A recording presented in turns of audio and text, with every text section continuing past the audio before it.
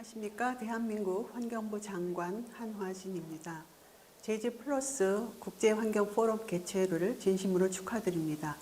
오늘 뜻깊은 자리를 마련해 주신 오영훈 제주특별자치도지사님과 안병욱 한국환경공단 이사장님을 비롯한 관계자 여러분, 또 포럼에 함께해 주신 모든 분들께 감사의 말씀을 드립니다. 올해 1월 세계자연기금이 발표한 보고서에 따르면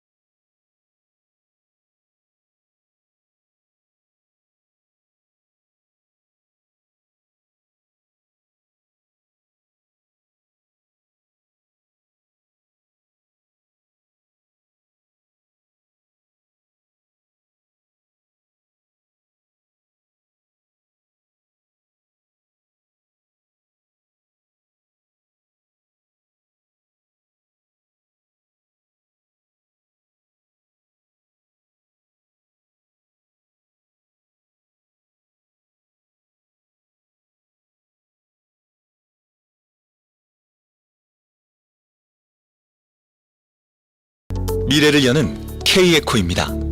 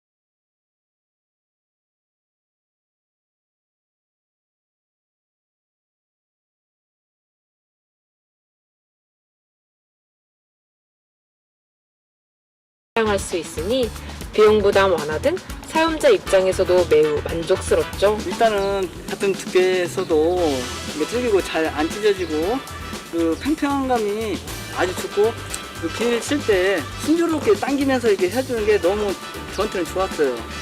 한국환경공단 전북환경본부는 탄소 저감형 PCR 멀칭 필름 외에도 친환경 소재와 제품 확대를 통해 환경 보호에 앞장서고 있어요. 한국환경공단 전북환경본부는 더 나은 환경, 더 나은 삶을 만들기 위해 계속 노력하겠습니다.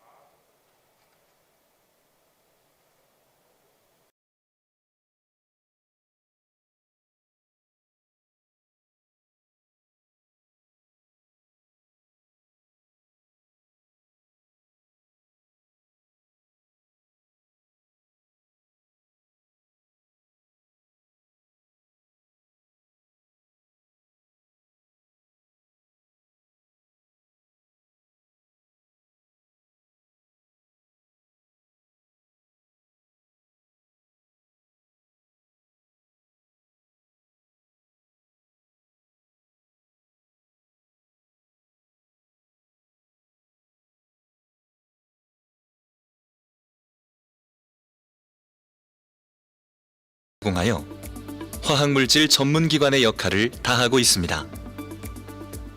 또한 유해 화학물질 취급 사업장을 대상으로 주기적인 안전검사와 진단으로 화학사고를 예방하고 무료 기술 지원을 통해 안전한 환경 조성에 힘쓰고 있습니다. 무엇보다 환경매체별 관리 방식을 통합한 통합환경관리 제도로 오염물질 배출을 최소화하고 라돈, 빛공해, 소음 등 우리 일상 속 유해함으로부터 국민을 지키는 데 최선을 다하고 있습니다. 한국환경공단은 국민이 체감할 수 있는 과학적 대기 모니터링 체계를 구축하여 미세먼지를 비롯한 대기 오염 물질 측정값을 실시간 제공하고 도서, 해안, 선박 등의 대기 측정망을 설치하여 국외 유입 대기 오염 물질을 빈틈없이 모니터링합니다. 이외에도 굴뚝 자동 측정과 총량제를 통한 배출원 관리 강화로 깨끗한 대기 환경을 만들어갑니다.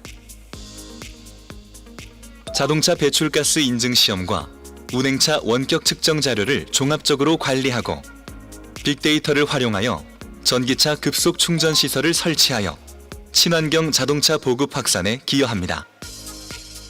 또한 가정과 차량의 에너지 사용량 감축을 위한 탄소 포인트제와 온실가스 배출 사업장의 배출권 거래제 시행으로 온실가스 감축에도 기여하고 있습니다.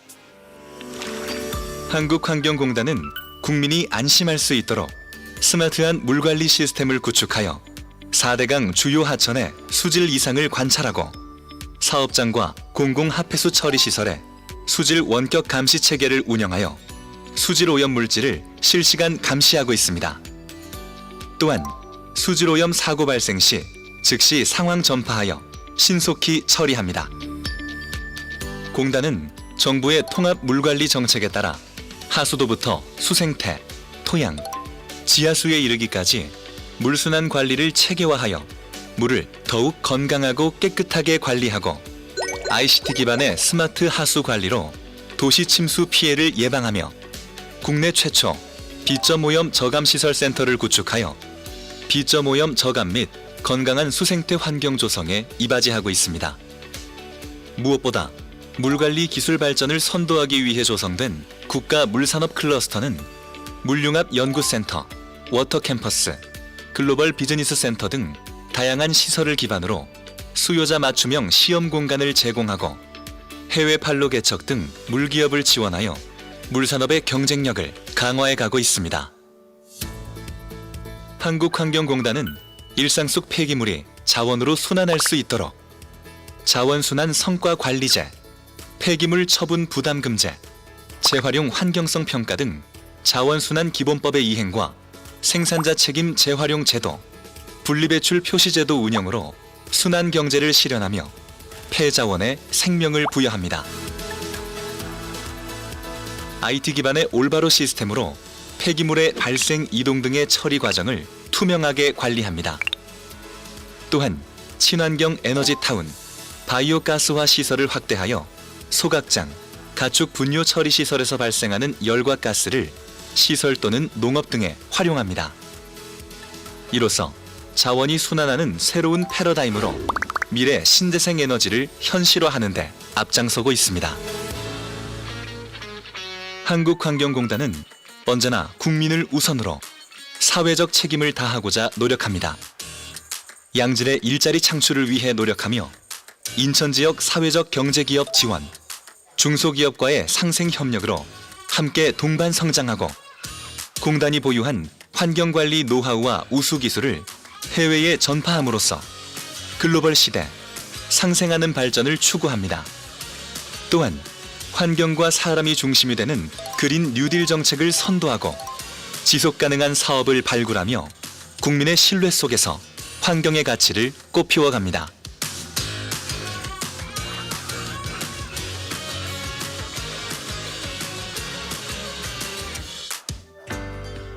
더 나아져야 할 우리의 미래를 위해 스마트한 친환경 미래와 마주하도록 언제나 변함없이 함께하겠습니다. 자연 가까이, 사람 가까이, K에코 한국환경공단.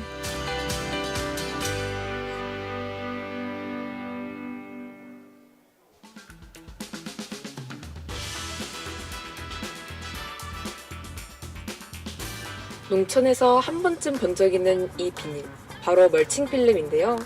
농사할 때 토양의 온도를 유지하고 잡초 발생을 막는 고마운 역할을 하죠. 그런데 이 멀칭 필름이 환경오염의 원인이 된다는 사실 알고 계셨나요? 농사가 끝나면 이 폐멀칭 필름은 수거해야 하지만 노동력과 비용이 들어 그대로 방치하거나 불법적으로 소각, 매립하는 경우도 많다고 해요. 비닐을 소각할 때 나오는 유해물질은 사람들에게 피해를 주고 환경오염으로도 이어지죠. 그래서 이 문제를 해결할 수 있는 제품이 출시됐다는데요. 짜잔! 엥? 이거 아까 봤던 그 멀칭 필름이잖아요.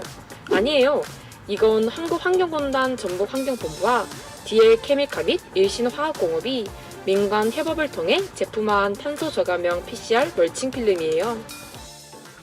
민관 협업을 통해 개발된 영농 폐비닐 재활용 순환경제용 원료로 생산한 탄소 저감형 PCR 멀칭 필름을 사용하여 국가 탄소 중립 이행의 중요성을 알리고자 합니다. 탄소 저감형 PCR 멀칭 필름은 폐기되는 영농 비닐을 수거하여 세척, 선별 후 재활용한 원료로 만든 순환 경제형 멀칭 필름입니다. 기존 농업용 멀칭 필름을 대체할 수 있는 탄소 저감형 비닐을 사용한다면 영농 폐비닐 재활용 확산 및 탄소 중립을 실천할 수 있어요. 저탄소 비닐은요, 일반 비닐하고 비교했을 때 품질 차이가 전혀 없고요.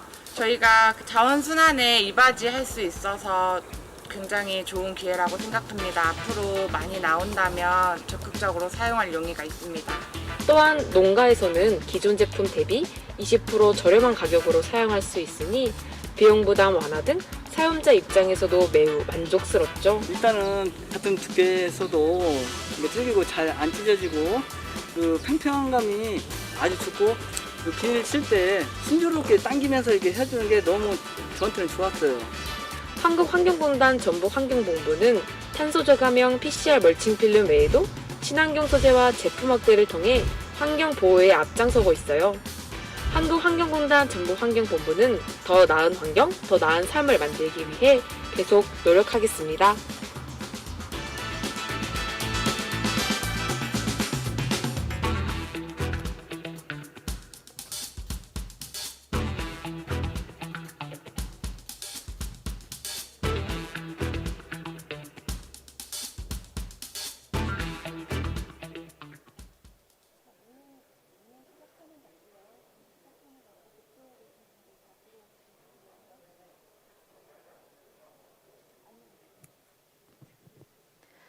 잠시 안내드리겠습니다. 잠시 후 Ladies and gentlemen, 2022 Jeju Plus International Environment Forum will take place, and for those outside, please make your way to the hall and take your seat. 다시 한번 Ladies and gentlemen, 2022 Jeju Plus International Environment Forum will take place shortly. For those outside, please make your way to the hall and take your seat. Thank you. Today's forum will be delivered in Korean, but simultaneous interpretation will be provided throughout the entire forum. And please use the receiver on the desk and tune it to channel 1 for Korean and 2 for English.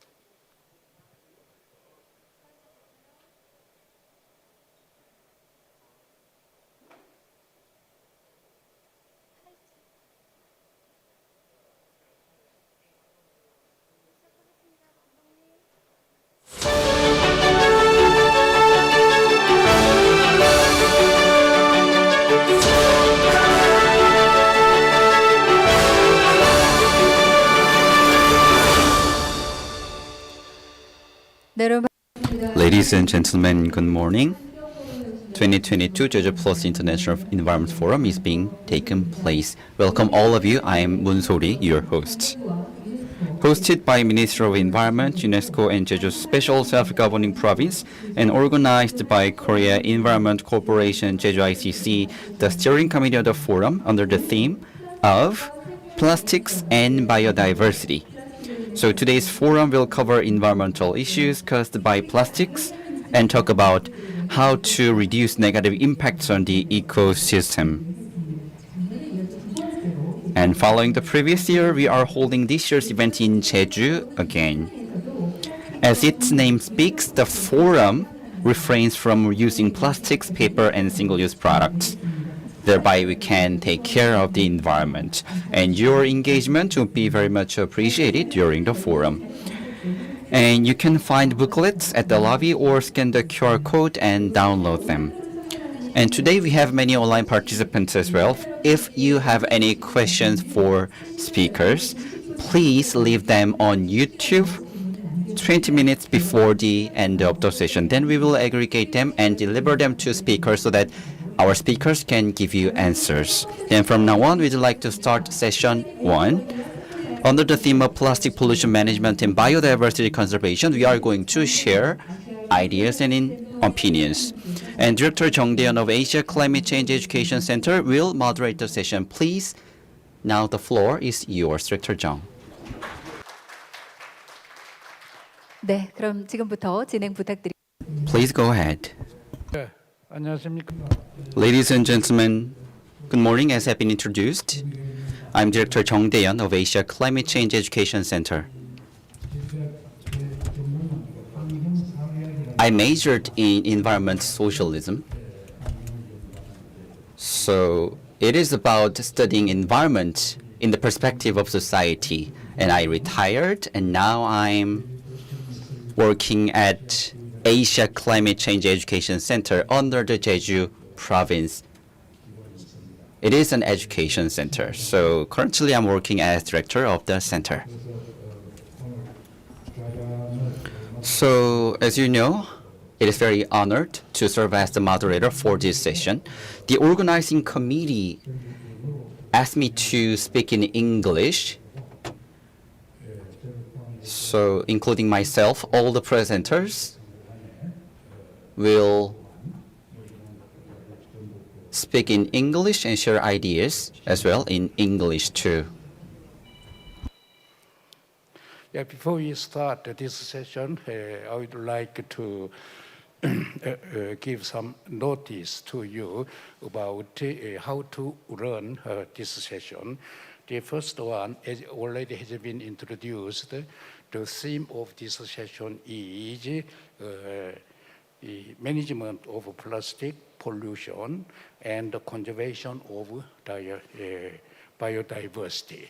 According to the literal interpretation, the theme of this session is just the relationship between plastic pollution and biodiversity. However, in real sense, I think this is not the simple linear relationship, just the plastic pollution, how to impact on the conservation of biodiversity.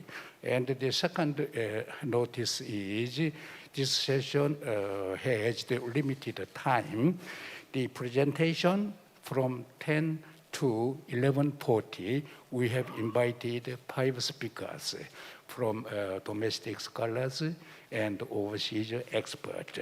And after that, we have the panelist discussion from 11:40 to 20, just 20 minutes. So the speakers, 5 speakers, and the 2 panelists in the discussion session. Then, when using this time given to us, I think the speakers, each speaker can have 15 minutes for presentation. I would like to keep this time given to you. If you use longer than 15 minutes, I think what will happen to this session, you can guess. That means some speakers, we have to miss some speakers. Yeah, okay. And another notice is the simultaneous interpretation between English and Korean is available. Or as you have been informed, you can use the channels 1 or 2 according to your preference. And this session will run as a hybrid in-person and virtual workshop. We are attended here physically, and many people, I think, are on internet. So now we start the first speakers. Mr. Junu Shrestha. She is an environmental expert and currently is working at World Bank Korea office.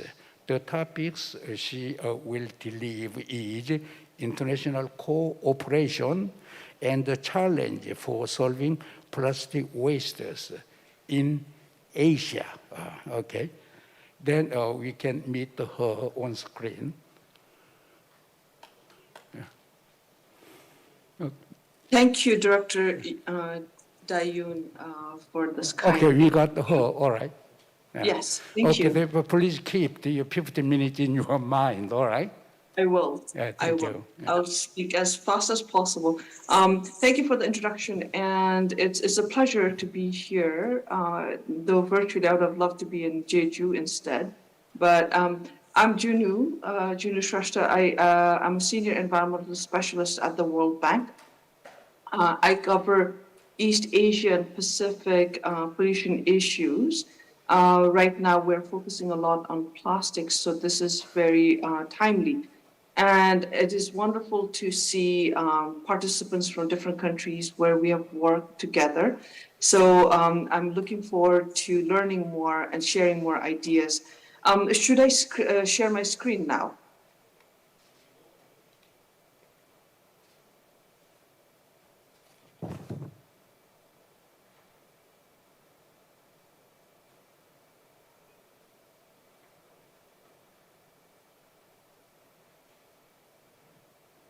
Okay, slightly different from what from the stated title, but the content is not does not differ much. So I'd like to speak a little bit about challenges of plastic problems in the ASEAN countries and the role of the World Bank in tackling this challenge. So before before we even start, why is this important? All the documents, all the publications and literature coming out in the past couple of years about plastic pollution in the world has really shown that waste management and plastics is a problem. As you can see in the graph shown here, in lower income country and lower middle income country, you can see the waste generation is increasing drastically from 2016 to 2050. So in lower income countries and lower middle income countries, the increase in generation of waste is an issue. And you can also notice that in most of these countries, as the waste is generated, it's not really managed properly. They're managed in open dumps or burnt. So this is of concern. Next, now excuse me, Ms. Juno. I'm sorry Yes. for interrupting you. Sure. We are requested to show your presentation data. Oh, you're not seeing my presentation? Yeah. Can you load your PPT on screen? It's being shared. You don't see it? No one can see it. Okay, let me try it again. Oh, because I was thinking you could share it, see it already.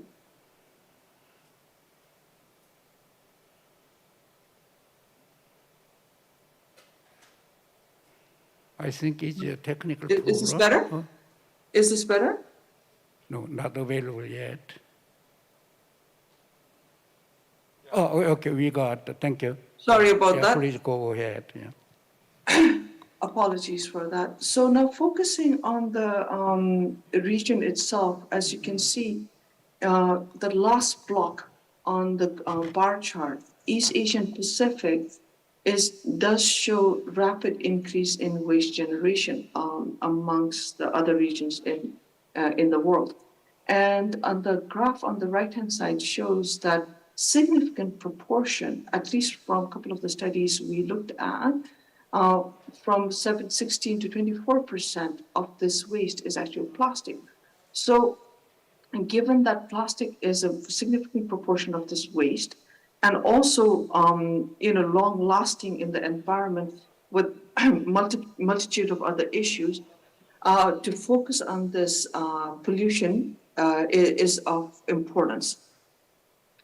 So you can see here about half of the waste in the region is uncollected, and even even of the waste that is collected, very little gets recycled, treated, and managed properly. So this eventually gets to the environment, and we have multitude of, like I said, issues that we all know about coming from pollution, plastic pollution. And East Asia and Pacific is of a concern because of the amount of waste that's increasing in the region because of urbanization. And also, as shown in the graph, when looking at number of rivers in the world, more than, I think, these are the topmost rivers sending the most amount of plastic into the oceans. And the top ones we have are Philippines, Malaysia, India, top three. I focus a lot on Philippines in Asian Pacific. So it is of interest and also of a lot of importance, because if plastic pollution is tackled in East Asian Pacific in major countries like Philippines, Malaysia, Indonesia, Thailand, plastic problem in the world can be reduced, can be managed to a certain extent. So it's with hope that I speak today. So as I alluded to before, plastic problem is not just an eyesore. It has tangible problems. In economic sectors, we've seen that plastics have caused reduction in income in tourism, fishing, and shipping in APEC countries, about 10.8 billion in 2015. Same with ecosystem and diversity. We've all seen pictures of turtles getting tackled in ghost fisheries gear. And cost to the marine ecosystem is estimated to be at least 13 billion per year. And also in food security, a lot of people in the region depend on fish protein, and we see that a significant amount of fish products in the region have shown microplastics. So this is of health concern as well. So what is the bank doing to tackle this waste, support the countries, respond to this plastic pollution issue? We are looking at this problem at the regional as well as country level. All the countries shown in the map here are being we are working with all the countries shown on the map to tackle the plastic waste. And we have accumulated over $9 million of trust fund resources to do analytical work in these countries. Our view is to set up a strong analytical base, understand the problem, set up the policies, and then look into the investments to reduce the plastic pollution. So this is the approach we're trying, looking into metrics, diagnostics of plastic problems, what kind of plastic problems there are. I'll give a short example of Philippines later on. And then type of policy support that are needed for each of the countries, like plastics roadmap, national action plan for plastics, depending on the country status and capacity. And also then finally figuring out what kind of investments may it be sorting facilities, recycling facilities that are needed in these countries to set those up with the necessary investments, loans, and grants. So that is the process we're taking in the World Bank in the East Asia and Pacific.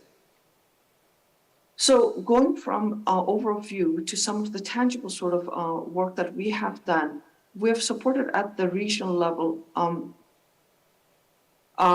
to bring out a regional action plan for plastic waste. As we know, plastic waste is a regional problem coming from different, like you saw in the slide before, plastic waste coming from different countries into the ocean. Similarly, plastic waste trade. One country sort of work and achievement in plastic is not sufficient. It has to be a regional effort in this matter. So we worked with the ASEAN to develop a regional action plan to tackle marine litter, and it identified, it was 2 year sort of a program, and identified waste reduction, collection and recycling as a key element that needs to be looked into. And we categorized the kind of approach that is needed to tackle this waste issue. So policy support and planning, research, innovation and capacity building, public awareness, education and outreach, and private sector engagement. All these are needed in a concerted sort of manner to make a dent in the plastic pollution in the region. So another regional document that may be of interest here is we did a study in 3 countries, Thailand, Malaysia, and the Philippines, and speakers here can add more to it. What we found was very interesting. Less than 25% of recyclable resin is actually recycled in these countries.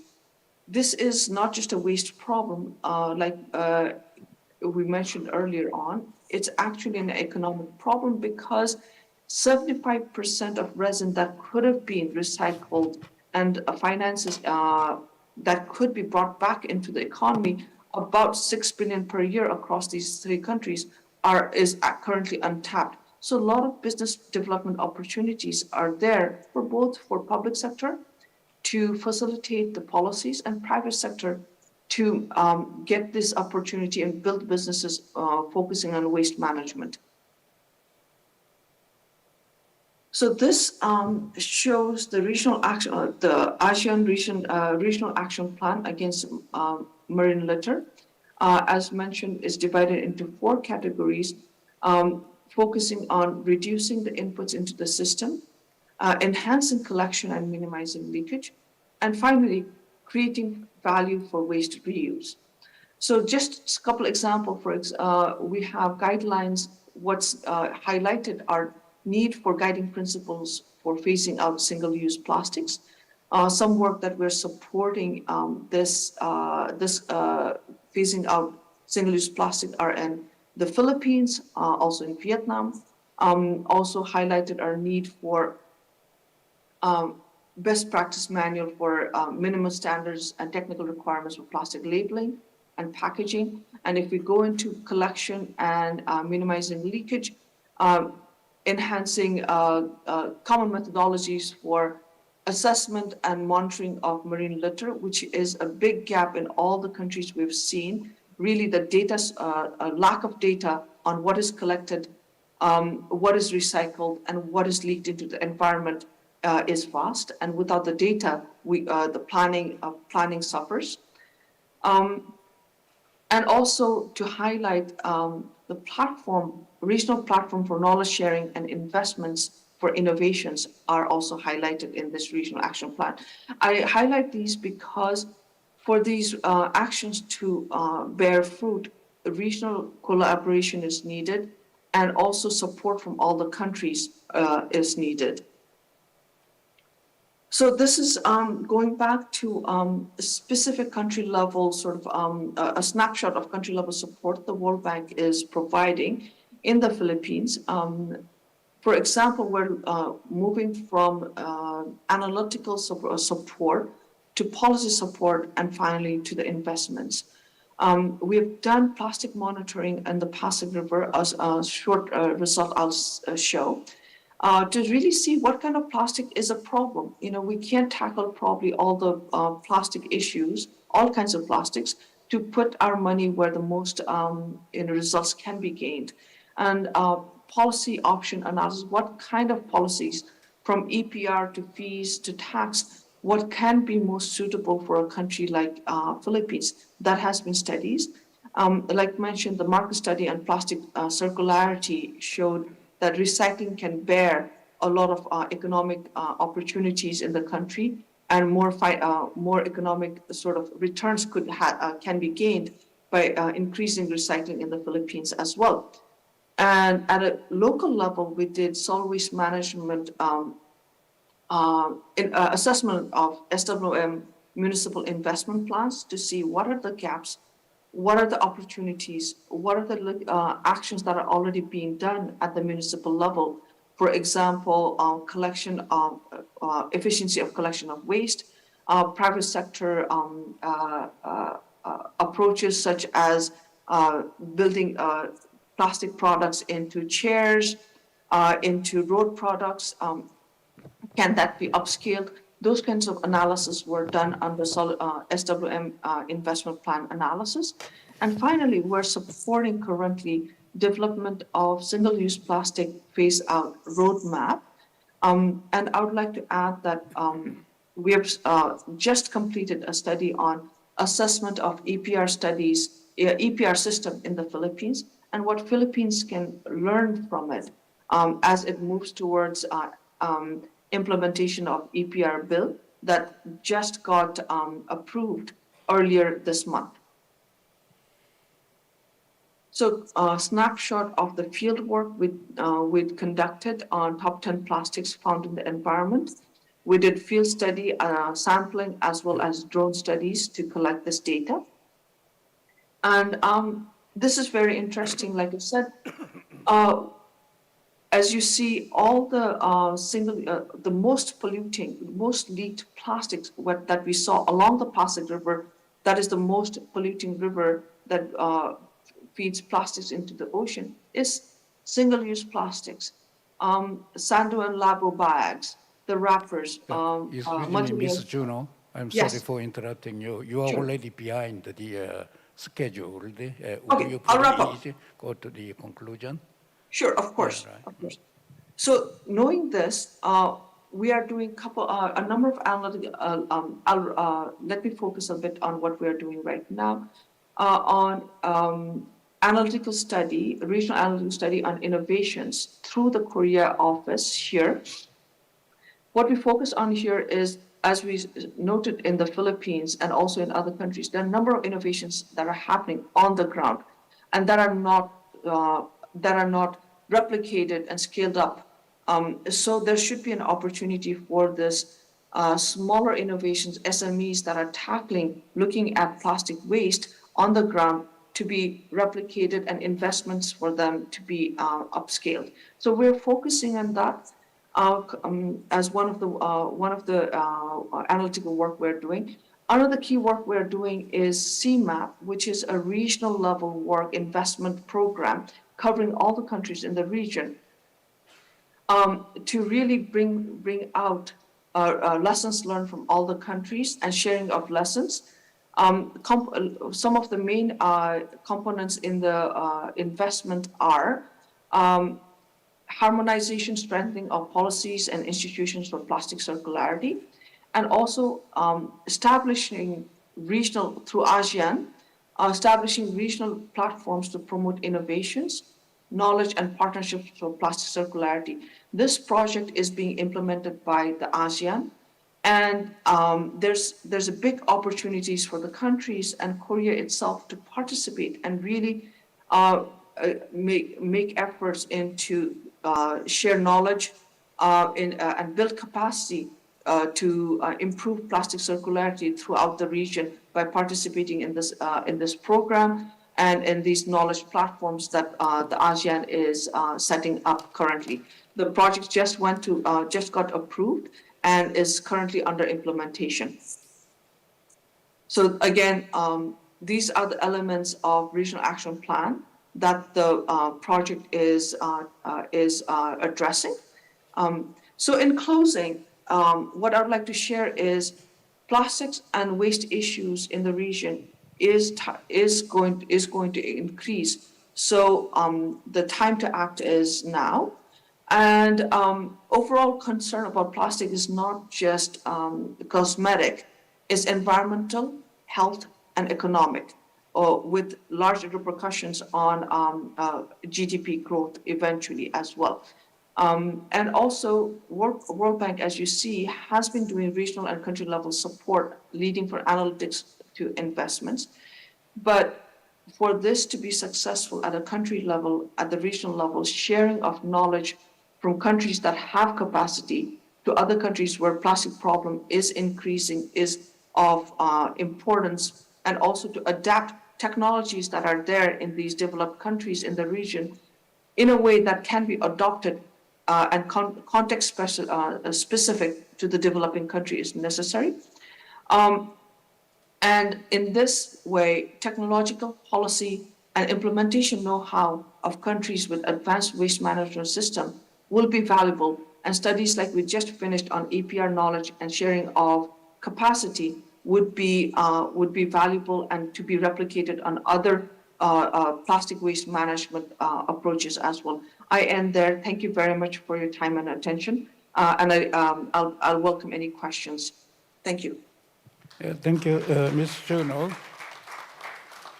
So the one important thing we have got from her presentation, then her presentation is composed of, firstly, she introduced the status of plastic emission, particularly in Southeast area, and secondly, she presented the impact of plastic pollution on economy, ecosystem, and food security. Next, she introduced the World Bank's role in relation to the plastic pollution. Particularly, she emphasized World Bank's role. The first one is analysis.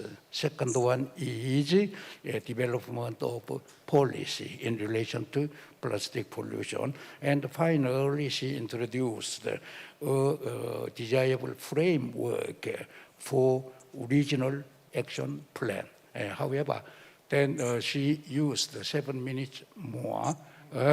Then if this is accumulated, we can think what will happen. The last speaker, we have to skip the last speaker. So this will be very good reference for the next speakers, okay? Or the next speaker, Professor Jang Yong-chul. Jang Yong-chul, he is a professor at Department of Environmental Engineering, Chungnam National University. Currently, he is serving as the president and a chair of International Affairs of Korean Society of Waste Management. Okay, then the topic of his presentation is Sustainable Plastic Waste Management by EPR in Korea, particularly with reference to achievement, key factors, and future decision. Okay, then, yeah, please, Professor Jang, go ahead. Yeah.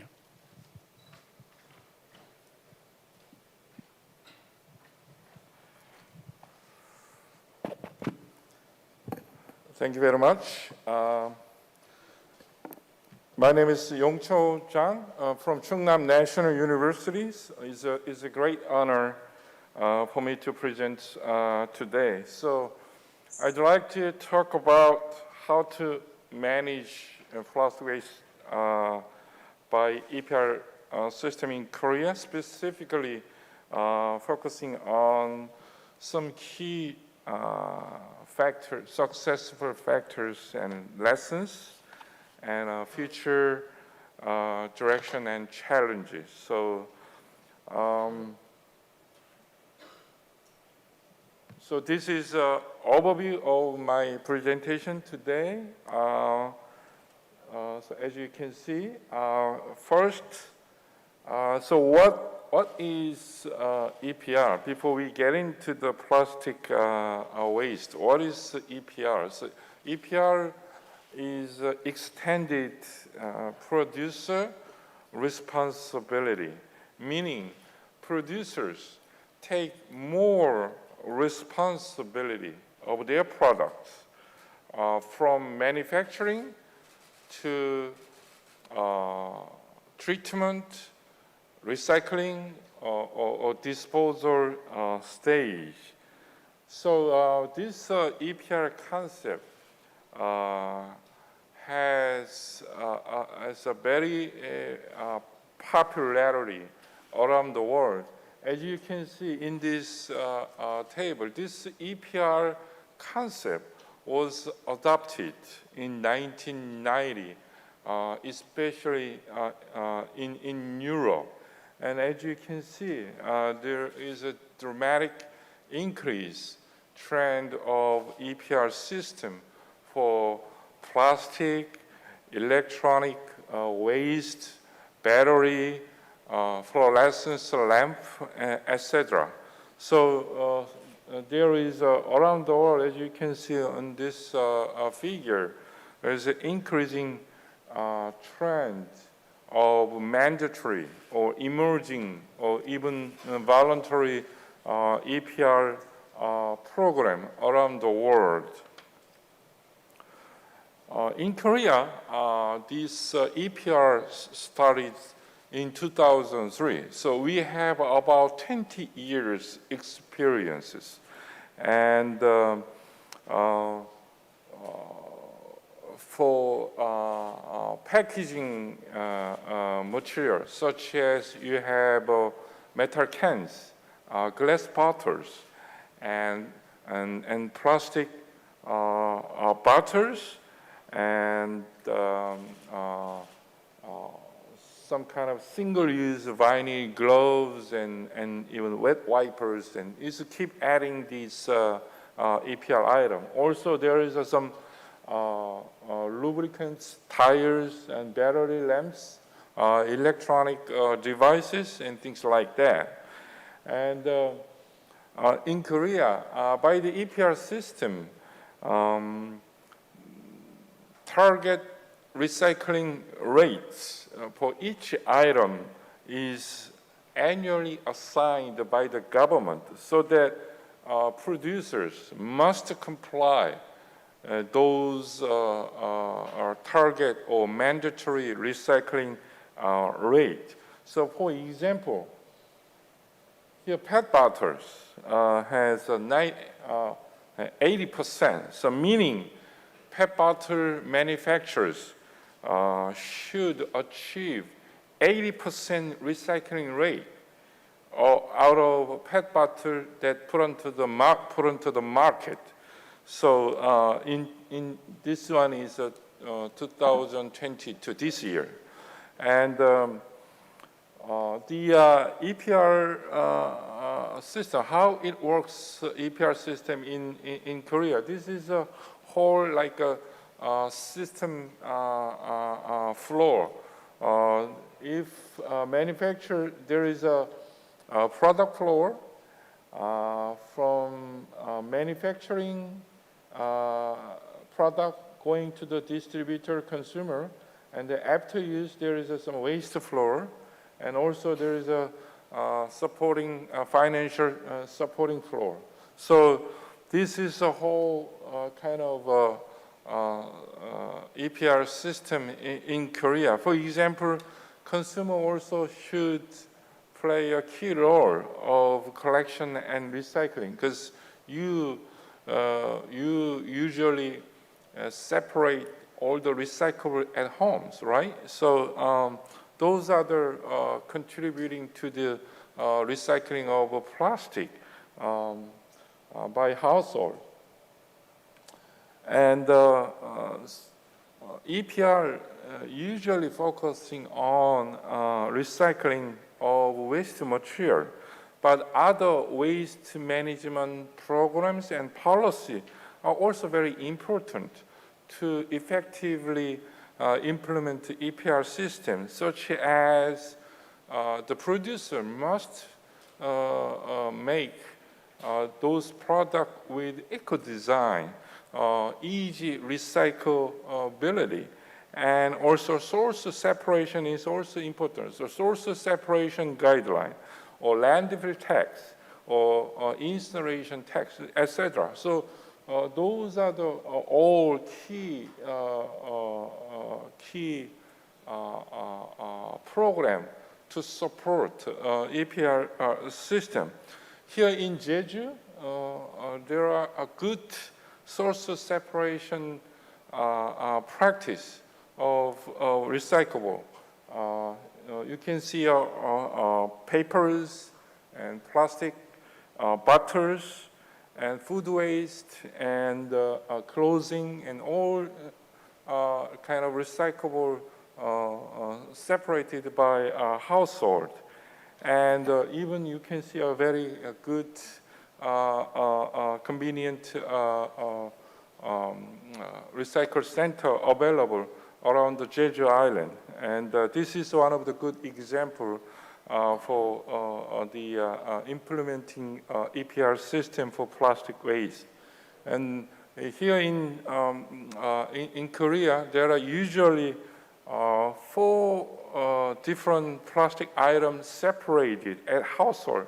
You have PET bottles and plastic packaging sheet and vinyls, and plastic, the polystyrene foam, and mixed plastic item. Those are the 4 items usually source separated, and then once they those are collected recycled items are processed by sorting and recycling facility, converting into the construction material and recyclable pallets, and then also the some photo frame, etc. And this is one example for PET bottles consumption and recycling statistic over the 15 years. And as you can see, in 2003, it's keep increasing of PET bottle consumption over the years. And as of 2019, more than 3,000 tons of PET bottles were consumed. And then out of that consumption, about 80% were collected and recycled by EPR system, as you can see. And this is a whole PET bottles recycling process from source separation and sorting and recycling, and all the PET bottles can be converted into the PET fibers, your clothing and the film, and even bottle-to-bottle recycle can be achieved. And this is the material flow of PET bottle in Korea in 2019, and from about PET bottle 310,000 tons coming into the market, and then collected this March, and then usually much of used bottle collected and recycled as of different products. And then here, as you can see, incineration and landfilling is a very minimal, so very small amount of used PET bottles going into the landfilling and incineration. This is another also common plastic item here in Korea. You have like polystyrene foam and box by online shopping, or you have all the mailbox, and then this polystyrene foam is separate at household, and then collected about 52,000 tons of used polystyrene foam, and converting into the recycled pellets and construction materials and photo frame, and then consumer product. And So this by EPR system, there has been a continuing increasing of recycling. As of 2019, about 900,000 tons of plastic materials were recycled here in Korea by EPR system, and over the more than 15 years, recycling keep increasing, but on the other hand, incineration and landfilling keep decreasing over time.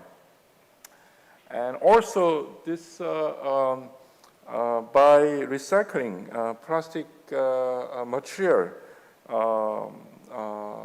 can be a good economic values. As of 2019, it's about more than 300 million US dollars. 300 US dollars. That's economic value by recycling. Even this plastic recycling can create a job or employ annually. As of 2019, it's about annually 3,500 jobs by this plastic recycling activities.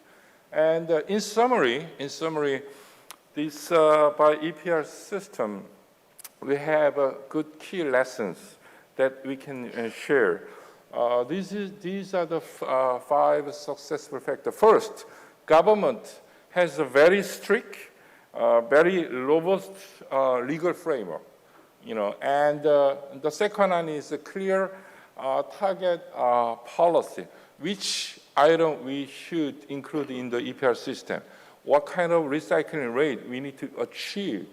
And then there is also integrated plastic waste management system from source separation up to recycling or treatment. And these are the whole integrated approach that we take.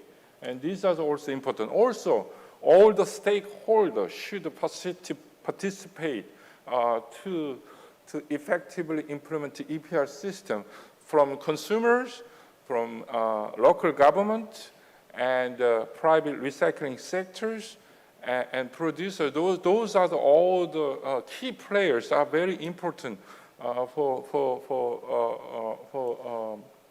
to implement the EPR system.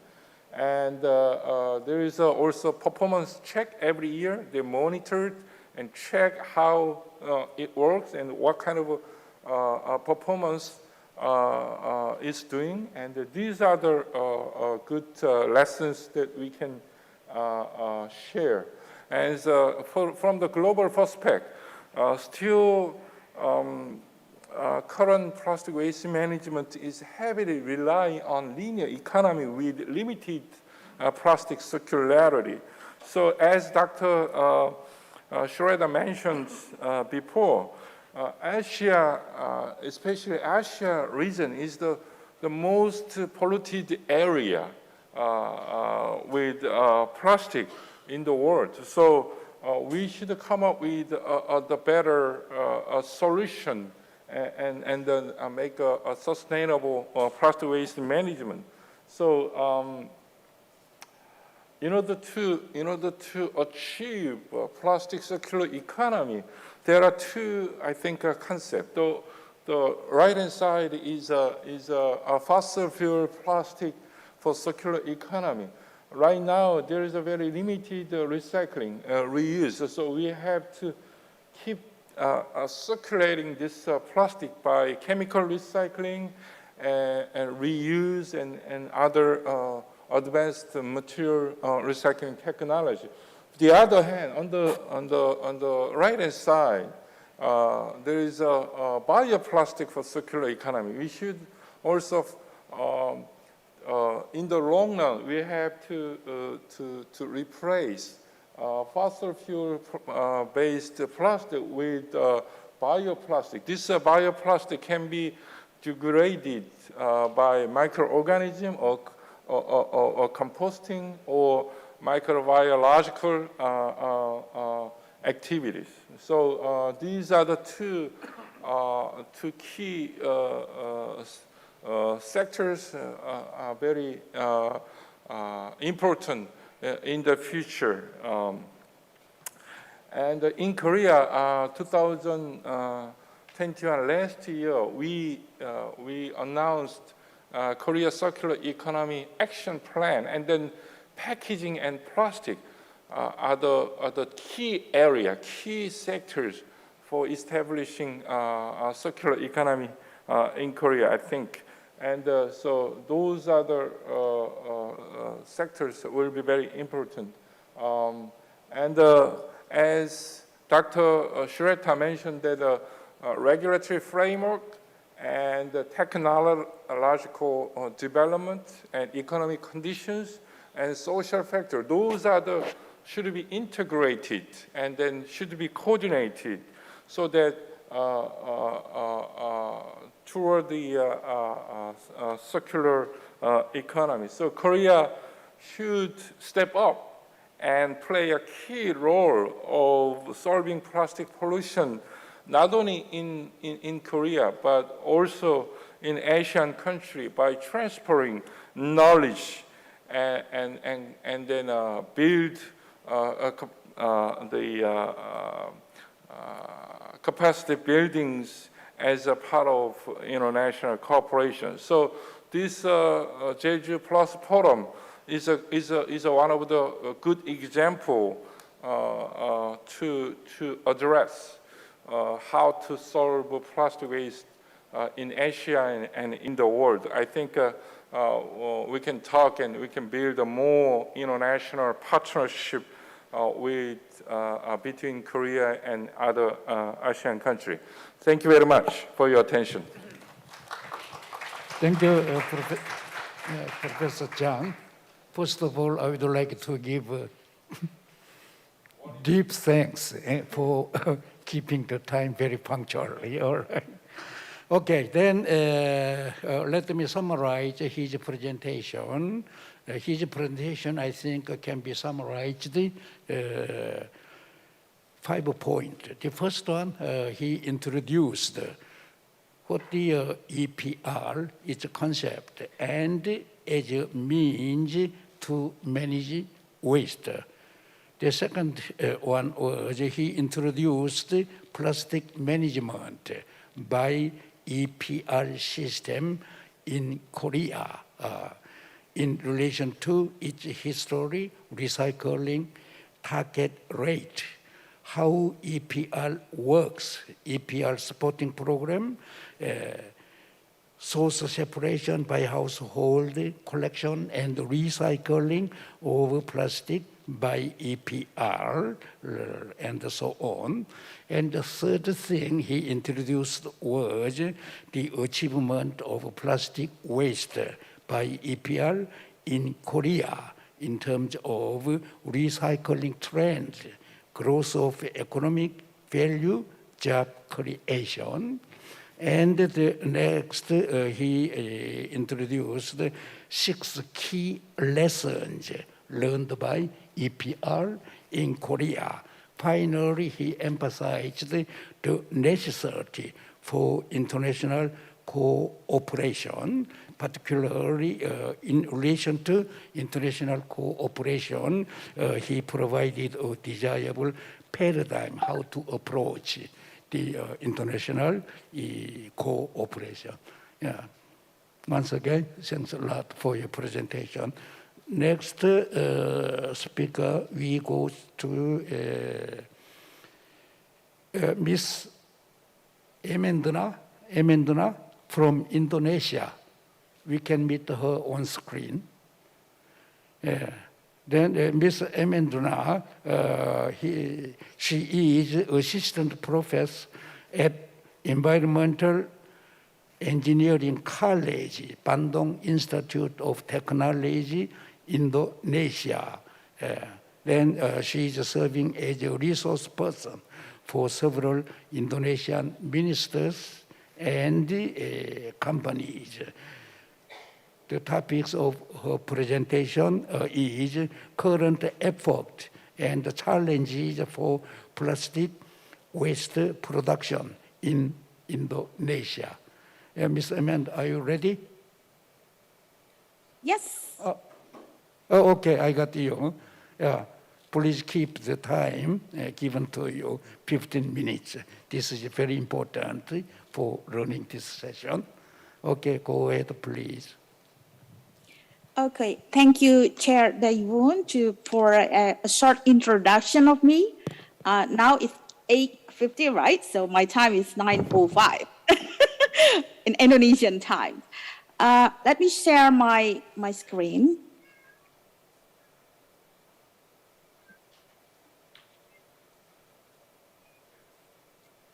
Okay. So first of all, I would like to thank the organizers who invited me to join these environmental forums.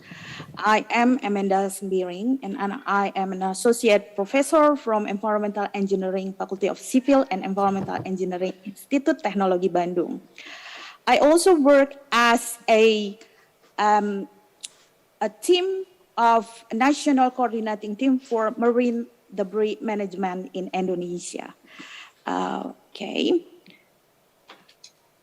So I would like to highlight, because most of the discussions mentions that plastic pollution is an emerging a global risk. That is why we want to know the magnitude of the problem. I will highlight the model of laboratory and Andrade, which also mentions that if we are doing nothing or business as usual based on the data in 2015, where the level of waste management correspond to the data for 2015, and the consumer demand for plastic increased with GDP, then you can see in scenario 1 that the number of mismanaged fraction of plastic into the environment is increased.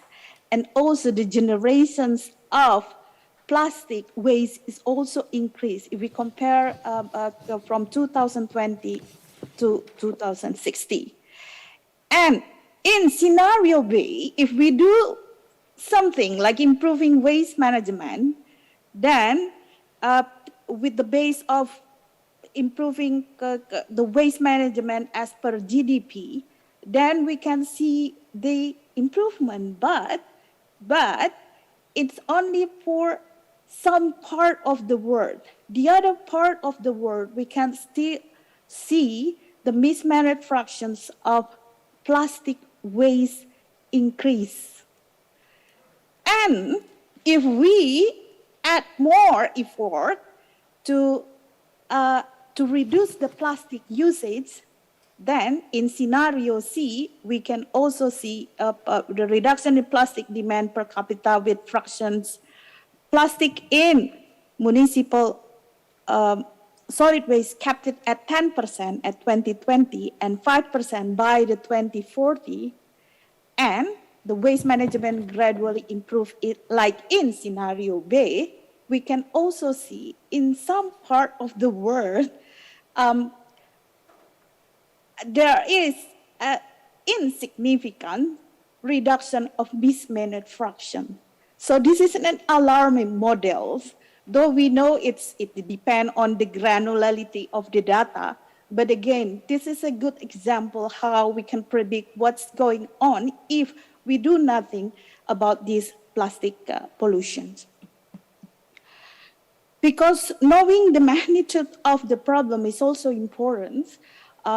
There are some literature mentioned about and modeling about the plastic leakage. And for Indonesia, if we looking at the literatures, there are, of course, there are differences of findings. However, there are some of literatures and studies showing a similar range, because we need a baseline number so that we know what to start and we can project into what our target is. So based on the more coherent study, and thanks to our partnership with the bank, then we decide, the Indonesian government decide the metrics leakage for Indonesia in 2018 is around 200,000 to 600,000 ton per year. So this is the baseline. This is like the starting point when we want to achieve how many reduction we need and what our governments want to do. So based on that metric, we also see whether other measures can also be part of the solutions. So we are looking at the first one, looking at the current regulation is Indonesia. Of course, there is no such specific regulations targeted specific to plastic waste. However, as we already alarmed about the challenges, the problems, the plastic waste problems, then the Indonesian government also developed a presidential decree number 83, 2018, which regarding the National Plan of Action for Combating Marine Litter from 2018 to 2025. And in the meantime, there are also other regulations also developed and enact based on what we think will be also part of the solution to achieve the target, including the environmental ministerial decree related to the semi-EPR, I think. It's not completely comprehensive EPR, but we already have the regulation regarding on this. Okay, so based on the Presidential Decree 83, 2018, Indonesia's government developed a national action plan to combat marine litters. It consists of 5 strategies. Strategy 1 included improving behavior change. The strategy 1, to name a few, it includes the national movement to raise awareness of negative impact of marine plastic debris for ecosystem and health. And it's also including the national movement to raise awareness of solid waste management. And it also includes the national movement campaign on waste management and marine debris. In strategy 2, the national governments announced reducing the land-based leakage. So in this program, to name a few, it includes install an equipment like interceptor and thrust boom at the water bodies. It's also support the upstream industry to produce degradable plastic, including biodegradable or thermodegradable plastic. And it also includes support the pilot and development of waste to energy, and also improving and development of material recovery facilities. As we see the alarming literature from laboratory and R&D, though we know it's only including the land-based source, our governments already recognize the important part of the sea-based sources. So it's included in our strategy number 5. It's include the coastal and sea waste management. To name a few, the program include the development of reception facilities at the port, solid waste infrastructure at the port and the beaches and small islands. And strategy number 4 is enhancing funding mechanism, policy reform, and law enforcement. And to name a few, for this program, there are diversification of source of funds, which is included blended investment. And lastly, the strategy number 5 is research and development. We are focusing on a lot of study regarding how to make the plastic more sustainable, what about the degradable plastic, and other study related to the impact of microplastics into the environments. Based on these 5 strategies, then our governments, Indonesian governments, optimists up until 2021, we can reduce the plastic leakage into the ocean for about 28.5%. How can we achieve the 28.5%? Is based on what the strategy already set in the Presidential Decree number 83, 2018. But can we achieve that target to 70% reduction of marine litter by 2025? So the challenge is, will the strategy eventually reach the 70% plastic debris reductions? Or the activity which are already mentioned in the national strategy lead to the reduction of plastic debris? Which activity will contribute more on the forthcoming years? Is there any means to fasten the target reduction? So the government of Indonesia decide that this is not a dead document, it should be an active document. So every year, annually, we monitor which target can, which already achieved and which one is not. So it means that we actively, annually revising our national action strategy. So how can we revising the national action strategy? For example, do we achieve the reduce and substitute plastic usage to prevent the consumption for more than 1 million tons per year? What about the redesigned plastic product and packaging for use and high value of recycling? Do we achieve that? Is there any design that it can back to the manufacturers and use the high value material for recycling? Can we achieve the target of to increase 90% to 84% by 2025 the collection system in Indonesia? What are the challenges if we not meet the target yet up until the 2021? And we also have already set a target that we double the current recycling capacity to additional like 975,000 tons per year. Some of the target can be achieved, but some others haven't achieved yet. So we are looking at the root of the discussions. Of course, we are looking at as researchers and the technical assistant team, we are looking at the literatures, best practices from other countries, and etc. There's a lot of recommendations how to reduce plastic pollutions, like this literature.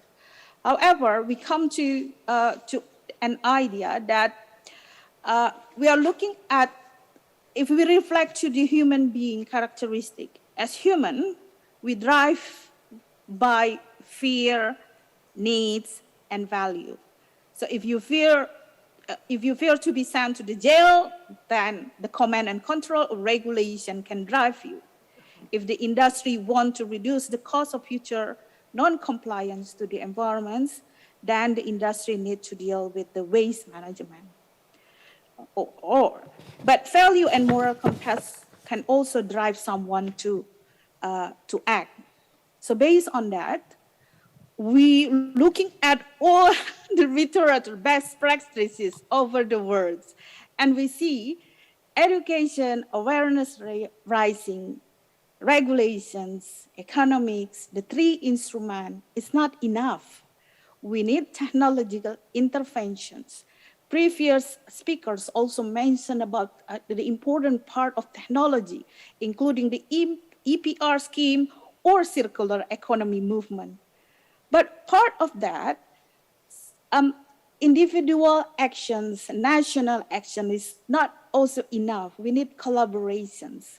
So what we think, the idea of our governments is try to do more partnerships, not only to finance and to invest in the national action plan, but we think we can also share the idea of our government, how we deal and achieve the target by 2025 to other neighborhood country. So partnership for all the stakeholders, including private, philanthropics, or developments bank, I think is also part of these important actors to achieve what Indonesian government target. So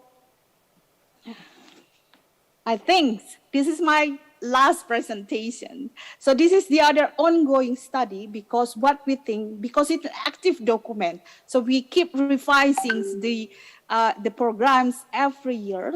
So there are also a study on levy and tax, whether it's for plastic, whether it's also applicable for Indonesia, whether the VAT subsidy for collections fee is also part of our context in Indonesia. And also we want to revise the retribution and collection fee schemes. And also we try to increase the number of single-use plastic ban for in city and regency levels. We also to see that there's also a problem with coordination among the central governments and the local governments. So we need to revise the regulations, how the connection between the central governments and the locals until local governments. Technology driven, of course, is part of it, education and awareness. And lastly, of course, it's not going to happen if we are not partnership with other stakeholders, our neighborhood country, because it's not only part of the discussions, though we know 80% is coming from the land-based source, but we see also there's a challenges with the movement, illegal movement of plastic from other countries to others. I think that's our sharing for Indonesian part. Thank you for listening. Kamsahamnida. Thank you very much, Ms. Amanda. Okay, let me summarize her presentation. Her presentation, I think, can be summarized into three sectors. The first sector, as an introductory level, she introduced the plastic waste generation at the global level, and the remaining two sectors are regarded to Indonesia. The first one was the status related to plastic waste in Indonesia, including the current model on plastic leakage, regulations of solid waste management, and national action plan responding to marine plastic debris, and national strategy to responding to plastic pollution. Finally, as this third sector, she suggested three approaches in Indonesia to plastic pollution. The three conceptual realities were regulation, education, and economics. Once again, thanks a lot, Ms. Amanda. Next, we are moving on to Ms. Wasaba from Thailand. Okay, then from Thailand, okay. She is the senior professional level at Pollution Control Department, Ministry of National Resources and Environment, Thailand. She has served as a research on national plan on an integrated waste management and marine debris management and so on. The topics of her presentation is current effort on plastic waste reduction and recycling in Thailand. Okay, we can meet her on screen. Ms. Wasana? Thank you very much. Oh, okay. สวัสดีค่ะ Good morning everyone. Yeah, great to see you even on screen. Okay, are you ready? Yes. Okay, then load your PPT on screen for sharing.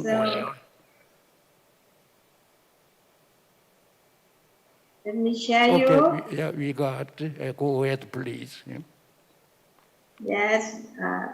Thank you very much for inviting me to share our experience to the plastic waste management in Thailand.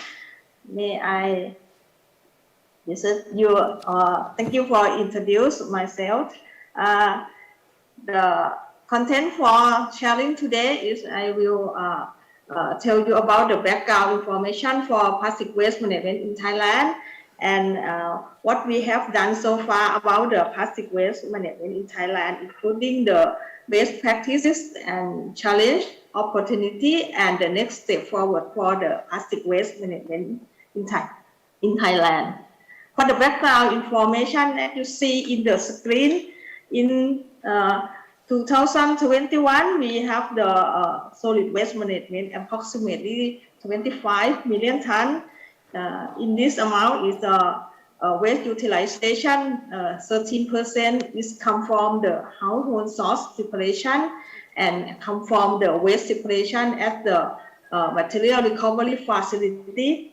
And we have the properly disposed approximately 37%. They go to the waste to energy, composting, and sanitary landfill. For the rest, 31% is not is improperly disposed. They go to the open dumping, open burning, and some is go to the small incinerator, which is emits the greenhouse gas in Thailand. So this slide shows the waste composition in Thailand. You can see the most of the organic waste is come from the food waste and that waste. And the second is recyclable waste is almost 40%. This includes the glass, the paper, the plastic, the metal, and aluminum. And the hazardous waste is just a little bit, but it's really hard to address with the hazardous waste. The rest is the general waste is approximately 12%. This is like a textile, diaper, wood, and tie or the leather. And you can see it's the really important for Thailand is actually besides for the recyclable waste, it is the organic waste. This slide show you the what we do about the solid waste management in Thailand.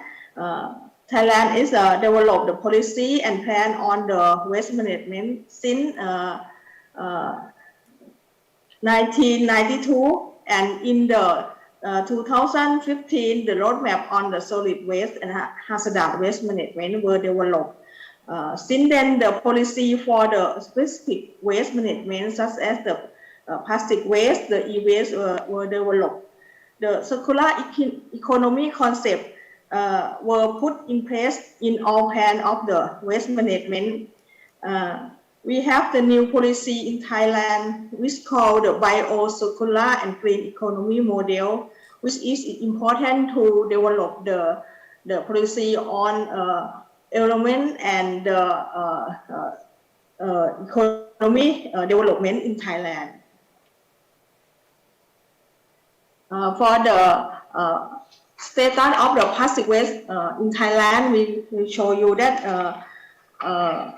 during 10 years we evaluate the plastic waste is approximately 2 million tons per year, and 1.5 million tons per year is go to the recycling as material recycling and recover as energy recovery. The rest of plastic, 1.5 million tons per year, is osmosis in the single-use plastic, such as the plastic bag, plastic cup, and plastic straw. This is disposed of by sanitary landfill or incinerator and partially accumulate in the dump site. And this is maybe leakage to the environment, but we try to do the policy and plan, and we have the practice to do to deal with the rest of this plastic. This picture shows you the roadmap on plastic waste management in Thailand. We developed for the as the framework and direction for the prevention and solving the plastic waste in our country. The key principle for the roadmap, we apply the 3R principle, the life cycle management, and the public-private partnership, and the concept of circular economy and responsible consumption and production. You can see in the picture, we have the 3 phases of the roadmap. The first phase in 2019 is stop using the plastic capsule, the oxo-degradable plastic, and the microbead. And the second phase in 2022, we need to stop the using for food container, plastic straw, plastic bag with thickness less than 36 micron, and the plastic cup with thickness less than 100 micron. And the third phase, we focus mainly on the recycling the target plastic by the 100% by the year 2027 to serve the circular economy concept. This is challenge the target for the plastic waste in Thailand. After the roadmap is accepted by the cabinet, we propose the first phase of the action plan on plastic waste management. We have the 2 targets. The first target is reduce and stop using the 4 types of plastic target by replacement with environmentally-friendly material. There are 4 types, just as the plastic bag, tin plastic cup, and the EPS for food container, and plastic straw. And the second target is we have the target to recycle 50% of the 7 types of plastic waste by 2022.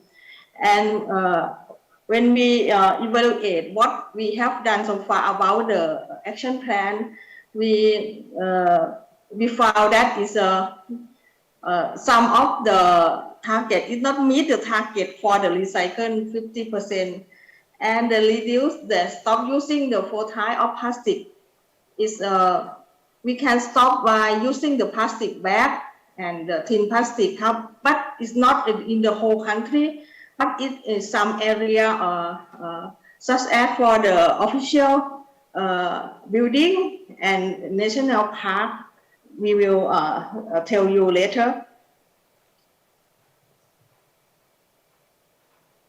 Because due to the end of the this year, the first phase of the action plan will end, so we draft the second phase of the action plan. So this plan we emphasize to reduce the plastic waste to the landfill, and we set the target for the plastic recycling by 100% by the year 2027, and we need to reduce the amount of plastic waste in the sea at least 50% by the year 2027. But this target is still discussed because it's very important to set the baselines for the plastic waste in the sea. So we have many programs and projects to do the plastic waste in the sea, and we monitor for the plastic waste, this leakage to the element. And last is we target the plastic waste management tools are introduced in the action plan, such as the EPR scheme, the plastics product standard, and the database. And we need to use the digital platform for the recycling and collection system for the waste to collect and recycling and to serve as the EPR scheme. The measure for the second phase of the plastic waste is we try to producing the environmentally friendly product, and we reduction the use of the single-use plastic at the consumption process, and we will concern and for the post-consumption plastic waste management, and after we use the plastic, we need to set the standard and facility for the waste management or the collection point for the recycling material to send to the recycling factory.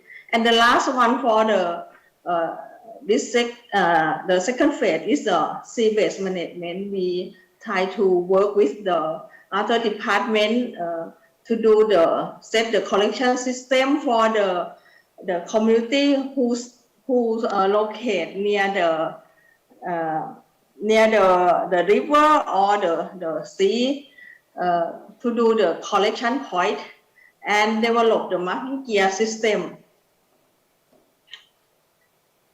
The best practice for the plastic waste management in Thailand, you can see Pollution Control Department will together with the all stakeholders, including the government sector, the private sector, set the program, and we work together to address the plastic waste management.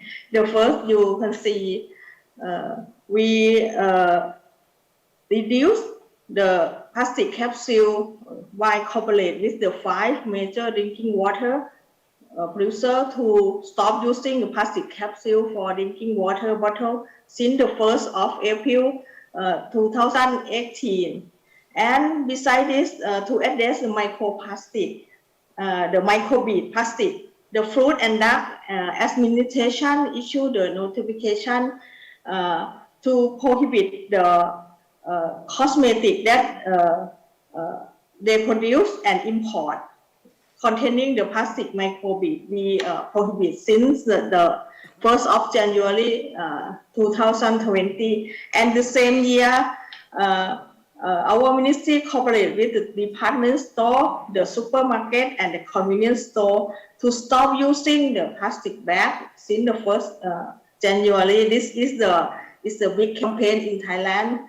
And now the supermarket and the department store and convenience store, they don't give the plastic for free. So this is the next is the one important campaign that we reduce the single-use plastic. We cooperate with the government agency, restaurant and food delivery. Excuse me, Ms. Wasana. Yes. Sorry for interrupting you. Time Yes. Time approach closing this session, so you have just 1 minute. Okay. Then, we have the one more speakers. Okay. Then please Yes. close your presentation in 1 minute. The whole time left only 15 minutes. All right. So I would like to share you about the challenge and opportunities for the plastic waste in Thailand. As we need the policy and plans on the plastic waste management, and we try to do the incentive about how to change behavior for the customer to reduce the plastic waste. And for the next step forward for the plastic waste in Thailand, we need to study and draft the law and regulation on plastic waste management. We try to do the circular economy or the EPR on packaging waste management in Thailand. and we need to determine the waste type of the final disposal. If we need to produce the packaging or one kind of the packaging, we need to do what they go to recycling or they need to go to the composting. So the bioplastic may be considered in Thailand. So as you know, for the established policy and plan, according to the new international legally binding instrument on plastic waste management, I think it's in our region in Asia Pacific need to do the plastic circular society for our region to all member states to address the plastic pollution, and Thailand will cooperate with all member states and Philippines, Indonesia, South Korea to do the new legally binding instrument in the future. Thank you very much. Thank you, Ms. Watson. I'm really sorry for pushing you. That was not my own willingness due to the time press given to us. Once again, I'm very sorry for having pushed you. Okay, then we do not have enough time to summarize her presentation. So because only 12 minutes left until closing this session. So I would like to move on to the last speaker. The Juvinia from Philippines, but nothing has been informed to me about the speaker. Just what I have got is, the name is Juvinia Serapin, and the position is UNESCO TBC. The topic of presentation is waste management for preventing the destruction of biodiversity in Philippines. That's all I have got from the organizing committee. Juvinia? Good morning. Hello. Yeah. Okay. Before you start, I have one thing to notify you. Due to the time given to us, only the 10 minutes left for your presentation. Okay, would you please load your PPT on screen, and we have to close your presentation at 11:40. 10 minutes left. Thank you very much. Okay, go ahead, please. May we request the secretary to please share the presentation?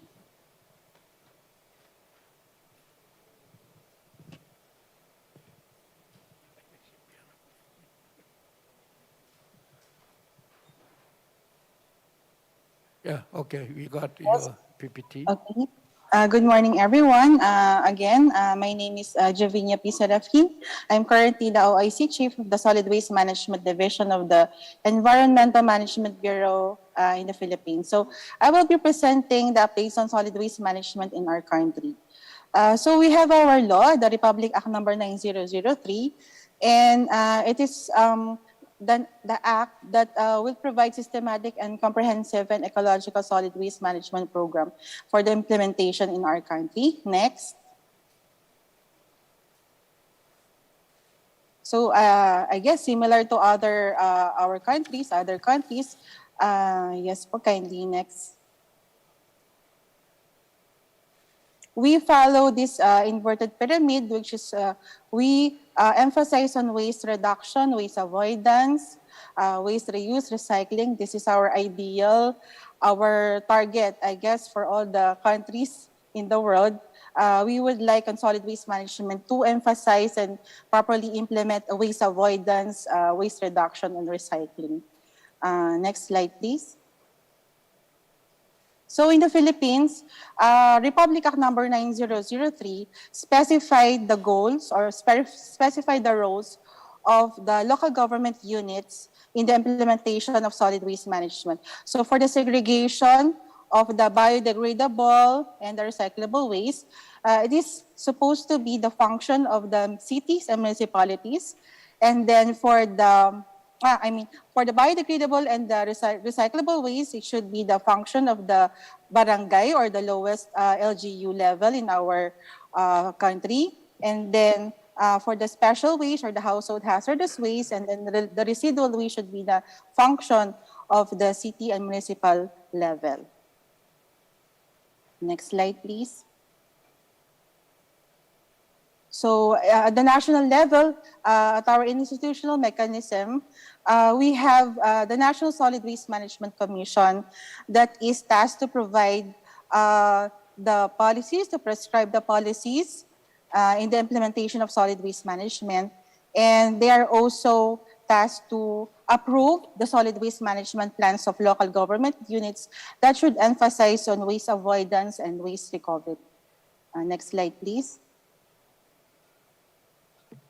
And at the moment, we have around 1,592 solid waste management plans approved, and that is 71% of the local government units in the country. But still, the challenge is in the implementation.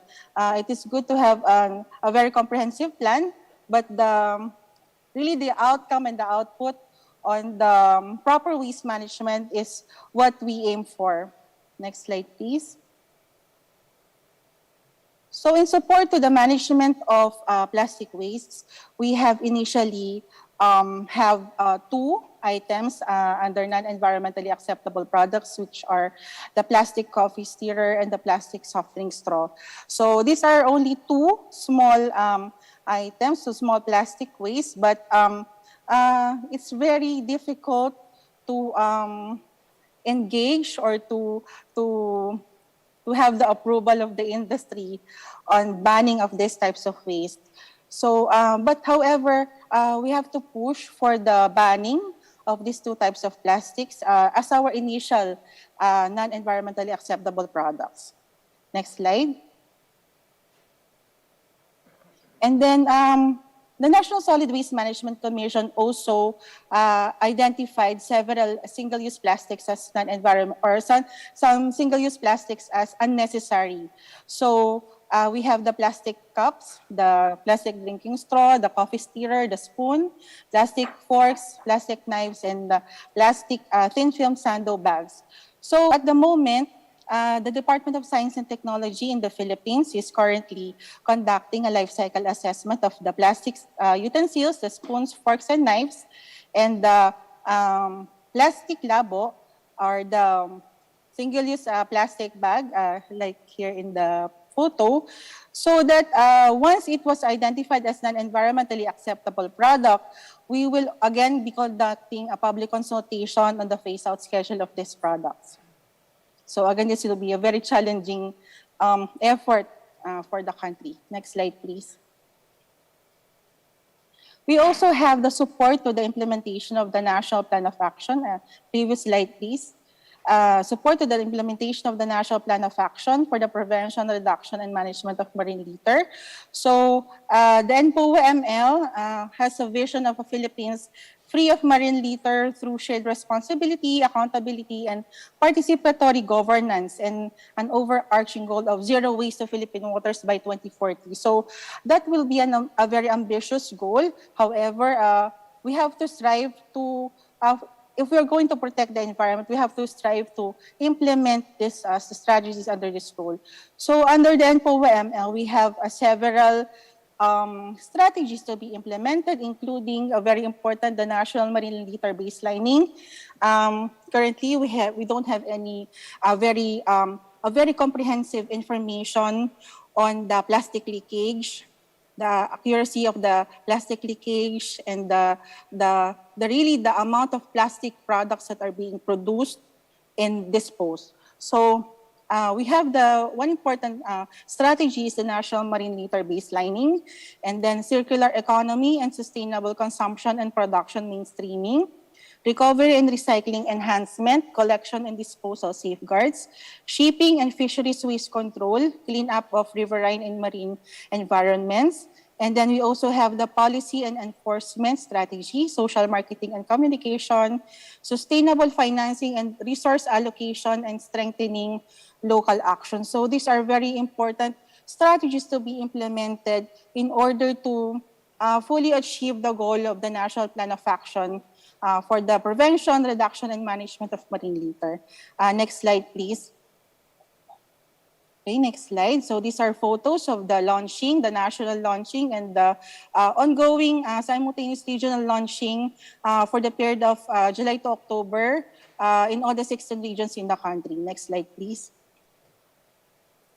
So as part of our support to the NPOA-ML, we also provide the equipment to local government units in the country for the management of the plastic residual waste. So we provided plastic molder for the conversion of plastics into chairs, to school chairs. Next slide, please. We also provide financial support to LGUs in the National Capital Region and Region 3, which is part of the Manila Bay region, in the installation of this trash trap. So at the moment, this project is in the building stage to identify the service provider for the development and construction of these trash traps. And then for the next slide, please. We also provided for the management of biodegradable waste and management of greenhouse gas. We also provided biogas, bio-waste shredders and composters to local government units in the country. And then as part of solid waste management, as part of an integrated solid waste management, next slide please, we are also providing assistance to local government units in the identification of possible sites for sanitary landfills. We need sanitary landfills as disposal facilities for residual wastes. Next slide please. So these are just some photos of the assistance to LGUs in the identification of disposal facilities. Next slide please. And then this photo illustrates our development of feasibility study for the clustering of LGUs for common disposal facility. Next slide. The Philippines, the Solid Waste Management Division and the EMB also provide assistance to the LGUs in the design of SLFs. We also implement the Solid Waste Enforcement and Education Program, which aims to monitor the unclean sites in the public places and mobilize these local government units to clean up these unclean sites. So currently we have 300, we call them environmental monitoring officers, that are conducting the monitoring and mobilizing the barangays or the local government units in the cleanup activities. Next slide, please. So these are some photos of the unclean and clean up operations. And next slide, please. Next slide. I'm almost done. 10 slides only. This is one of our innovation in the Bureau is the development of online system where we can upload the reports of these environmental monitoring officers, and then the local government units are being capacitated to respond by using also this IIS, the Integrated Information System of the Bureau. Okay, next slide, please. So we can also map here the unclean and clean up sites. Next slide, please. And of course, we have the availability of our online system database. Next slide, please. Okay. So based on our data center, our current data, we have around 61,000 tons of solid waste that are being generated in the country daily. So based on our study, we have around 11% of the recyclable materials are plastic waste, and some 7% of the residual wastes that are being disposed in the landfills are also plastic. So we have around 7,300 plastic waste that are being generated in the country. And the problem is in the management, the problem is in the recovery of this wastes, these plastic wastes, which are also resources. So the next slide, please. And based on our data, we have around 276 sanitary landfills where we can dispose the residual waste, including some plastic waste, and 525 local government units, or 30%, only 30% of the LGUs have access to this proper disposal facility. So we would know the remaining 70% would be disposing where? In the dump sites or burning their wastes. So these are really the challenges that we are encountering right now. And next slide, please. But last year, we have this milestone. We were able to close all the illegal dump sites, and hopefully they will not reopen. But our challenge now is the proper rehabilitation of these illegal dump sites. Next slide. Yeah, excuse me, Ms. Jevinia, would you please move on to concluding remark? Okay. Yeah, I have okay. remaining. Okay, so next slide, please. So we can see that we have only 39% of the materials recovery facility that are here in the country to recover this plastic waste. Next slide, please. Move on to the next slide. So with the approval of the APR, the Extended Producer Act of 2022, it's our milestone in the implementation of the management of plastic waste. It is an act institutionalizing the extended producer responsibility on plastic packaging waste, amending for this purpose the ESWM Act of 2000. Next slide, please. So in this act, next slide, we have the obliged enterprises. So they shall refer to the product producers that are required to implement an EPR program. So this becomes mandatory on the part of the plastic producers. Product producers are obliged to implement EPR, and this article shall refer to large enterprises that generate plastic packaging waste. So for the next slide, please. This is a timeline for the implementation of the program. The following targets for the recovery of plastic packaging footprint generated during the immediately preceding year. So by December 31, 2023, 20% of the plastic produced will be recovered. And then by the end of 2028, it should be 80% of the plastic produced by the manufacturer should be recovered. So thank you very much. That is the last slide. Thank you, Ms. Jevinia. We have no time to summarize her presentations. Okay, then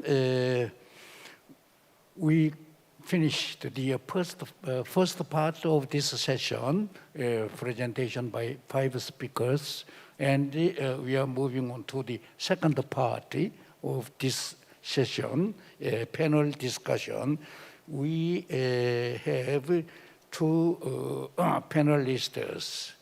The one from the Professor Lee Seung-hee from Department of Environmental Engineering, Gyeonggi University, Korea.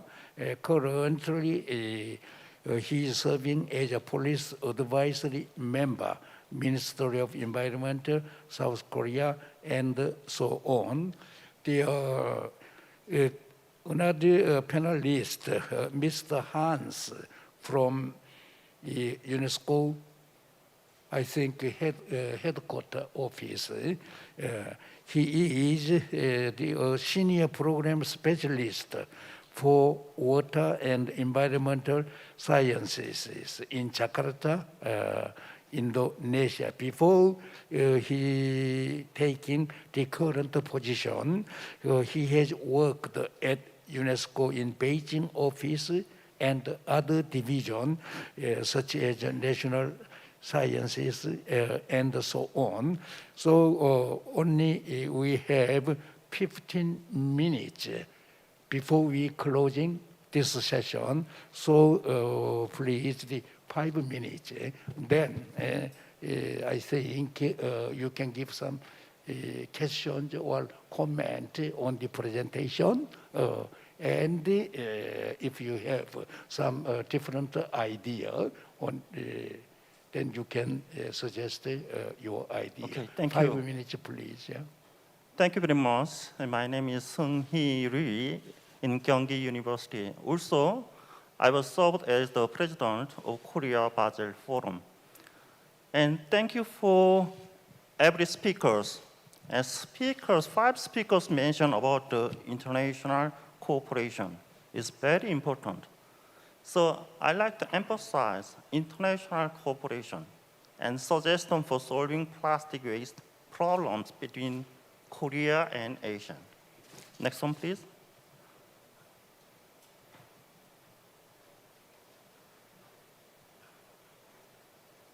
Okay, this is the Asian and the plastic waste problems. It is very, very serious. It's more than you anticipate. So next one, please. So also UNEP, SDGs, Sustainable Development Goals, there are 17 SDGs. But among 17 SDGs, 7 SDGs are related to plastic waste. Next one, please. So international cooperation is very important. I like to, thank you. Mention about the 3 areas. First one is global issues and trend. The second one is legal framework, restoration and for recycling. And third one is capacity building. That is infrastructures and technologies. Before I mention about the 3 areas, it is necessary to consider the current situation and barriers of plastic waste management in each country. For the implementation of international cooperation, it is necessary to carry out the research project on policy transfer, policy framework, and capacity building to overcome the relevant limitation.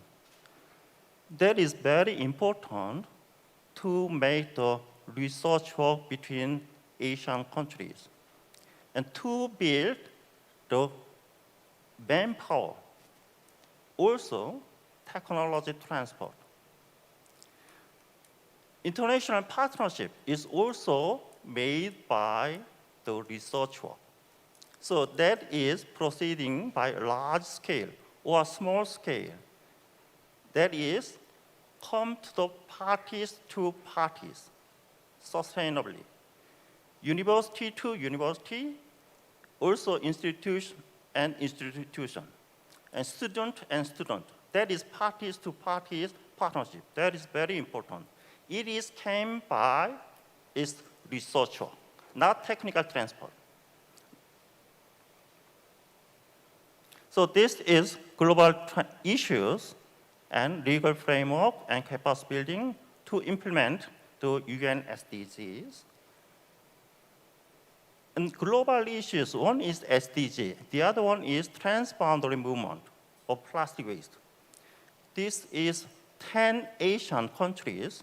In 2016, the import and export, you can see net amount of plastic waste is negative. That means it's Asian country did not receive the plastic waste. For 2020, the import is much higher than export. That is the net amount is plus. So a lot of plastic waste go to Asian countries. Sometimes it is not legal. legally transportation. That is the problem. So cooperation is very important. Another one is the plastic waste reduction. I like to skip this one. And legal framework is awareness. I think some speakers mentioned about the awareness. That is very important also. The capacity building is pre-consumption, and that is very important. This is related to producers and manufacturers to produce the manufacturing goods. In Korea, we have the several things in here. That is the plastic bottles, the same colors, not different colors. Also, items is the same materials, not different materials. And they take out the labels, so it is easy to recycling. So using the bioplastic, and then finally I got the post-consumption. So that is make the material recycling and chemical recycling and reuse. Those are work together between Asian countries, international cooperation. I hope that this forum, Jeju Plus Environmental Forum, should be initiative or platform to share the knowledge and transport information. Thank you. Yes, thank you, Professor Lee. Okay, we have 10 minutes before closing this session. Okay, next we are moving on to Mr. Hans from UNESCO office, Jakarta. We can meet him on screen. Thank you very much. I hope you can hear me. Okay, we got you. All right. Yeah, just 2 minutes, please. All right. I'm really sorry. You were able to hear me well? Yeah. Thank you very much, and thank you all for this opportunity to close the discussion, as it were, today. I'd like to pick up from Dr. Rees, Professor Rees' point on international cooperation and say a few words without a presentation this time, just words, and very much reflecting on what has been said this morning. I gave it the sort of overall headline, and it's a matter of integration. What happens on land affects what happens at sea, and what happens at sea directly affects our lives and our livelihoods on land. What happens in one country affects other countries, and what happens in the realm of governance affects the life choices made by people at the local level. And what happens locally has the potential to have a major impact if it's given the visibility and the opportunity to show.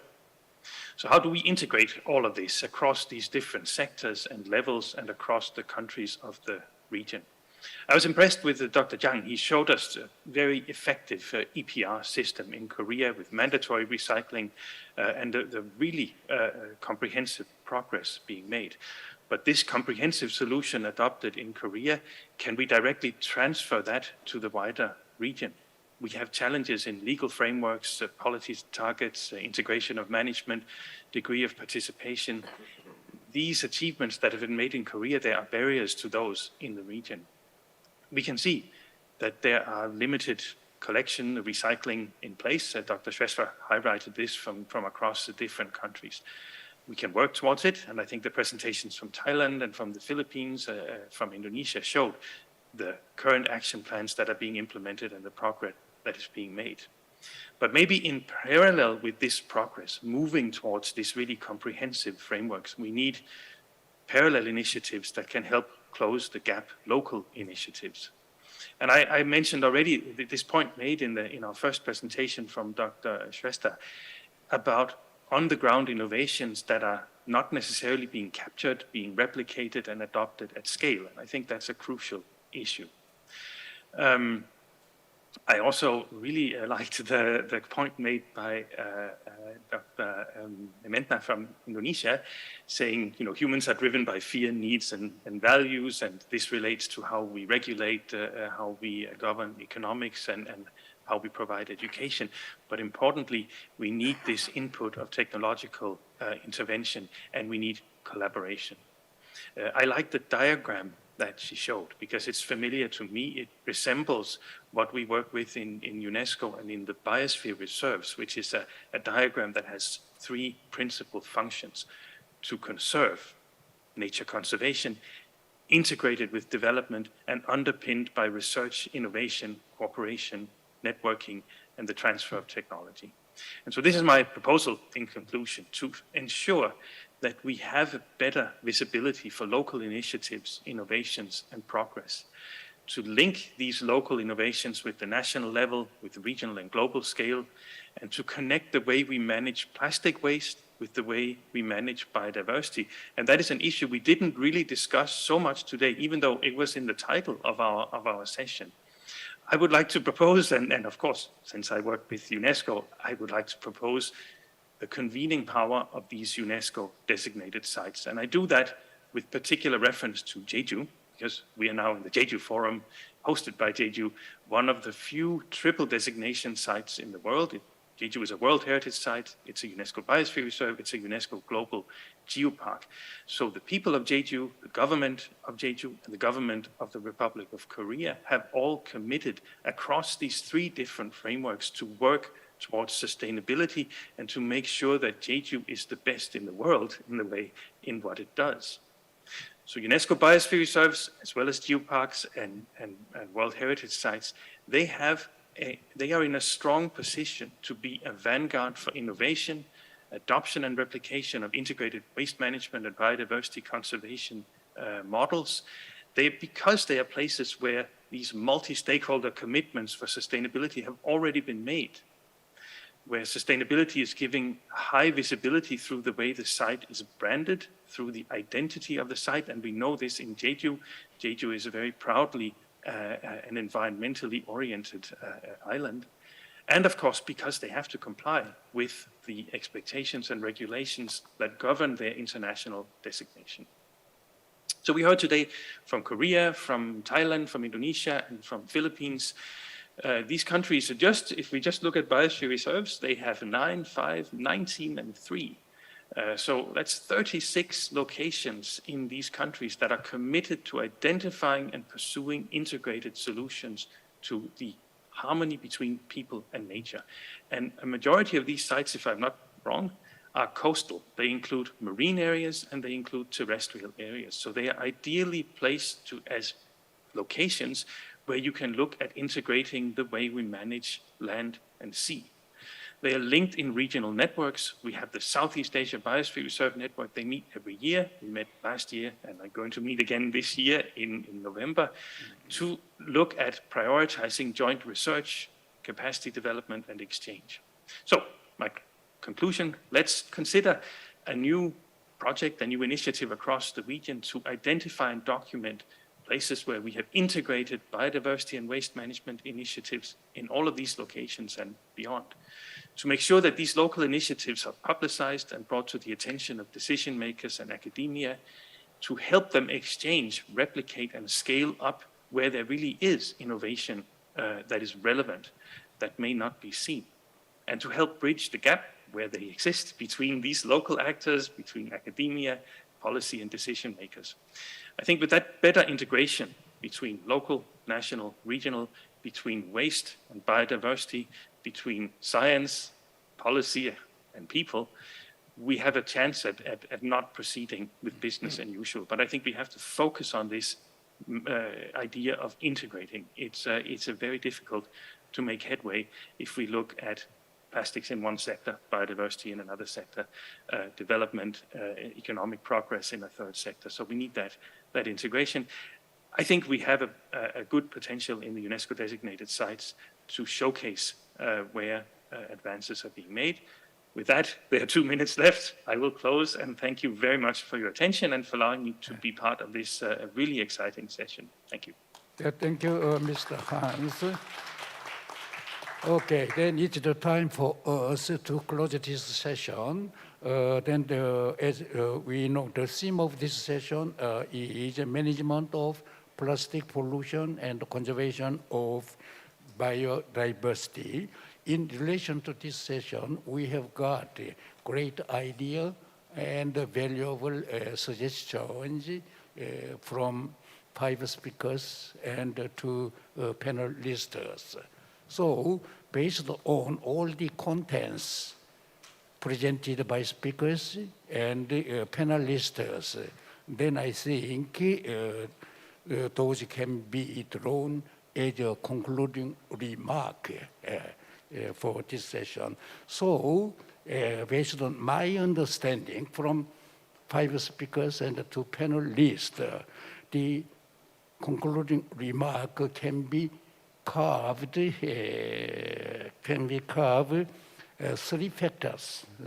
sectors. First one is, why should no plastic pollution this society? So plastic product is used very intensively from product in everyday life to medical, even aircraft.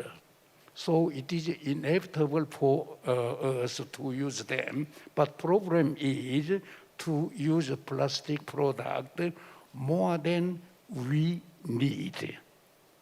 Therefore, it may be true plastic products have improved the convenience of our life. However, threaten the original quality of nature. That may be the crisis of nature. Then, crisis of nature does not end itself. It is linked to the crisis of human existence on the earth, because the nature can exist without the humans. However, humans cannot survive without nature. Then, third sectors we can draw from the presentation and the panelists is what strategy will be efficient and effective. That sectors have been suggested and discussed by all of the speakers. So most of the speakers and the panelists emphasized in relation to the strategy, the scientific management of plastic waste emitted by human activities. The typical example is ERP. I think this is a technology-based approach. In addition, other speakers have suggested technology-based approach is very good because we have developed a high level of advanced technology already. However, the social system approach also should be added together with the technology approach. Therefore, I think on the basis of the presentation, it is inevitable for us to use plastic. At least 2 strategies we need. The first one is technology-based, and the second one is system-based approach for weakening the cause generating plastic wastes. Okay, this is very significant and a great opportunity. We have some exchange ideas. So finally, I think without the active involvement all of us, this session could not be successful. Once again, on behalf of the organizing community, I would like to give deep thanks to everyone involved in this session. Thank you very much. Thank you very much to all the moderator and all panelists from abroad and Dominate. Thank you very much once again for your active debate. 다시 한번 열띤 토론으로 함께 해주신 Thank you once again very much for your heated debate. Thank you. So with this, we'd like to put an end to the first session of Jeju Plus International Environment Forum. Thank you for your presence. From 1 p.m., the opening ceremony will take place, and the luncheon will be served at the Ligia on the same floor. It's a buffet. So for identification, please put your name tag on it. And bon appetit, and please be back at 1 p.m. Thank you.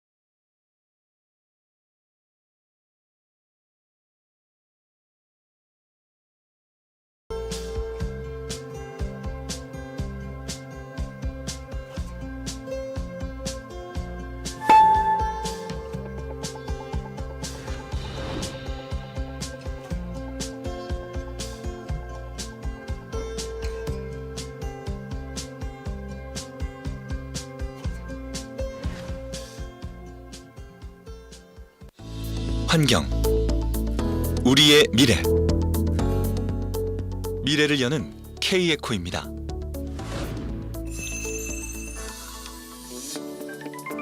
한국환경공단은 국민 안전 중심의 혁신적인 환경을 조성합니다. 국민의 생명과 안전을 위해 더욱 안전한 환경관리 체계를 만들어갑니다. 국제 수준의 흡입 독성 시험 시설을 구축하고 신뢰도 높은 화학물질 유해성 시험 자료를 제공하여 화학물질 전문기관의 역할을 다하고 있습니다. 또한 유해 화학물질 취급 사업장을 대상으로 주기적인 안전검사와 진단으로 화학사고를 예방하고 무료 기술 지원을 통해 안전한 환경 조성에 힘쓰고 있습니다. 무엇보다 환경 매체별 관리 방식을 통합한 통합환경관리 제도로 오염물질 배출을 최소화하고 라돈, 빛공해, 소음 등 우리 일상 속 유해함으로부터 국민을 지키는 데 최선을 다하고 있습니다. 한국환경공단은 국민이 체감할 수 있는 과학적 대기 모니터링 체계를 구축하여 미세먼지를 비롯한 대기 오염물질 측정값을 실시간 제공하고 도서, 해안, 선박 등의 대기 측정망을 설치하여 국외 유입 대기 오염물질을 빈틈없이 모니터링합니다. 이외에도 굴뚝 자동 측정과 총량제를 통한 배출원 관리 강화로 깨끗한 대기 환경을 만들어갑니다. 자동차 배출가스 인증 시험과 운행차 원격 측정 자료를 종합적으로 관리하고 빅데이터를 활용하여 전기차 급속 충전 시설을 설치하여 친환경 자동차 보급 확산에 기여합니다. 또한 가정과 차량의 에너지 사용량 감축을 위한 탄소 포인트제와 온실가스 배출 사업장의 배출권 거래제 시행으로 온실가스 감축에도 기여하고 있습니다. 한국환경공단은 국민이 안심할 수 있도록 스마트한 물관리 시스템을 구축하여 4대강 주요 하천의 수질 이상을 관찰하고 사업장과 공공합폐수 처리 시설에 수질 원격 감시 체계를 운영하여 수질 오염 물질을 실시간 감시하고 있습니다. 또한 수질 오염 사고 발생 시 즉시 상황 전파하여 신속히 처리합니다. 공단은 정부의 통합 물관리 정책에 따라 하수도부터 수생태, 토양, 지하수에 이르기까지 물순환 관리를 체계화하여 물을 더욱 건강하고 깨끗하게 관리하고 ICT 기반의 스마트 하수 관리로 도시 침수 피해를 예방하며 국내 최초 비점 오염 저감 시설 센터를 구축하여 비점 오염 저감 및 건강한 수생태 환경 조성에 이바지하고 있습니다. 무엇보다 물관리 기술 발전을 선도하기 위해 조성된 국가 물산업 클러스터는 물융합 연구센터, 워터 캠퍼스, 글로벌 비즈니스 센터 등 다양한 시설을 기반으로 수요자 맞춤형 시험 공간을 제공하고 해외 판로 개척 등 물기업을 지원하여 물산업의 경쟁력을 강화해 가고 있습니다. 한국환경공단은 일상 속 폐기물이 자원으로 순환할 수 있도록 자원순환 성과 관리제, 폐기물 처분 부담금제, 재활용 환경성 평가 등 자원순환 기본법의 이행과 생산자 책임 재활용 제도, 분리배출 표시제도 운영으로 순환 경제를 실현하며 폐자원에 생명을 부여합니다. IT 기반의 올바로 시스템으로 폐기물의 발생, 이동 등의 처리 과정을 투명하게 관리합니다. 또한 친환경 에너지 타운, 바이오가스화 시설을 확대하여 소각장, 가축 분뇨 처리 시설에서 발생하는 열과 가스를 시설 또는 농업 등에 활용합니다. 이로써 자원이 순환하는 새로운 패러다임으로 미래 신재생 에너지를 현실화하는 데 앞장서고 있습니다. 한국환경공단은 언제나 국민을 우선으로 사회적 책임을 다하고자 노력합니다.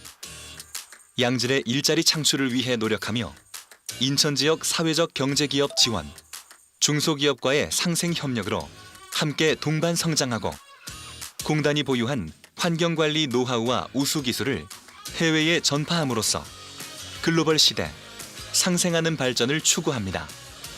또한 환경과 사람이 중심이 되는 그린 뉴딜 정책을 선도하고 지속 가능한 사업을 발굴하며 국민의 신뢰 속에서 환경의 가치를 꽃피워갑니다.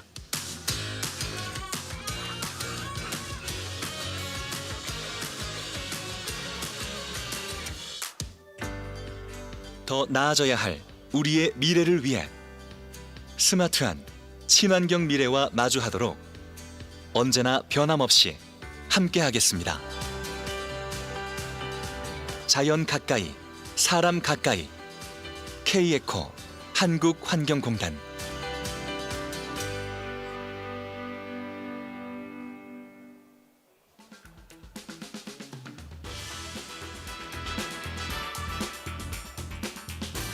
농촌에서 한 번쯤 본 적 있는 이 비닐, 바로 멀칭 필름인데요.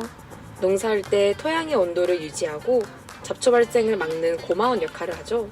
그런데 이 멀칭 필름이 환경오염의 원인이 된다는 사실 알고 계셨나요? 농사가 끝나면 이 폐멀칭 필름은 수거해야 하지만 노동력과 비용이 들어 그대로 방치하거나 불법적으로 소각, 매립하는 경우도 많다고 해요. 비닐을 소각할 때 나오는 유해물질은 사람들에게 피해를 주고 환경오염으로도 이어지죠. 그래서 이 문제를 해결할 수 있는 제품이 출시됐다는데요. 짜잔! 엥? 이거 아까 봤던 그 멀칭 필름이잖아요. 아니에요. 이건 한국환경공단 전북환경본부와 DL 케미카 및 일신화학공업이 민간 협업을 통해 제품화한 탄소 저감형 PCR 멀칭 필름이에요. 민관 협업을 통해 개발된 영농 폐비닐 재활용 순환경제형 원료로 생산한 탄소 저감형 PCR 멀칭 필름을 사용하여 국가 탄소 중립 이행의 중요성을 알리고자 합니다. 탄소 저감형 PCR 멀칭 필름은 폐기되는 영농 비닐을 수거하여 세척, 선별 후 재활용한 원료로 만든 순환 경제형 멀칭 필름입니다. 기존 농업용 멀칭 필름을 대체할 수 있는 탄소 저감형 비닐을 사용한다면 영농 폐비닐 재활용 확산 및 탄소 중립을 실천할 수 있어요. 저탄소 비닐은요, 일반 비닐하고 비교했을 때 품질 차이가 전혀 없고요. 저희가 자원순환에 이바지할 수 있어서 굉장히 좋은 기회라고 생각합니다. 앞으로 많이 나온다면 적극적으로 사용할 용의가 있습니다. 또한 농가에서는 기존 제품 대비 20% 저렴한 가격으로 사용할 수 있으니 비용 부담 완화 등 사용자 입장에서도 매우 만족스럽죠. 일단은 같은 두께에서도 찔기고 잘 안 찢어지고 그 팽팽함이 아주 좋고 그 비닐 칠 때 순조롭게 당기면서 이렇게 해주는 게 너무 저한테는 좋았어요. 한국환경공단 전북환경본부는 탄소 저감형 PCR 멀칭 필름 외에도 친환경 소재와 제품 확대를 통해 환경 보호에 앞장서고 있어요. 한국환경공단 전북환경본부는 더 나은 환경, 더 나은 삶을 만들기 위해 계속 노력하겠습니다.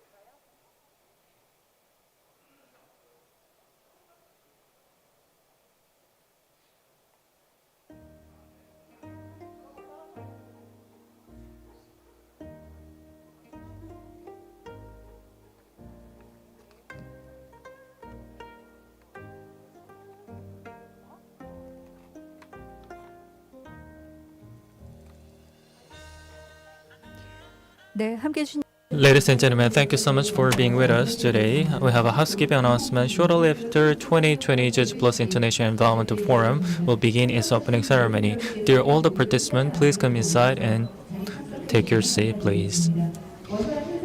For the smooth proceeding of the event, please put your cell phone into a vibration mode or turn it off, not to cause any disruption. Simultaneous interpretation is being provided. Please use a receiver on the table. Channel number 1 is Korean, channel number 2, English. Also for the online participant, if you want to ask question to speakers, please put your question at least 20 minutes before the end of the session so that we can deliver your questions to the speakers. So we'll begin shortly. Please take your seat. Thank you.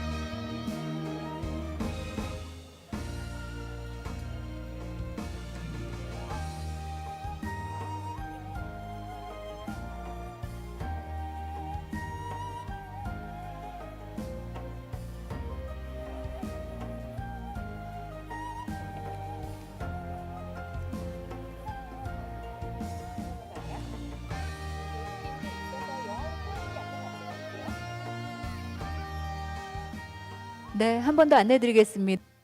Gentlemen, we also have housekeeping announcement. 2020 Jeju Plus International Environmental Forum will begin its opening ceremony. Please take your seat. For the smooth proceeding of the event, please put your cell phone into a vibration mode or turn it off not to cause any disruption. Simultaneous interpretation is being provided. Please use the receiver on the table to use the service. Channel number 1 for Korean, channel number 2 for English. Simultaneous interpretation will be provided. Please use your receivers. Channel 1 for Korean, 2 for English. Thank you. 그리고 세션을 For online participants, if you want to ask questions to speakers, please leave your questions and reply at YouTube at least 20 minutes before the end of the session. We'll begin shortly. Thank you.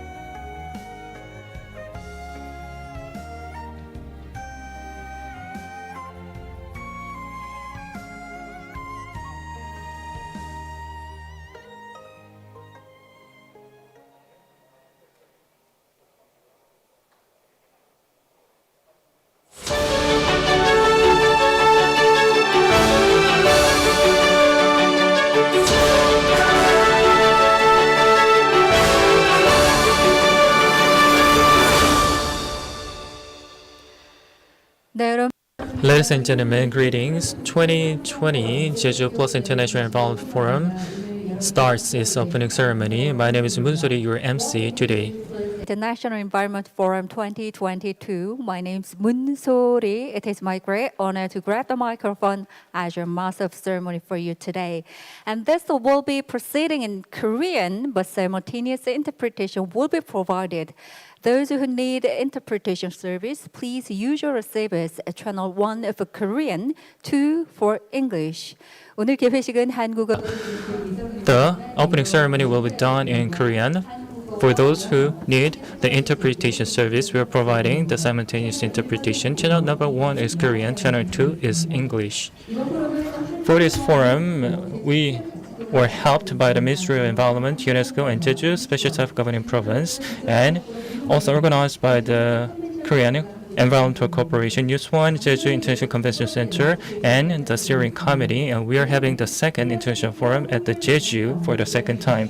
The theme of this year's forum is plastic and biodiversity, to discover the solution for the pollution that hampers the environment and ecosystem. And we are joined by the academic agencies and activists, and we will offer multiple sessions to talk about the multiple aspects of the global plastic issues and share ideas together. And I hope you can stay with us until the very end of the session. Also, at the venue, to respect the theme of this year's forum, we are trying to refrain ourselves from using the disposable plastics. So I hope that you can engage in this plastic reduction effort as well. Let us begin the opening ceremony from now on. I'd like to introduce the VIP guests first, who are honoring this occasion with their presence, and please give them one round of applause when names are called. First, online participant. Despite the time difference, we are joined by some of the participants who are with us at this early morning. Shamile Nairi Beduele, the Secretary General, Assistant Secretary General, hello. So please allow me to introduce one by one. Also, we are joined by the Minister Hamunjan of the Ministry, and also we will joined by the online video clip with An Byung-ok as well. Mr. An Byung-ok is also with us. Please shake your hands so that you can greet the participant. Thank you. Also, we have so many distinguished guests who are with us at the venue, and thank you so much for your kind attendance. And let me introduce one after one other. The chairperson Kim Myung-ja of Seoul International Forum. Thank you so much for your kind attendance. Also, Mr. Yoon Jong-soo, the chairperson of the Jeju Environmental Forum Steering Committee. Also, the keynote speaker, Mr. Kang Tae-sun from the Black Yak.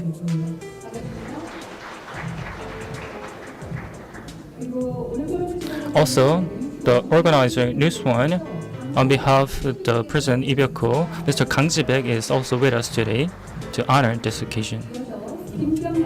Mr. Kim Kyung-hak, the chairperson of the Jeju Special Self-Governing Province Local Council. Last but not least, we are joined by the organizer, Mr. Oh Young-un, the governor of Jeju Special Self-Governing Province. Thank you so much for your kind participation. Also, to save the earth from plastic pollution, we're joined by many distinguished participants from home and abroad. Thank you so much for your attendance. I'd like to give the floor to the governor first to listen to his opening remark. Please welcome with a big round of applause, and please come onto the stage, Mr. Governor.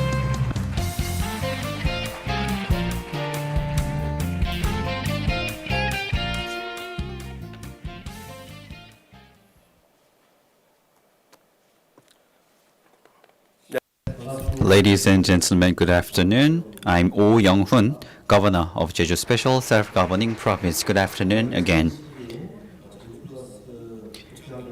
I'd like to sincerely welcome all of you with Jeju Islanders. I'd like to thank all the online participants for your participation.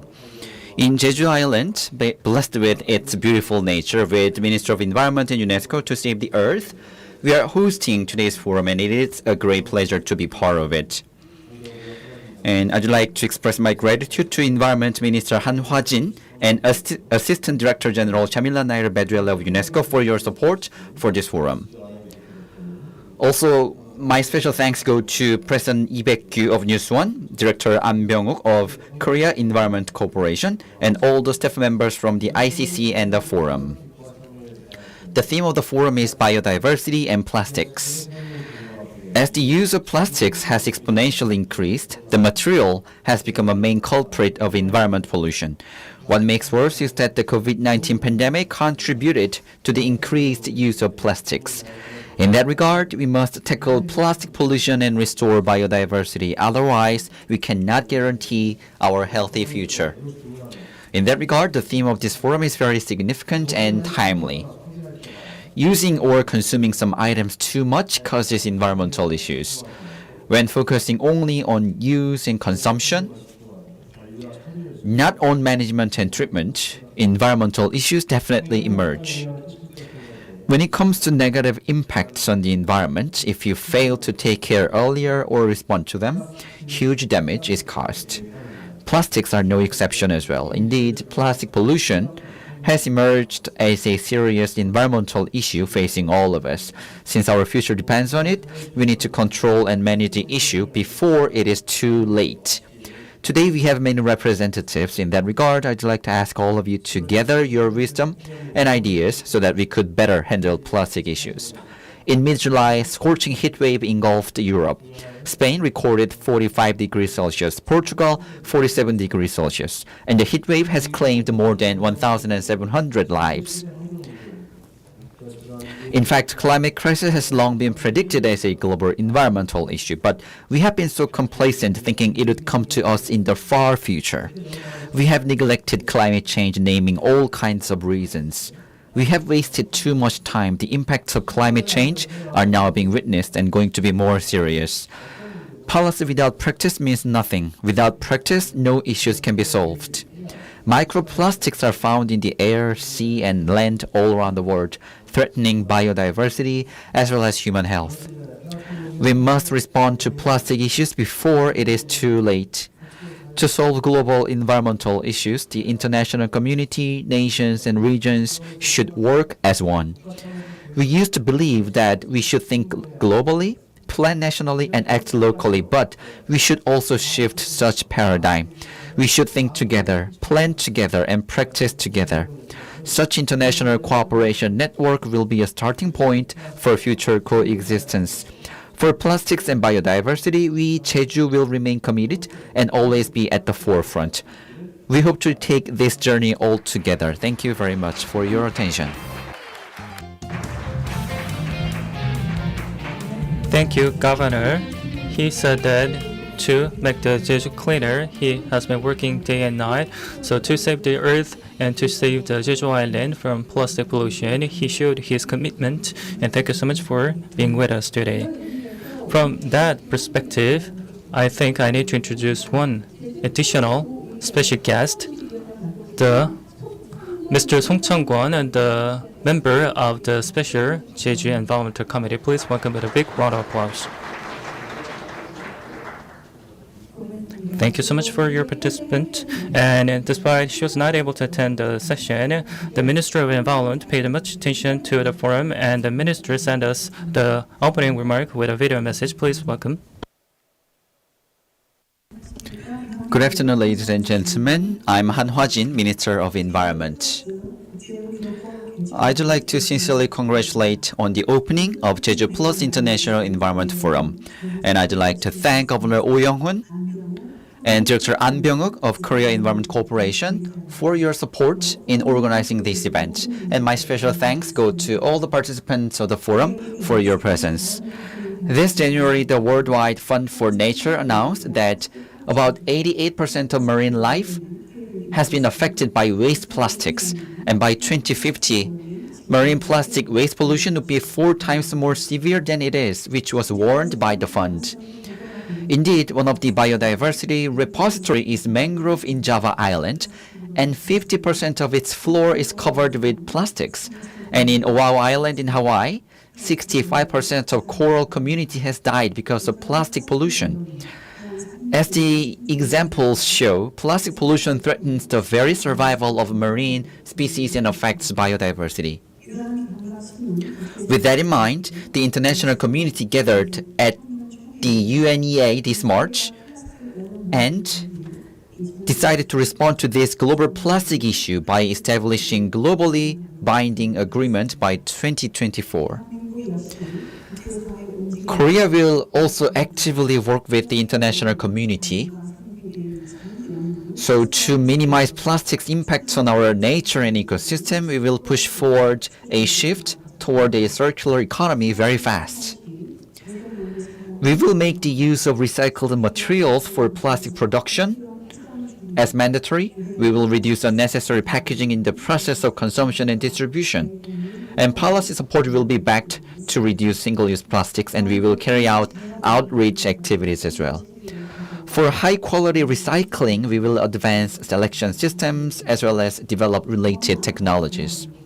Going forward, for plastic pollution prevention, we have accumulated a lot of policy experiences, which we will share with the international community, thus making contributions to the global efforts. I hope today's forum could serve as a meaningful venue where we can take a step forward for biodiversity and conservation. Thank you for your attention. Thank you, Minister, for your good comments, and we will put your ideas into the hearts until the end of this forum. Also, he was not able to attend the forum as well, but Mr. An Byung-wook actually is with us on the Zoom platform, so let us greet with a big round of applause. My name is An Byung-wook, the chairman of the Korea Environment Corporation. First of all, on behalf of KECO as one of the organizers of this forum, I should have attended the forum on site to meet all face-to-face. However, I would like to seek your kind understanding and welcome all of you via online due to overlapped schedule of the Korea National Assembly's Environment and Labor Committee. 오늘 포럼에 많은 관심을 I'd like to give my gratitude to Chairman and Minister for sending us the opening remark, as well as Her Excellency Assistant Director General Samila Nairede-Beduele for the Nature Science of UNESCO, Governor of Jeju Special Self-Governing Province, Chairperson of Jeju Special Self-Governing Provincial Council, Executive Director of News One for your contribution. Also, my special thanks go to experts and presenters from home and abroad and dear participants who are with us with a vast interest in environmental issues. My corporation has been working hard to improve environmental conditions of the country in various environmental fields, including air, water, resource circulation, and environmental infrastructure. The theme of this year's forum, Plastic and Biodiversity, is a global agenda. To respond to climate change and ensure the survival of the human beings, these are issues that have to be taught. Plastics are one of the modern conveniences indispensable to our daily lives, but it causes enormous issues as well. Plastic islands peppered around various oceans, creatures dying in pain, increasing microplastics are prime examples. Facing such challenges, my institution has provided various citizen-facing support services to prevent plastic pollution. Municipalities and NGOs have worked together to prevent microplastic pollutions, for example, by launching ice pack recycling campaign and extended producer responsibility, or ESP. Going forward, I will coordinate with the Ministry of Environment to reduce the consumption and boost the recycling of plastics. I hope that today's forum can be a chance to seek useful solutions for plastic pollution and biodiversity conservation. Lastly, I express my gratitude to former Vice Minister of Environment Yoon Jung-soo, who will moderate the main session on behalf of me, and to organizers who made it possible despite all the difficulties. I wish health and luck to all of you. Thank you. 감사합니다.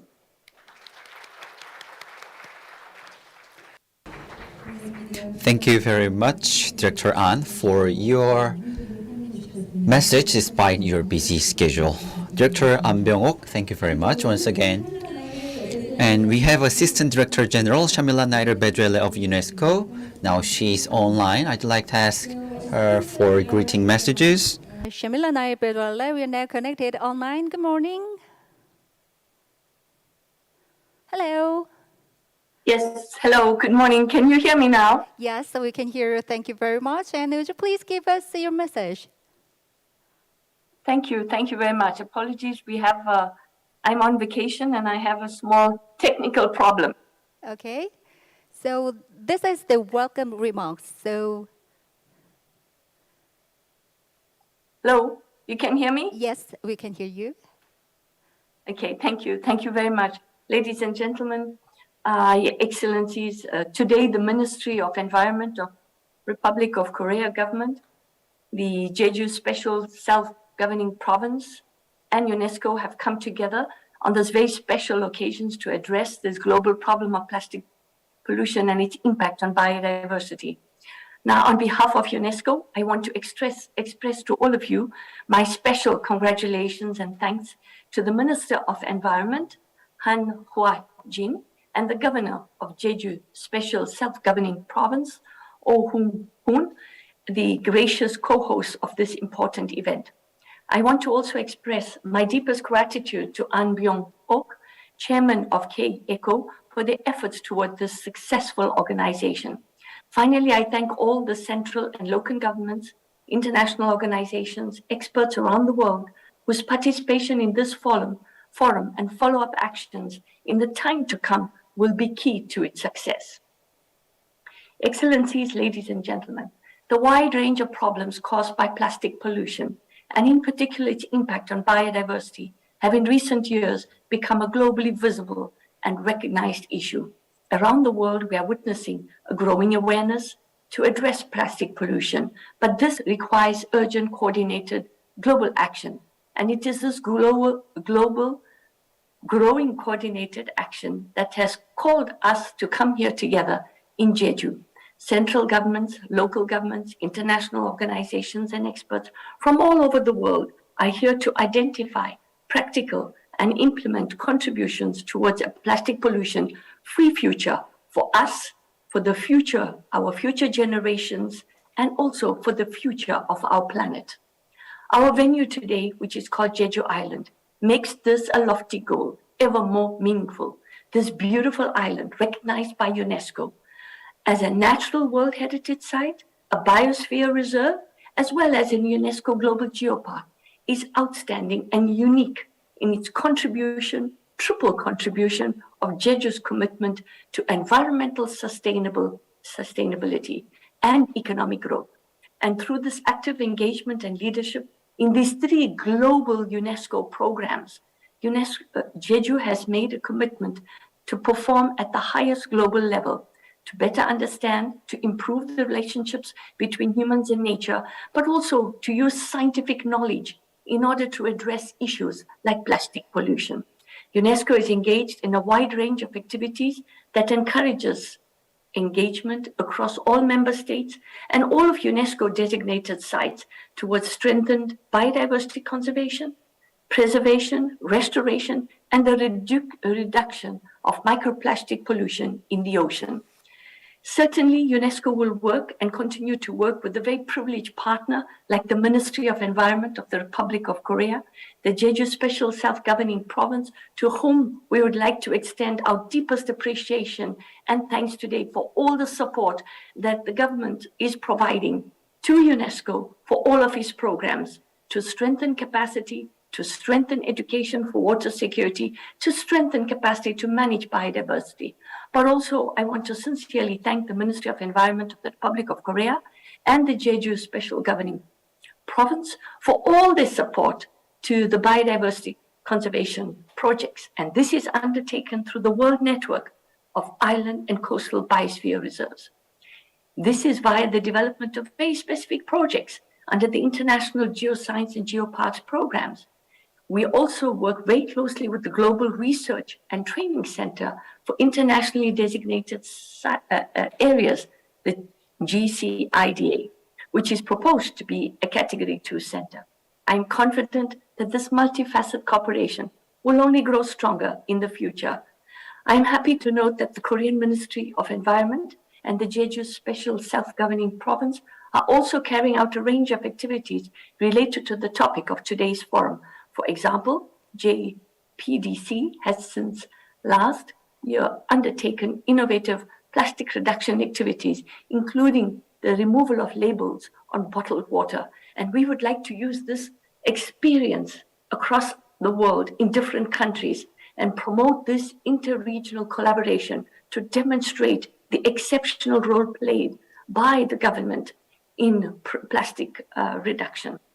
In closing, allow me please to express my deepest gratitude to the chairman of KC ECO for his letter, suggesting that the continuation of projects with UNESCO, such as holding these types of forums to protect biodiversity from plastic pollution, is really important, not only to raise awareness, advocacy, but to identify new ways of working together. It is my hope that this international forum will be able to share examples of activities from around the world and develop good ways to move forward and pave the way for a sustainable future for all, free of plastic pollution. Finally, I say this is an excellent example, this type of forum, demonstrating the close cooperation between the government of the Republic of Korea and UNESCO as an opportunity for us to plan ever closer together, to work more closely together, and to ensure that there is a wonderful, beautiful planet for future to come. I wish you a successful, enjoyable, and very impactful forum. And once again, my apologies for the problems in the connections this morning. Thank you very much. Thank you. Thank you very much for your remarkable and well-worded statement. And I know it is 6 o'clock there, so thank you so much for attending in this forum. 아마 현지 시간이 아침 6시. Since her local time is 6 in the morning, once again, thank you very much for presence and your message. Once again, thank you very much for your message. And next, Chairperson Kyung-hak Kim of Jeju Special Self-Governing Provincial Council will deliver his congratulatory remarks. Please welcome him with a big hand.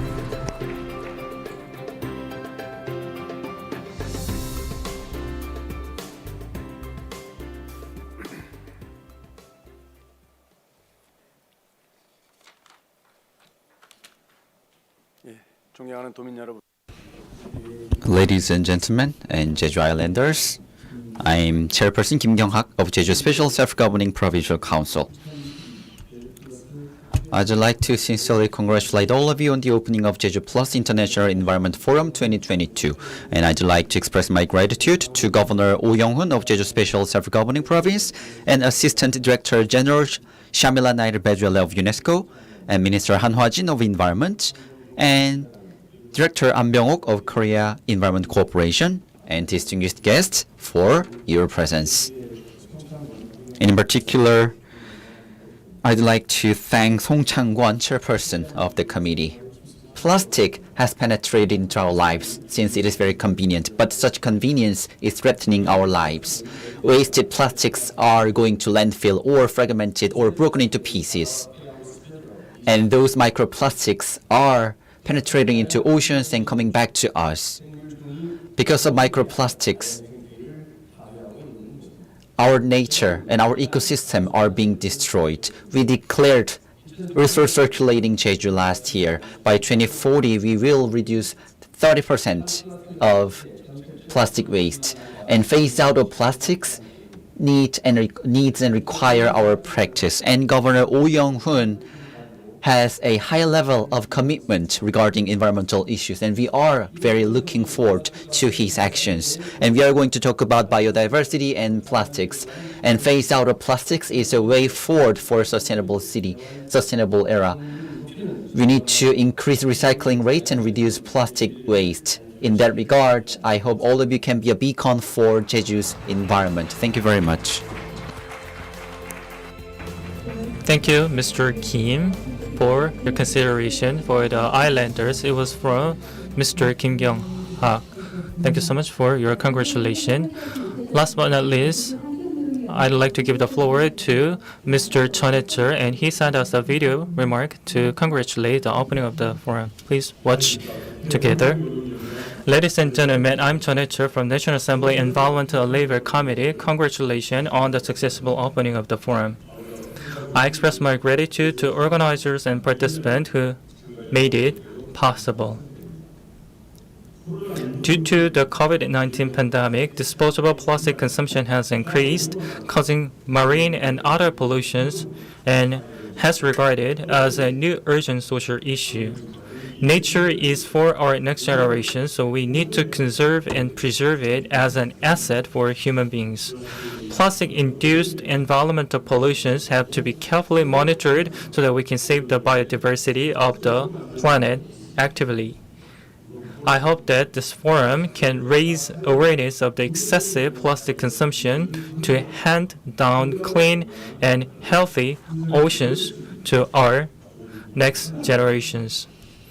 Once again, congratulations, and I wish luck and health to all of you. Thank you very much.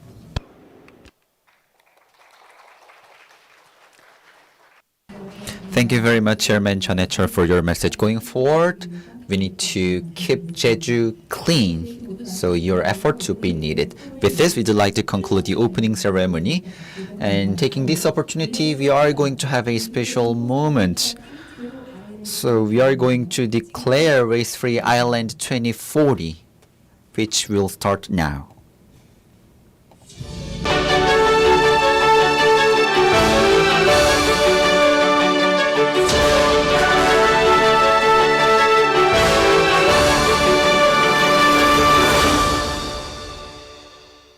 그렇습니다. Jeju is the only one UNESCO Triple Crown island as well as an area. In that regard, taking this opportunity, we are going to declare Plastic Zero 2040. So the declaration will be cited by Governor Oh Young-hoon of Jeju Special Self-Governing Province. Ladies and gentlemen, please welcome the governor with a big round of applause again.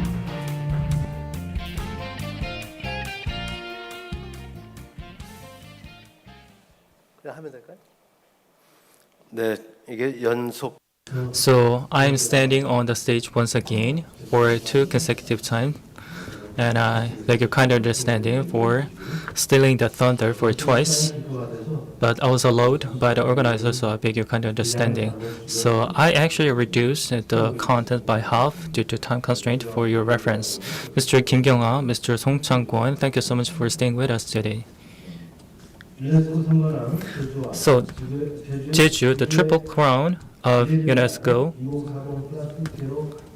is the venue to host the Jeju Plus International Environmental Forum 2020. Taking this opportunity, I'd like to make promise to Jeju Islanders, Korean citizens, and the global community that we will zeroing the plastic usage. Dear global citizens and Jeju visitors, please look around. Magnificent Hala Mountain, Gojawar Forest, parasitic cones, coastal areas and oceans are everlasting assets for Jeju. These proud assets have to be passed down to the next generation. Dear Korean citizens, so in this Jeju Island recognized by UNESCO, do enjoy the nature to the fullest in this island of peace and work with us so that we can so that our next generation can enjoy it as well. Dear global citizens who love Jeju Island, thank you so much for your visit and love for the island.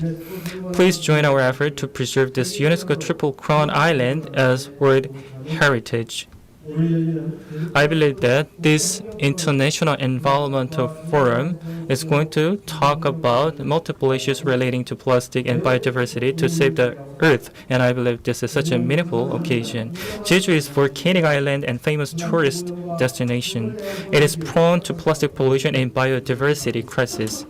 We have the responsibility to save this beautiful island from plastic pollution. We cannot afford any more delay, hesitation, or indecision.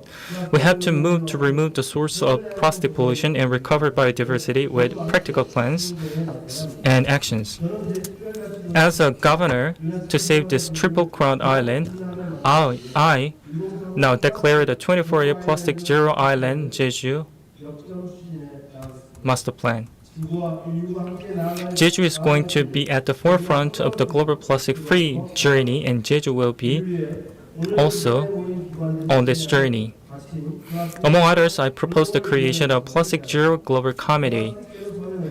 Through this committee, Jeju's vision will be realized. A Plastic Zero society is the future that has to be shaped at the national and preferably at the global level. The committee will be committed to finding ways to put Plastic Zero Island plans into practice in details. Also, to make this Plastic Zero Island model as an exemplary case for other countries, the committee will improve the existing laws and institutions gradually. In this process of improvement, the islanders and visitors from home and abroad will be invited to gain helping hands as well. Dear participant, taking this forum as a starting point, I hope that we can forge an international cooperation network towards Plastic Zero Society. Joined by the Korean government and UNESCO and other international organizations, we're going to shape a better future full of hope. I ask for your active attention and interest. I, as a governor, promise to the islanders, Korean citizens, and global citizens that I will be fully devoted to the fullest to make Jeju as an island that gives joy to both human and nature. Thank you.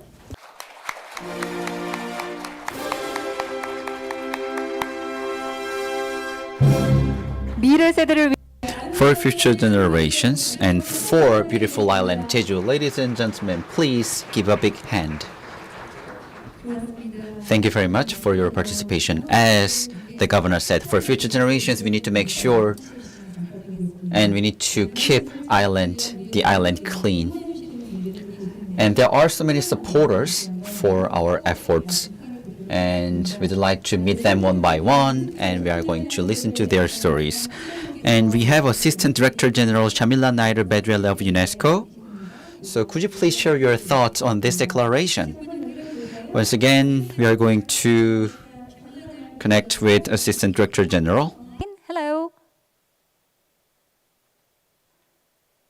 Hello, can you hear me now? Yes, we can hear you. Would you please just give us your message? Thank you. Thank you very, very much, Madam Moderator, and apologies for this difficulty early morning connections. My greetings to all of you in Korea and especially in Jeju. It's a great pleasure and honor for UNESCO to be part of this unusual initiative, which is really setting the stage for the future. Excellencies, dear participants, we all know the value of plastics and that the invention of plastics has been one of the greatest inventions of lifetime. But during the development of these compounds, chemicals, and materials, maybe what has happened was there was lack of so much focus on the effect on the environment and on other life around us. And therefore it is time now to consider how plastic itself, while it has bettered people's lives around the world, but it is also suffocating the lives of other species on this planet. So today is a very important day for the world that Jeju and the government of Korea has taken up this important fight against plastics, because over 300 million tons are produced every year. And we need to look into the role of these plastics and its effect on other living systems and on our ecosystems, on our biodiversity, on water, on the relationship with nature in general. And I think it is time today to further into these reflections. That is why this particular declaration and this initiative coming from Korea is such an important initiative. I want to say that the Jeju Governor's Declaration of 2040 Zero Plastic Island is unique, most welcome in the world today. It fits very well with the first ever single use plastic-free declaration that was ever made in Rwanda in 2008. The Jeju governor's strong pledge to protect Jeju, which is an environmental treasure island from plastic pollution, is unique and will set the trend for the rest of the world. You have particularly announced a roadmap to realize this, going beyond the declaration, but also bringing together numerous different partnerships and also bringing together the private sector, bringing together open science, scientific knowledge, cooperation, and education to educate on the role of plastics in society today, but also role of plastics in biodiversity decline. And so I therefore applaud your encouragement and your support. And congratulations once more to you. UNESCO stands ready to support you and to take your best practice also, as I said, across the world. Thank you very much, Madam Moderator. Thank you very much for holding our hands to make more beautiful, cleaner Jeju Island in the future. Thank you very much once again. 더욱더 아름다운 To make Jeju Island more beautiful and cleaner, thank you so much for your comment and contribution. Also, we are joined by Lee Seung-ah from IUCN to join the effort. I think she's with us on the Zoom platform as well. Hello. 안녕하세요. Ladies and gentlemen, good afternoon. Please deliver your message. I will speak in Korean in this session. So, 오늘 이렇게 의미 First of all, I'd like to sincerely thank Ministry of Environment, UNESCO, and Jeju Special Self-Governing Province, and Korea Environment Corporation. I'd like to thank for organizing this event. And Plastic Zero Island Declaration was cited by Governor Oh Young-hoon, and I'd like to congratulate on it. And on behalf of the IUCN, I'd like to deliver my full support. So when it comes to biodiversity, Jeju Island is a precious asset, priceless asset. And it was designated as Biosphere Reserve, and it was also listed in World Natural Heritage in 2007, and in 2010, it was certified as a global geopark. It is a very meaningful island. Based on this, and with the history of 75 years and more than 1,500 members with the IUCN, Jeju Island has been cooperating a lot. In 2012, World Conservation Congress was co-hosted by Jeju and us. And in 2015 and 2018, Jeju and the IUCN held a forum together. And also IUCN World Heritage Program and Jeju Island has a deepest relationship and connection. In particular, this year marks the 10th anniversary of the Conservation Congress. So, Leaders Forum will be held in Jeju by us. So with the IUCN and Jeju Island, we have maintained a long time-honored friendship. As we just heard, a huge amount of plastics are released into our ecosystem, which is the major contributor to biodiversity loss. So reduction of plastics should be done by local governments and central governments around the world at the same time. Consumption, production, treatment in every stage, it should be practiced. Plastic Zero Island was declared by Jeju, and innovative and sustainable solutions will be implemented by Jeju, and such solutions will be drawing global attention, and it should be promoted globally. And I believe this is a good opportunity for all of us to practice it. Once again, on behalf of the IUCN, I'd like to sincerely support and congratulate the declaration of WFI 2040. And I'm looking forward to further opportunities to work with you for biodiversity conservation. Thank you very much. Thank you, Assistant Director General, for your remarks. That I believe the IUCN has been at the forefront of this kind of effort with the Jeju Island, and thank you so much for your kind comment. Also, we are joined by Lee as well. So we're joined by Ingrid Koich on the Zoom platform as well, and I'd like to give the floor to her to listen to your impression as well. Thank you very much. Would you please give us your message? Thank you very much. It is indeed my honor to address you today on behalf of the city's Biodiversity Center of ICLEI Local Governments for Sustainability. We congratulate Jeju Special Self-Governing Province on the very bold steps and measures it is taking to protect Jeju Island and its unique biodiversity from plastic pollution. This initiative is significant from a global perspective, and it is an excellent example of the action that we urgently need at local level to bend the curve in biodiversity loss. The UN has identified plastic pollution as a major threat to our planet, nature, ecosystems, species, and our health. 2022 is the super year for biodiversity. In December, parties to the Convention on Biological Diversity will adopt an ambitious global biodiversity framework and targets. And in November, in the Climate COP, nations will also address the links between climate change and biodiversity.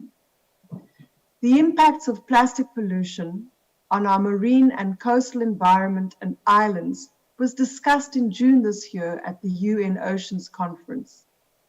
And through the ICLEI Cities Biodiversity Center, we hope to be able to profile this important initiative of the Jeju Special Self-Governing Province as an example of best practice and ambitious local action at the 7th Global Leadership Summit for Subnational Biodiversity Action, which is an official parallel event to the Biodiversity COP taking place in Montreal in December this year.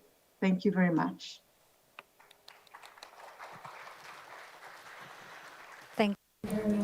Message to support this declaration. 고맙습니다. 이렇게 정말 많은 분들께서 Thank you very much. 2040 plastic-free island Jeju has been supported by a lot of figures. And Kim Jong-yul from Ministry of Environment, Director General, sent us a message. Please welcome him. Ladies and gentlemen, good afternoon. I'm Director General Kim Jong-yul. UNESCO Triple Crown Island and Treasure Island. Jeju is blessed with its beautiful nature. And to protect Jeju from plastic, you made a declaration, and we are fully supporting it. By 2040, Jeju will be plastic-free island with targets. And with that, Jeju Island will be beloved going forward by all citizens in the world. So I will remain committed to supporting such plan, and we will work with you closely. And from plastic pollution to protect biodiversity and species is a mission of all of us in this era.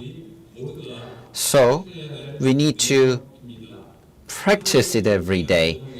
So our bureau will make sure to protect biodiversity and ecosystem, and with many cooperation, we will make sure to preserve the ecosystem and biodiversity as well. Thank you for your attention. Thank you so much for your remarks. So plastic zero activity starts from Jeju Island. I hope that it gets spread across the globe, and I ask for your continued support from the Ministry of Environment. And I'd like to give the floor to the participant as well. First, I'd like to give the floor to Director President Kim Myung-ja of the Seoul Forum. Please welcome with a big round of applause.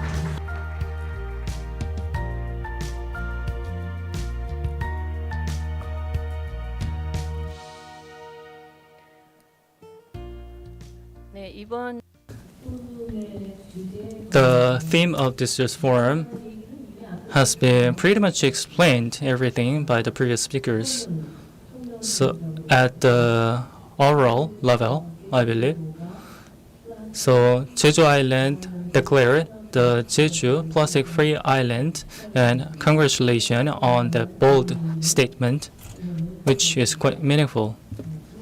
So I think I have to say just two things.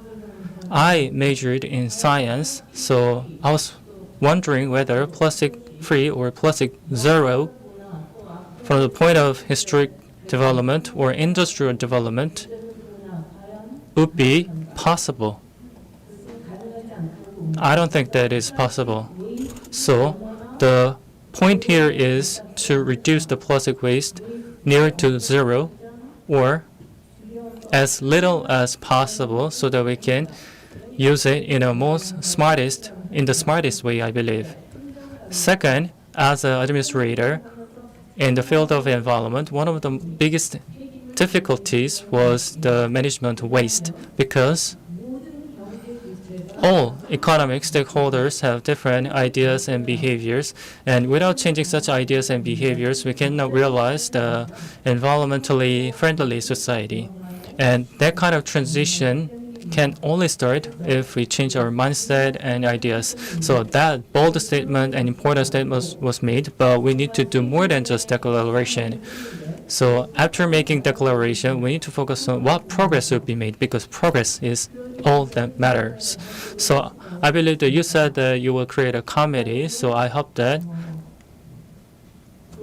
that committee can design an actionable roadmap so that the victim or the perpetrator, the citizens, can put all those ideas into perspective by providing incentives. So that kind of detailed, fleshed out policies and implementation plans should be made. Otherwise, we cannot achieve much. And if you can do it, I believe you can get B+ from the general citizens, I believe. Thank you. 고맙습니다. Thank you very much. 2040 Plastic-Free Island. For its success, she has talked a lot and made good points. Thank you. And next, we are going to have CEO Kang Tae-sun, Chairman Kang Tae-sun of BYN Black Yak. Please welcome him with a big hand.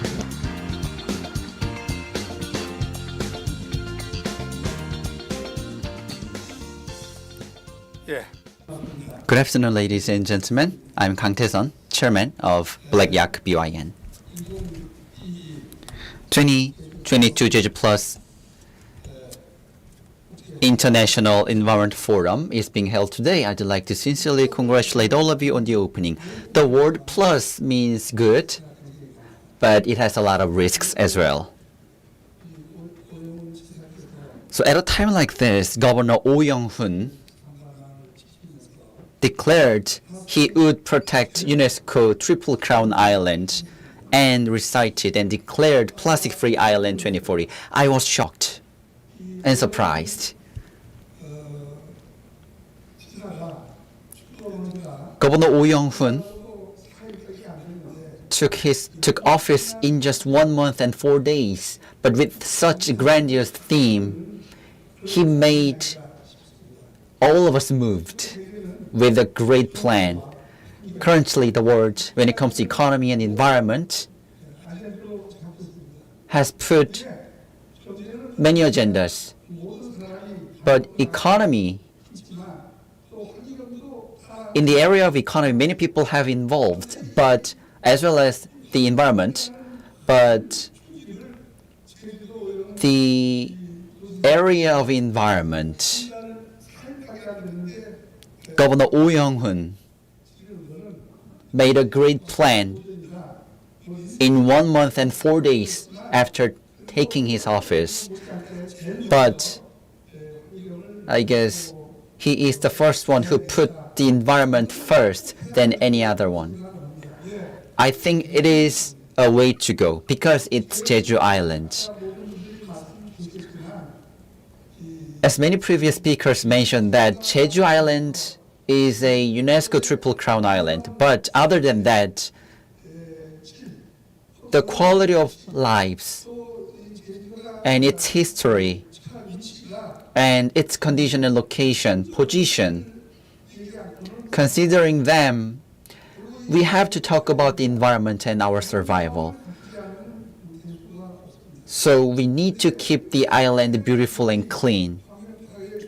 But the main culprit of environmental pollution is plastic. So with that in mind, plastic-free island is unimaginable. I guess all of you are well aware of this fact.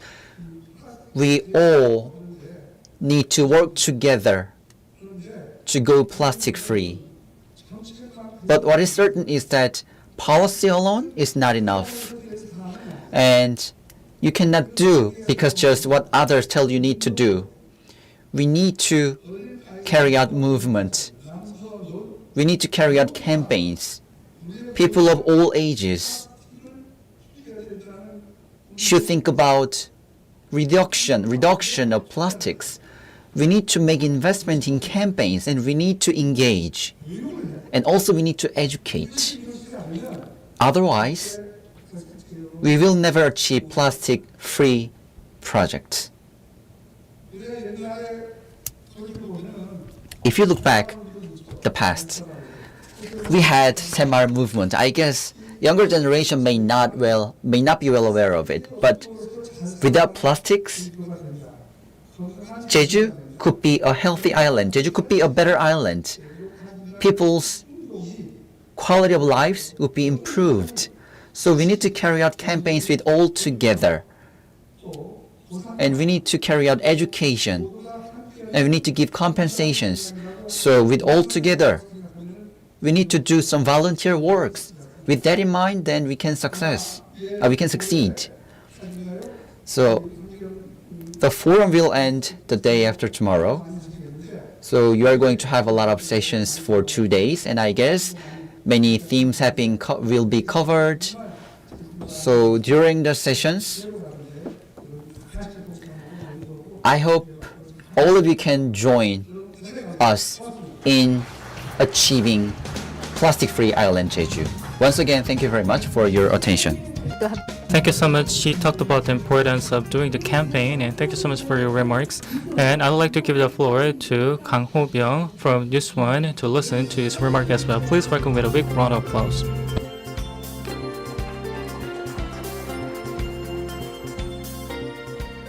반갑습니다. Greetings. I'm from News One. My name is Kang Ho-byung, Executive Director.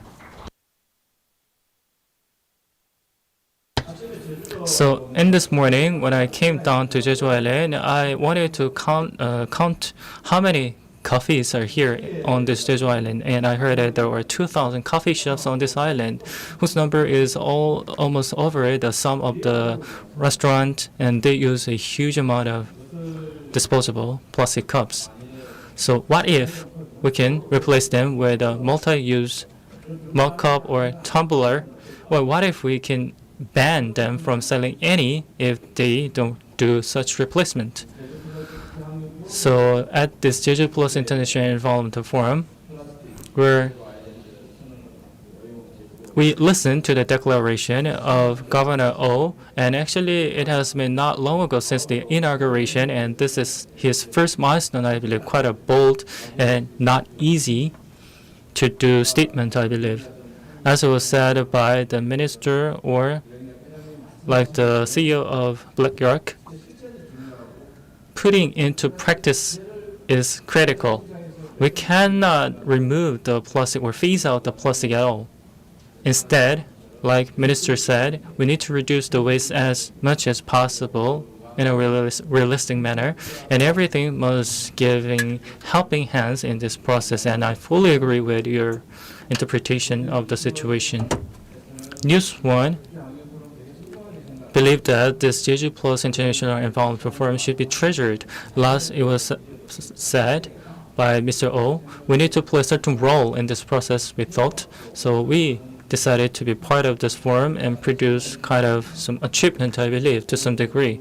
So the Jeju Island moved the first step at this forum, and the Jeju Plastic Zero Island Declaration could be one of the national agendas, and our journalists will fully committed to making that possible.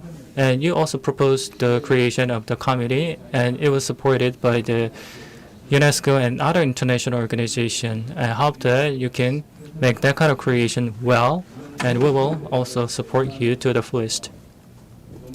the government, and if there is any national assembly or central government who are opposed to this idea, will criticize them. A while ago, Korea was recognized as a climate villain, but I believe we should be also called as a plastic waste villain because we produce a lot and waste a lot.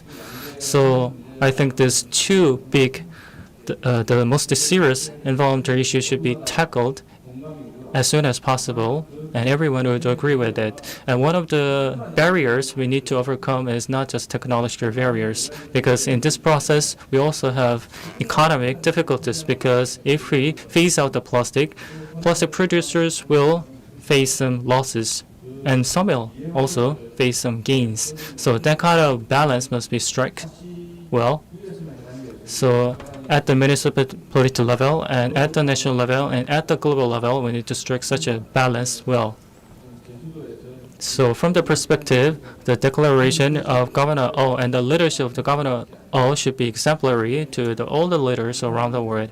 And I'd like to give the one round of applause to the Governor once again for his bold declaration. Thank you so much for your effort. And also my special thank goes to the Ministry of Environment, Korean Environmental Corporation, and Jeju Special Self-Governing Province for working hard. Thank you so much.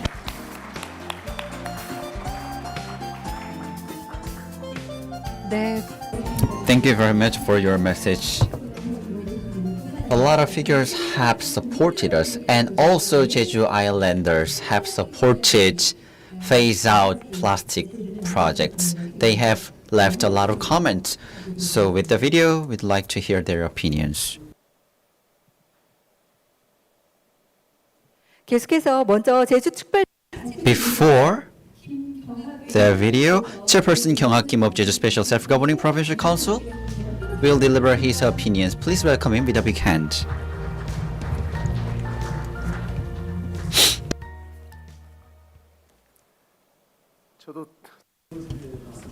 It's my second time to come up to the podium. Once again, I'm Chairperson Kyung-hak Kim of Jeju Special Self-Governing Provincial Council. Plastic-Free Island Declaration. I was asked to deliver his supportive messages for the declaration. I guess it's my turn is fifth turn. I guess previous speakers have made good points, so I don't know what to say, indeed. But anyway, I'd like to sincerely support and congratulate on the opening the declaration of PFI on behalf of the Council. Indeed, we need to reduce production to solve the plastic pollution issue, but it is not an easy task. We need to reduce consumption as well, and we need to increase recycling rate.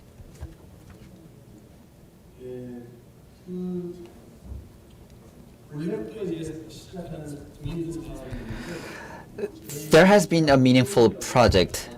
There is a small island called Udo with 1,800 population. It attracted more than 1.5 million tourists every year. And in that island, phase out single-use plastics was started.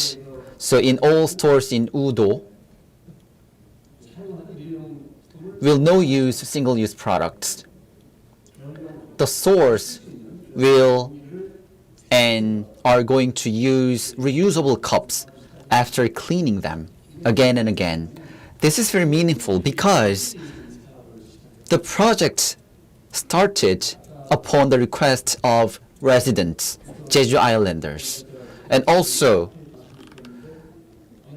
Executive Director of News One talked about the number of cafes in Jeju.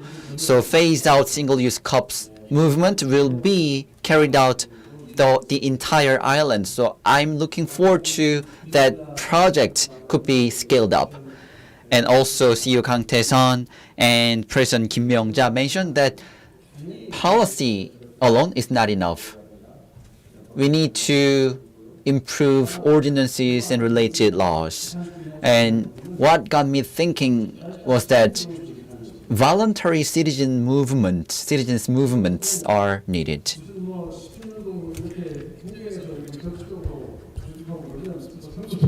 when a citizen campaign is organized by a public office, then some say it's like an election campaign. So even with that kind of misunderstandings, we need to carry out such campaigns. So this is what the previous speaker mentioned, that we need to educate children regarding the environment. And going forward, we need to carry out province-wide campaigns regarding human resources and human resources regarding authority. So we had some issues regarding experience-based hiring and So you may say this environment campaign is an election like an election campaign, but we need to do it. And we have Commissioner Song Chang-kwon today, and we need to talk together regarding climate crisis. We have listened a lot of opinions from the committee. So rather than comprehensive ones, we need to talk about the dump, regarding the dump of waste. So regarding that, we are going to create new policies and supportive measures to address this problem. Thank you very much. Thank you so much. And on behalf of the Jeju dwellers, Mr. Kim Byung-hak left us with a good message. And up until 2040, we'll phase out the plastic usage on this island. And we'll have an official photo taking session with all VIP guests so that we can make a memory of this moment. Governor Oh, Mr. Kim Byung-hak from the Provincial Council, and also President Kim, please come onto the stage, and Chairman Kang, Yoon Jong-soo, Kim Suk, Mr. Kang, Director Ha, Kim Tae-eun, Yoon-soo from Yusuwon, Jung Dae-yeon, Director of Center, Kang Seung-chul, Song Chang-kwon from the Environmental City Committee, please all come onto the stage.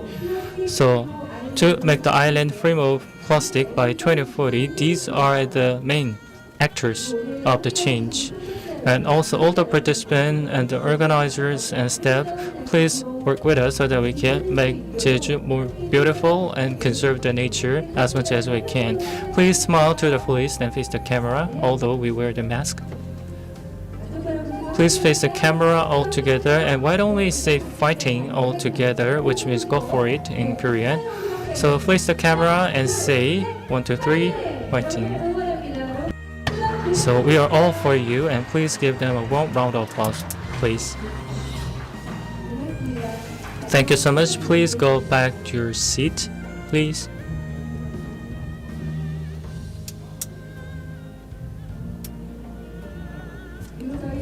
Also, we will begin the next session without further ado. Please remain seated. So to make the island free of island by 2040, it will be not an easy journey, but with your participation, I do believe that we'll successfully pull it through. So we will arrange the stage a little bit so that we can begin the next main session all together under the theme of plastic and biodiversity. And not just Jeju Island, but all the global society need to be preserved from the plastic pollution. And the question here is, what do we need to do as a solution to make it happen? So this main session will be a chance to talk about such a solution. So please stay with us in this main session as well. So we will arrange the stage a little bit and begin the main session. So beginning from today up until tomorrow, the forum will offer multiple sessions joined by experts and volunteer experts and corporate leaders, and not just the participants from domestic institution, but from overseas institutions are with us both on and offline. And please join us and engage in the discussion so that we can resolve environmental issues on the Jeju Island and make the nature cleaner on this island. As I said before, this year, the Environmental Forum is going to talk about the plastic and biodiversity in many aspects, because plastic and biodiversity is a main theme, and each subsection have their own sub-theme as well. So, like I said before, the Jeju Island will make the island free of plastic waste by 2040, as was said by the governor. Jeju visitors and Jeju city dwellers need to also work together so that we can resolve environmental issues by 2040 by removing the plastic usage as much as possible while improving the recyclability. All the online participants, please wait a little bit more so that we can begin the main session. So, dear online participants, please join our main session as well. And likewise, the Jeju International Environmental Forum will be done in both Korean and English. And also, 2040 Plastic Island Zero has been declared, and many ideas were generated by city dwellers. So we received some message from Jeju dwellers as well, and we will show you some video clip to listen to the ideas from all walk of life. Please watch the video together. 저희가 이제 4년 정도 활동을 했는데 쓰레기가 줄지가 않습니다. 매년 훨씬 더 많아지고 있거든요. 그 말은 더 많은 쓰레기들이 바다로 유입이 되고 있다는 얘기고, 우리가 가장 큰 자연인 바다를 쓰레기통으로 만들고 있다라는 얘기가 되거든요. 그래서 조금 더 많은 분들이 바다 환경이 얼마나 심각하게 변하고 있는지에 대해서 관심을 가져주시면 더 좋을 것 같고, 또 일상 속에서 쓰레기를 만들지 않는 그런 삶을 지향해 주시면 더 좋을 것 같습니다. 저희는 제주도의 청정 자연이 조상으로부터 물려받은 현재의 것이 아니라 후손들에게 잠시 빌려 쓰는 것이라고 생각합니다. 그렇기 때문에 저희는 반드시 제주도를 아끼고 사랑하는 그런 마음가짐을 가져야 된다고 생각하고요. 이러한 이제 마음가짐이 저희 도민뿐만 아니라 1,500만 여행객들에게 또 전파돼서 모두가 제주도를 아끼고 사랑하는 그런 이제 설악 여행을 했으면 하는 바람을 가지고 있습니다. 단 하나뿐인 지구, 단 하나뿐인 제주에 살아가는 모든 생명체들이 조화롭게, 평화롭게, 지속 가능하게 살아갈 수 있도록 오늘부터 나부터 플라스틱 하나 줄이기 함께해요. 제주도는 누구나 오고 싶어하는 섬, 아름다운 섬, 청정한 섬으로 알려져 있습니다. 근데 최근 이제 플라스틱 시대가 도래하면서 해양으로부터의 그 플라스틱이 굉장히 많이 발생하고 있습니다. 어떻게 유입되고 어떻게 지금 있는지를 철저하게 저희들이 분석하고 관리할 수 있는 방안을 마련함으로써 앞으로 좀 더 아름답고 깨끗한 제주 바다를 모든 사람들이 같이 공존할 수 있는 제주의 섬으로 만들 수 있을 것이라고 생각하고 있습니다.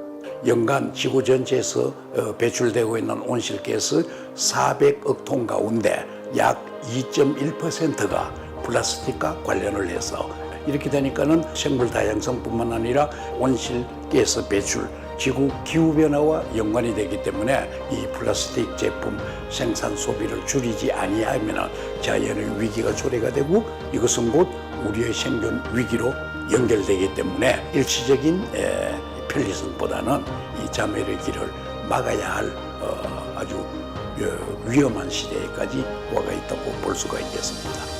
유네스코 제3관왕을 달성한 우리 제주도. 우리 제주도는 우리 모두의 것입니다. 아름다운 자연이 무분별한 플라스틱 남용으로 인해서 훼손되고 있습니다.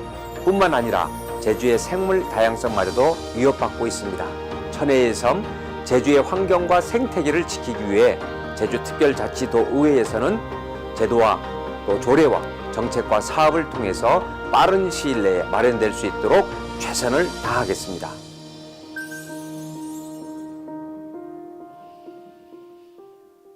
네, 이렇게 So many people have shared their opinions to support the initiative. We are going to commence the main session of the forum shortly.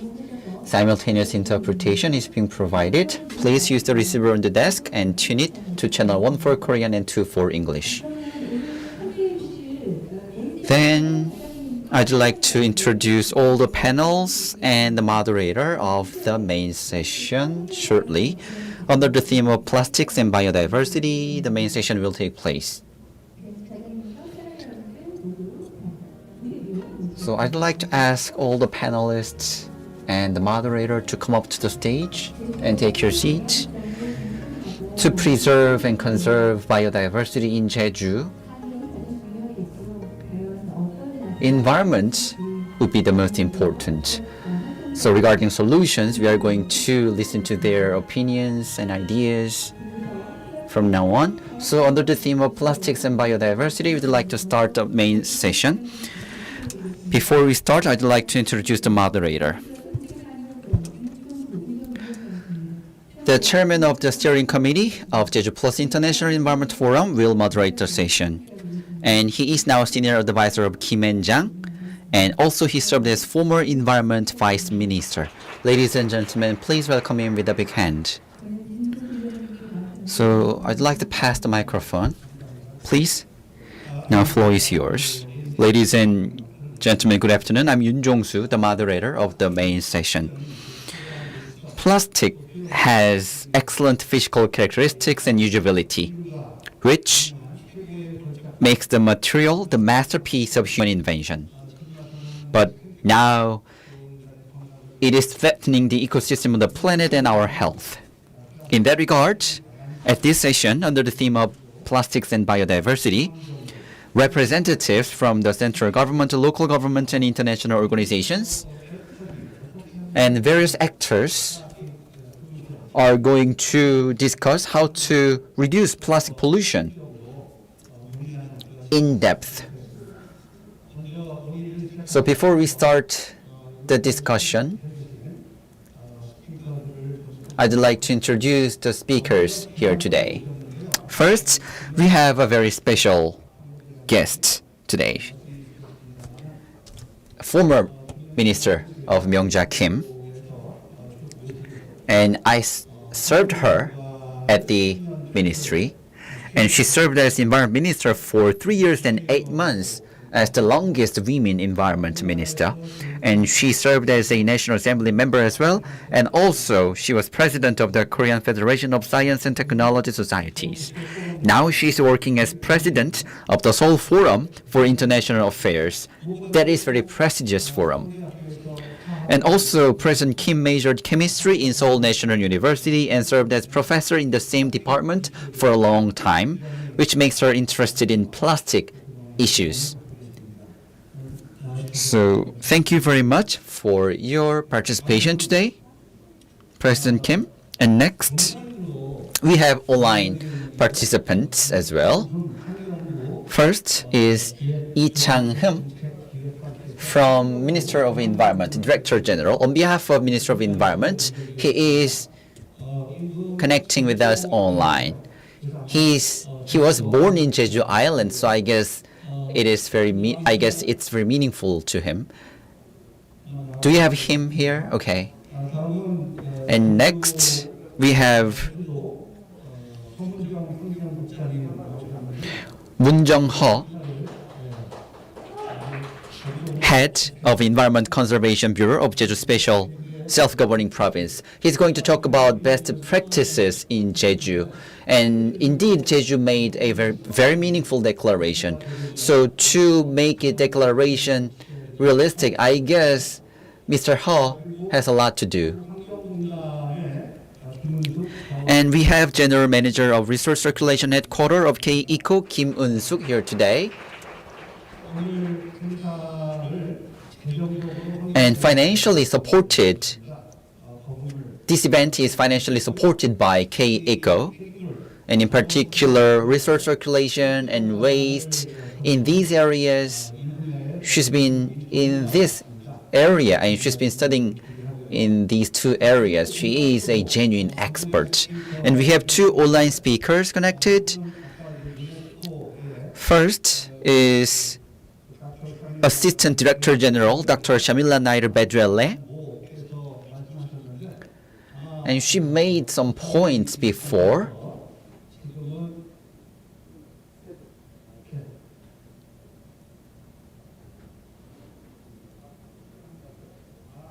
And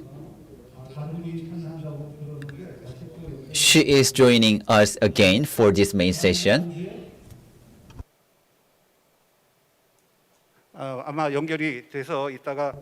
I guess we have her connected, so I guess once again she's going to make good points. 그리고 또 한 분은 아까 And the another line participant made greetings as well. She's from the IUCN, International Union for Conservation of Nature, Deputy Director General. She's Korean. We have Song Lee here today. Are you with us? Good to see you again. Good to see you again. Is it okay to speak in Korean, right? Okay. We are looking forward to hearing your opinions as well. So we have a total of 6 speakers for this main station. We are going to have an in-depth discussion. So I will ask just 2 questions. First question is about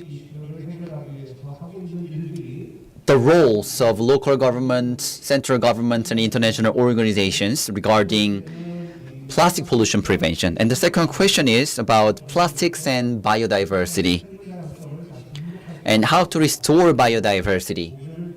So regarding that, we'd like to ask your opinions. That's the second question. So for the first question, President Kim, as I mentioned before, is an expert. So she's going to talk about comprehensive opinions, and then we'd like to ask detailed questions to other speakers. So I guess her presentation slides are ready.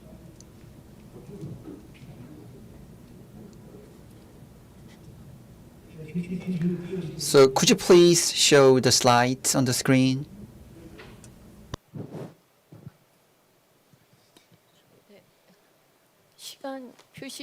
So may I have the time so that I can check how much time has left? So I have 15 minutes. Okay, 15-minute presentation. Please show the time on the display. Actually, this is the summary of my presentation. And can you put the timer on the display?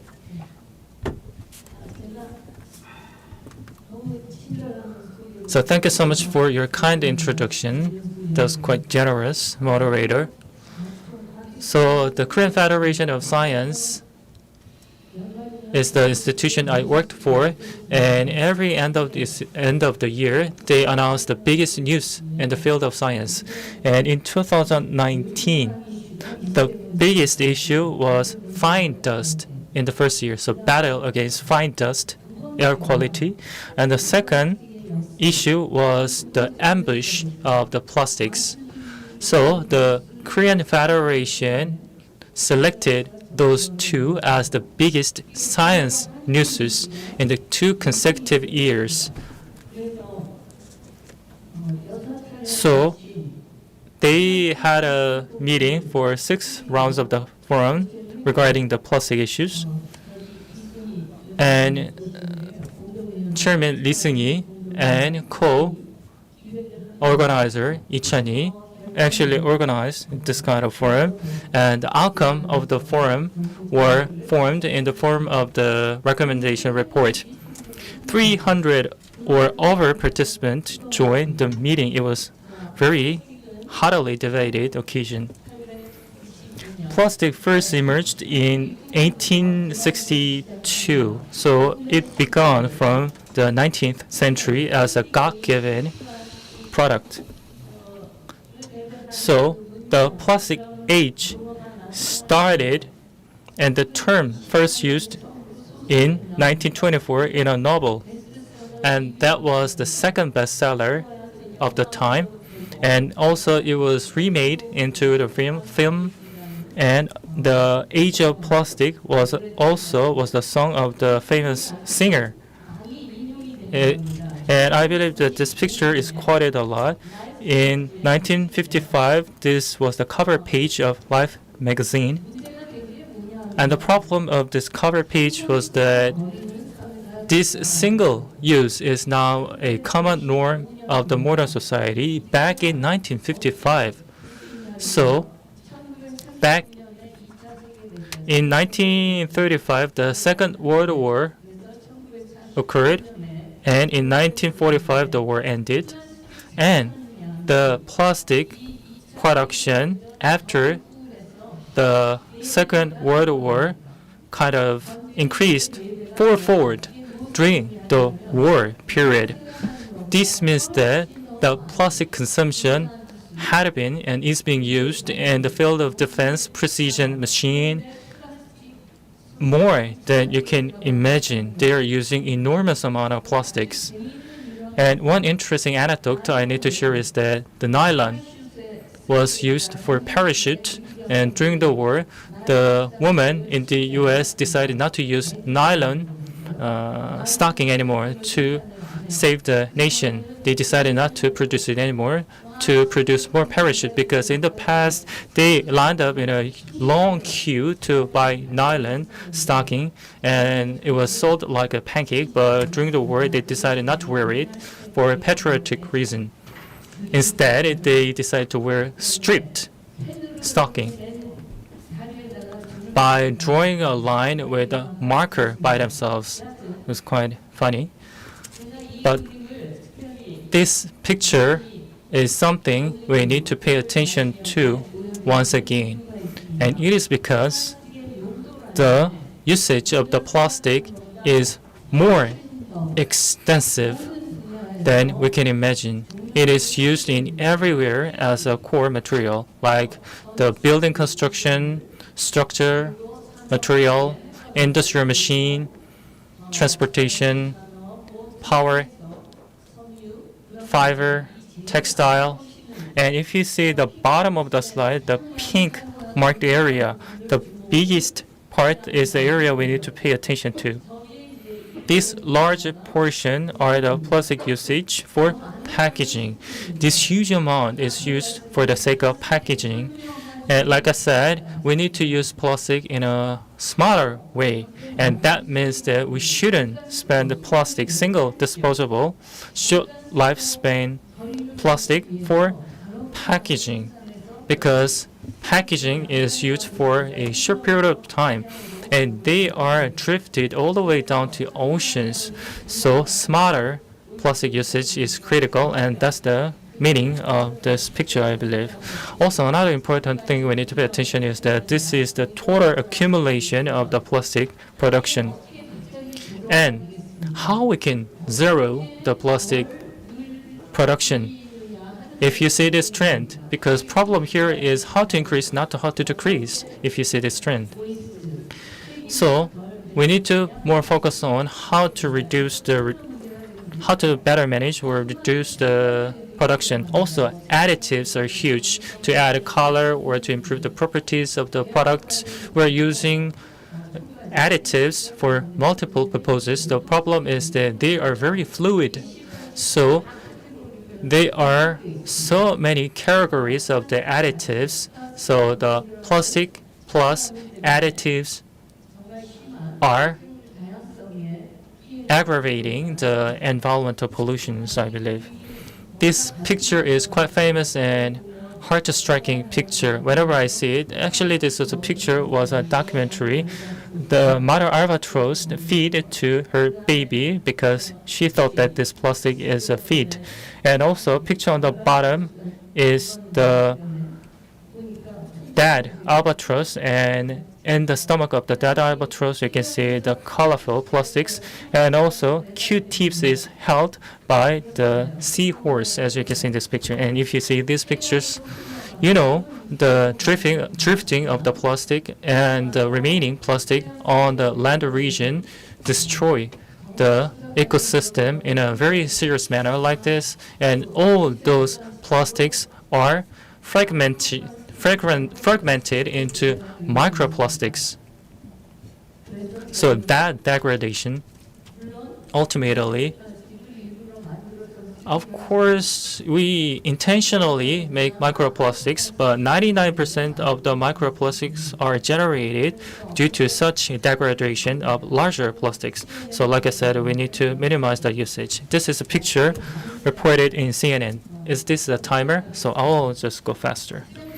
So we kind of turn blind eyes to this problem, and the biggest gray spot was that this waste mountain deposited in the less developed countries.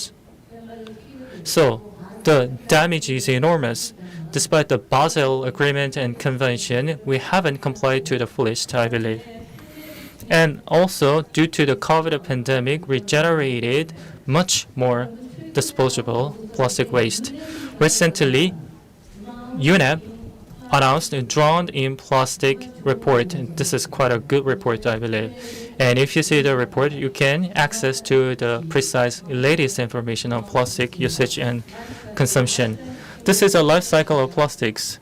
It takes 500 years and 30 years for full degradation, as you can see, when it is on the water. So they stay under the water for quite a long, destroying the marine ecosystem.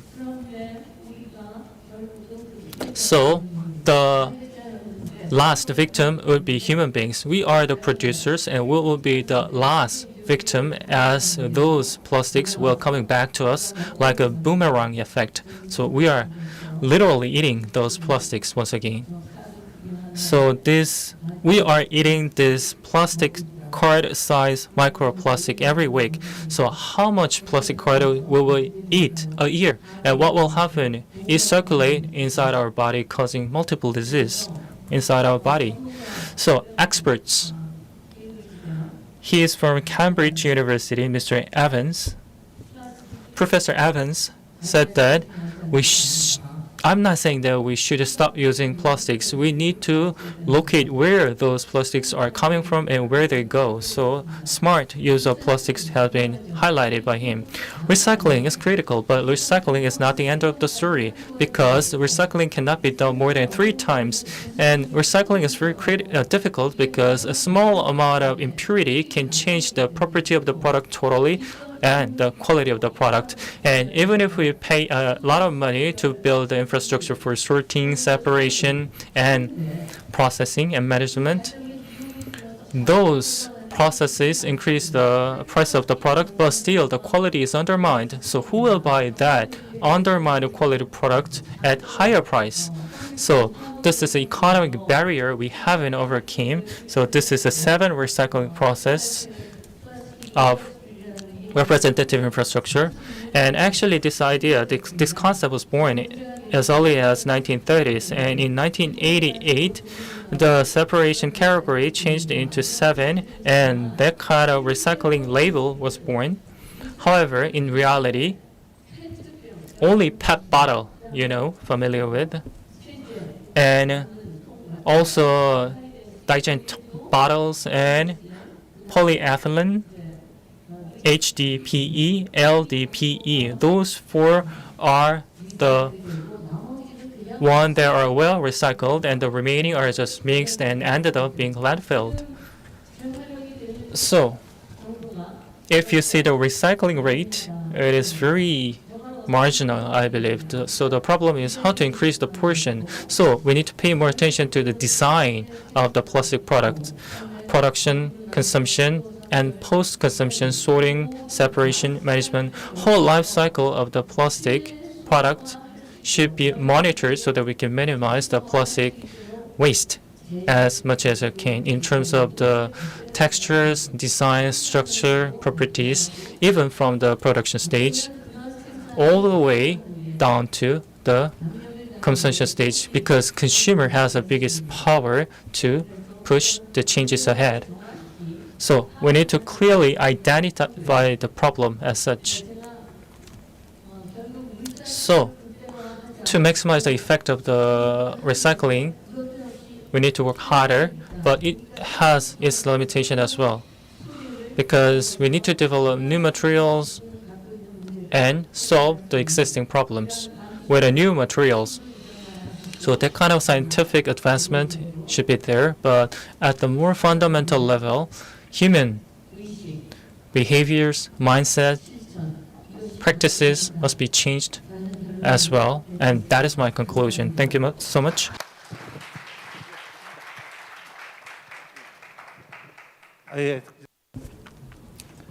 Thank you very much, Minister, for sharing your ideas and interesting photographs. Thank you for introduction. So you talked about a credit card. If you go to a China, they usually do not accept credit card. They use mobile phones. And indeed, I have a few credit cards, but when it comes to that, I guess we are a bit like behind China. So today we have so many guests as well as experts, and we have Jeju Islanders here today on site. So plastic issues are all of our issues. Maybe at the end of this forum and at the end of this session, I'd like to give the floor to all of you. So if you have any comments or questions, please do not hesitate and leave them. And let me introduce the next speaker. We have Director General Lee Chang-him of Ministry of Environment online. He's from the central government. And what kind of policies central government has? So I'd like to ask you to present for 3 minutes. 예, 이창욱장 들리십니까? Hear my voice? I think I cannot hear your voice. I think you're muted.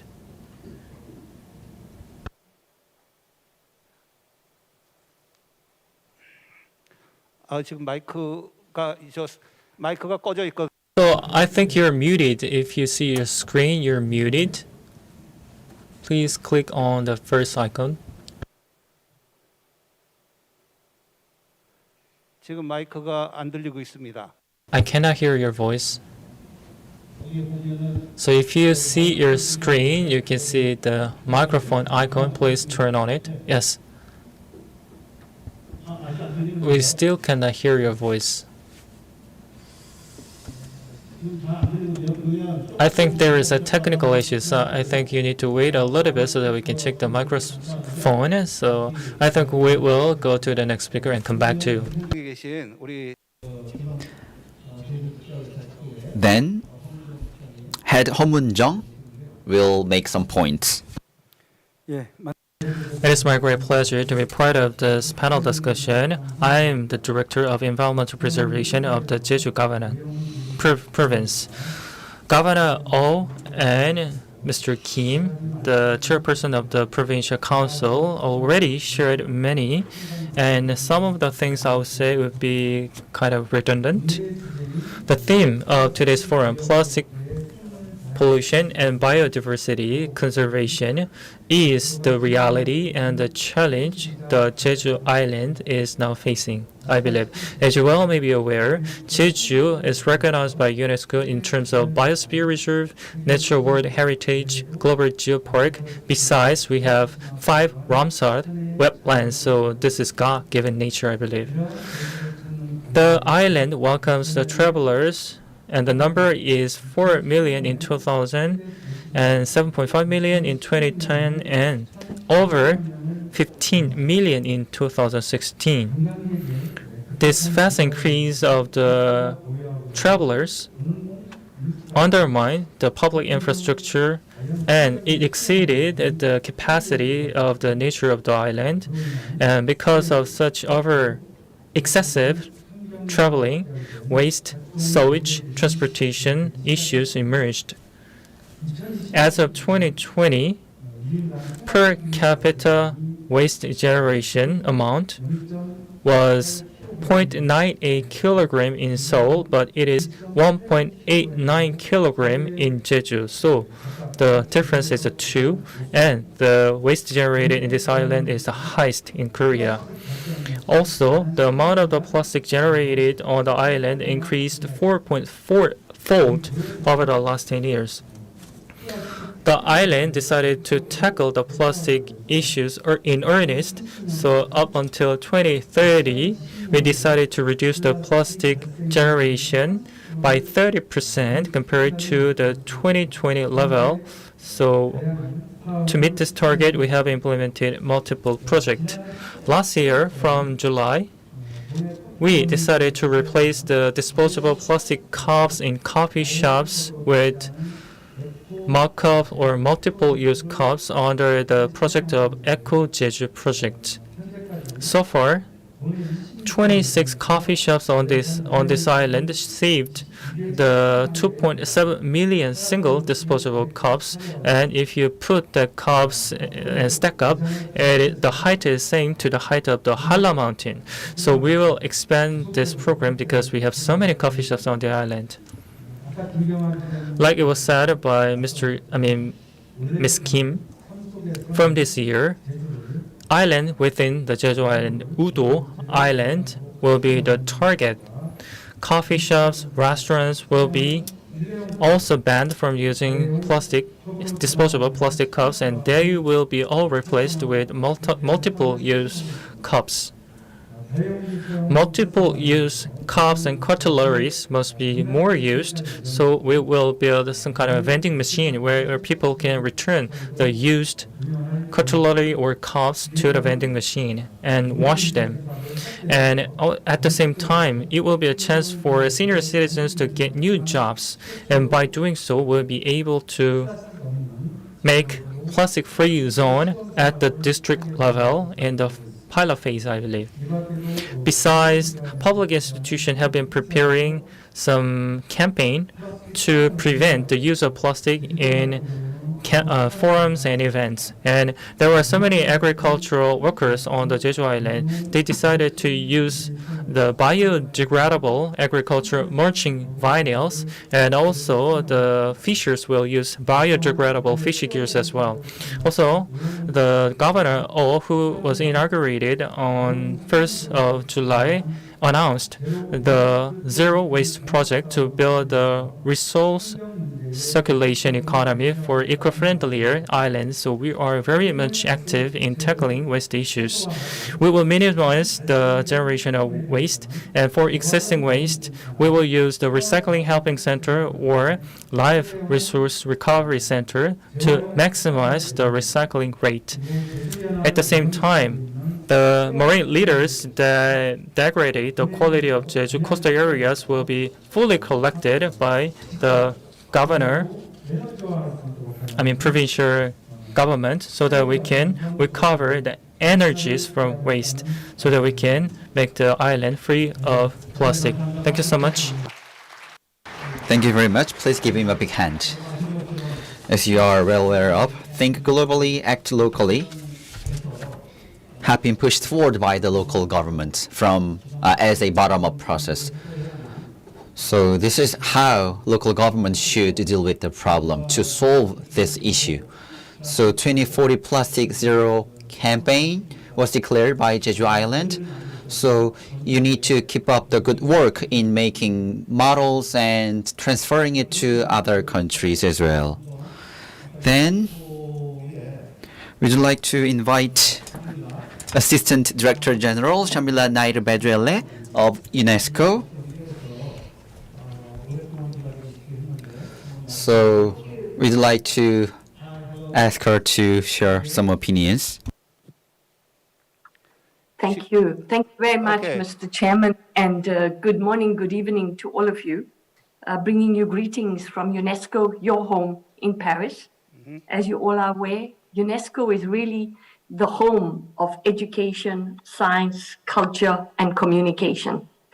And Korea is a very important partner in UNESCO in delivering all of its mandates. Today, more than ever, we have seen that if we really want to go 2040 plastic free, then we really need to bring on board the education, the science, the culture, and the communication. All of these are essential, not only to living in harmony with nature, but living in harmony with one another, and also in protecting our global public goods, our common good for the future of humanity. And that common good is our planet.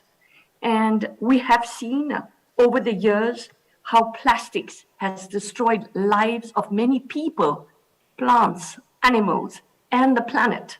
But we've also seen that plastic is also destroying our oceans from microplastic pollution. Plastics are also destroying our natural water resources. Plastics are destroying our biodiversity, which is the essential of humanity. So this initiative taken by the Republic of Korea and also the Jeju self-governing province government of Korea is really critical and sets a very high bar and standard for the rest of the world to follow. So my sincere congratulations to the Jeju self-governing province for this exceptional initiative, which we hope other countries in the world will be able to follow. Now, this is an example of how local governments think locally and are acting globally. Preventing plastics and banning plastics at local level will have a worldwide impact because we all live in a global interconnected world. And plastics between countries travel in oceans, in water, and within the biodiversity. And when we kill biodiversity in one country, we are killing our biodiversity for the world and for humanity. So therefore, this initiative is protecting our common heritage and our planet, our oceans, our water systems, our ecosystems. So thank you very much and congratulations to you for the 2040 plastic free initiative. This zero plastic use by 2040 will raise the bar also for other countries to collaborate.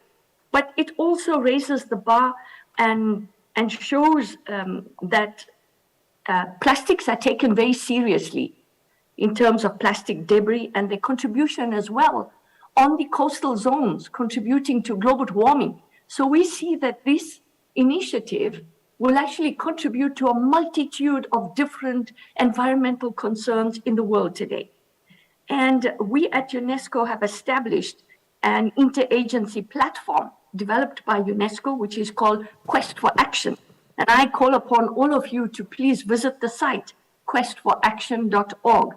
It gives you an idea of the challenges of plastics, environmental, health, and economic.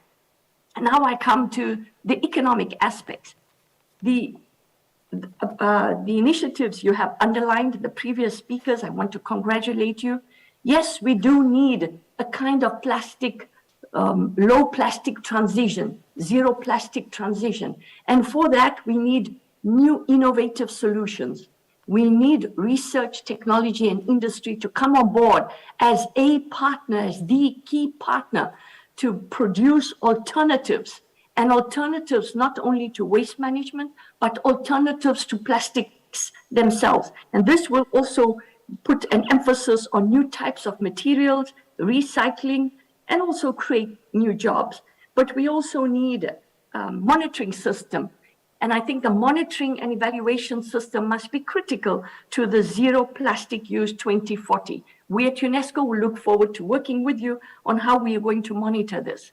And finally, let me call upon the role of education. We need to educate from lowest to highest level on how plastic kills. We must educate down with plastics. So this is the message of UNESCO today. And I believe that children are the best carriers of these messages for the future of the planet that they would want. We must put to service all our science and scientific knowledge. And in that spirit, UNESCO has developed the Open Science Recommendation in order to enable countries across the world to share scientific information on what plastic is doing to killing nations, killing oceans, killing our biodiversity. So plastics and biodiversity are really critical. They are part of the same coin. We cannot have biodiversity with plastics. We can only have biodiversity without plastics. So there are two sides of the same coin. So down with plastics, because plastics kill humans, biodiversity, our nature, and our planet. So thank you very much and looking forward to working with you. UNESCO is your partner, and this triple crown jewel, World Heritage, Geopark, Biosphere Reserve, brings together all of UNESCO's programs, valorizing what Mother Earth can offer to us. So it's our role right now to ban the plastics, down with plastics. Thank you very much and congratulations. Thank you, Jeju Shamila. Prophet. Thank you. Yeah. Firstly, thank you very much for your sacrificing early morning hours for us. And you emphasized the role of local government to tackle the plastic issues. And you emphasized also the importance of the education. So can you stay longer? We have second question later. Please stay with us until the second question. 다음은 우리 한국 So I'd like to give a floor to Ms. Kim Eun-soo from Environmental Corporation to listen to the activities of the public institution. Please. 3분 정도로만. 3 minutes. Thank you very much for your kind introduction. I'm General Manager Eun-soo Kim of Resource Circulation Headquarters of Korea K-Eco. We have a lot of work to do, and we have done a lot of works, but I'm going to be brief. To protect UNESCO Triple Crown Island, I'd like to congratulate all of you on the declaration of it. So we have a lot of concerns regarding land plastic pollution and ocean waste plastic pollution. So I hope the declaration could be very helpful to achieve and to be plastic-free island. And we are carrying out many policies. So we aim to reduce plastics and promote recycling with policy support and several institutional frameworks. And since 1980s, we have implemented a lot of institutions, but it was not effective as we anticipated. So we adopted EPR from Europe. So since 2003, we have carried out EPR system. And to reduce plastics, we carry out waste charge system as well. And also, we have been implementing EPR over the last 20 years so that producers are bearing the cost for recyclings. So packaging materials will be produced 1.69 million tons, and waste has been increased. Also, per capita plastic packaging consumption is about 67.4 kilograms, thereby making us the second largest plastic user. So we need to improve our institutions and policies to reduce plastic waste. So to reduce plastic production and waste in the first place, we need to carry out a plastic packaging assessment system to improve properties of and materials of plastic products. So the waste of plastic waste has increased 3.3 times to 269,000 tons, and we were able to save a lot of plastic waste. And so in just 1 year, in 2021, 57 companies released no-label PET bottles. And also, Lotte Chilsung, for the first time in 34 years, changed their PET bottles to non-colored one. And also, recycling and reusable repackaging, unnecessary packagings have been banned and stopped. So we have carried out packaging material assessment, and to reduce the number of packagings, we regulated the over-packaging of products. And also through consulting and opening information, we have been promoting this eco-friendly culture. And before 2020, a lot of improvements have been made when it comes to packaging of products.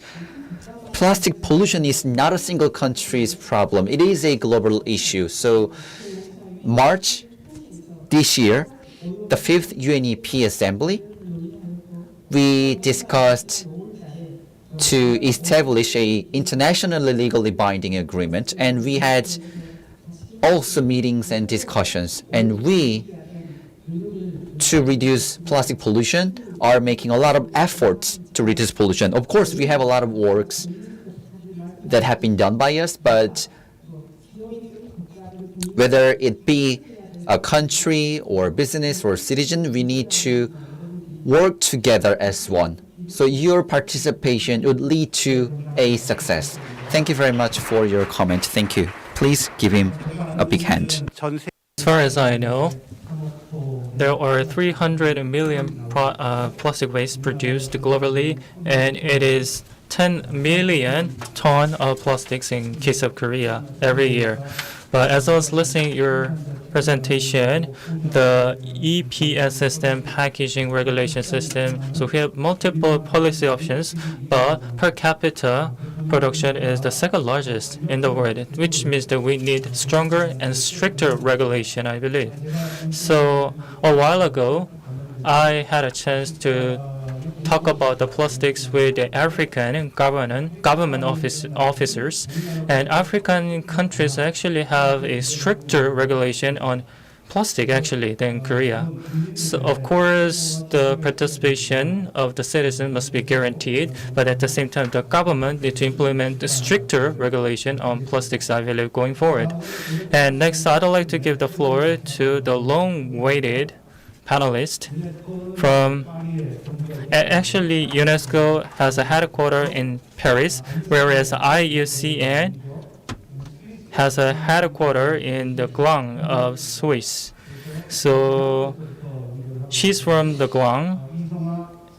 I'd like to give the floor to Lee Seung-ho once again, please. Thank you very much. So I'm going to speak in English since I have been briefed in English, so please understand this. 통역 서비스가 있으니까 마이크로. Interpretation is being provided, so please use the receiver. Thank you.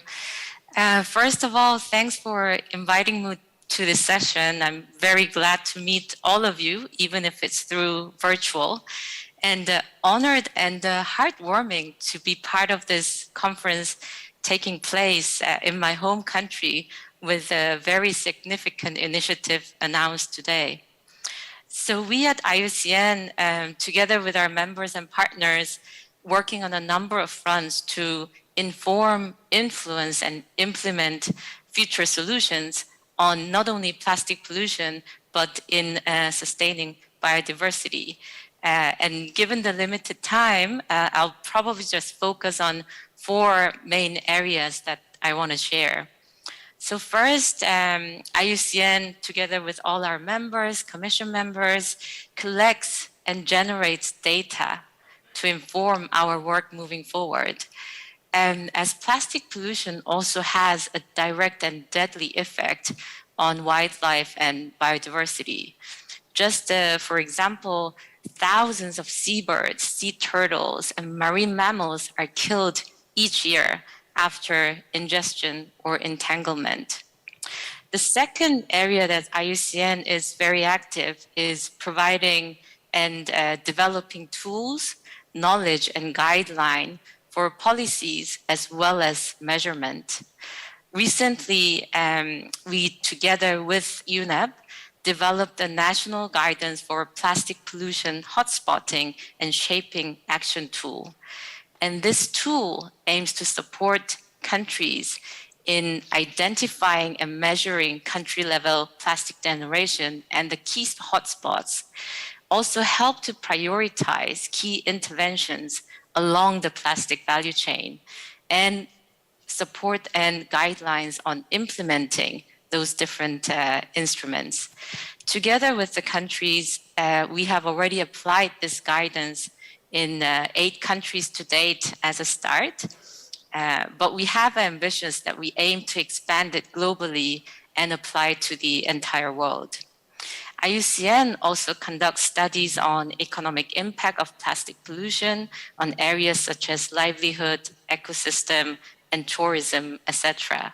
And all these data, knowledge, and tools should inform and help shape global, regional, and national policies and instruments, as well as local initiatives.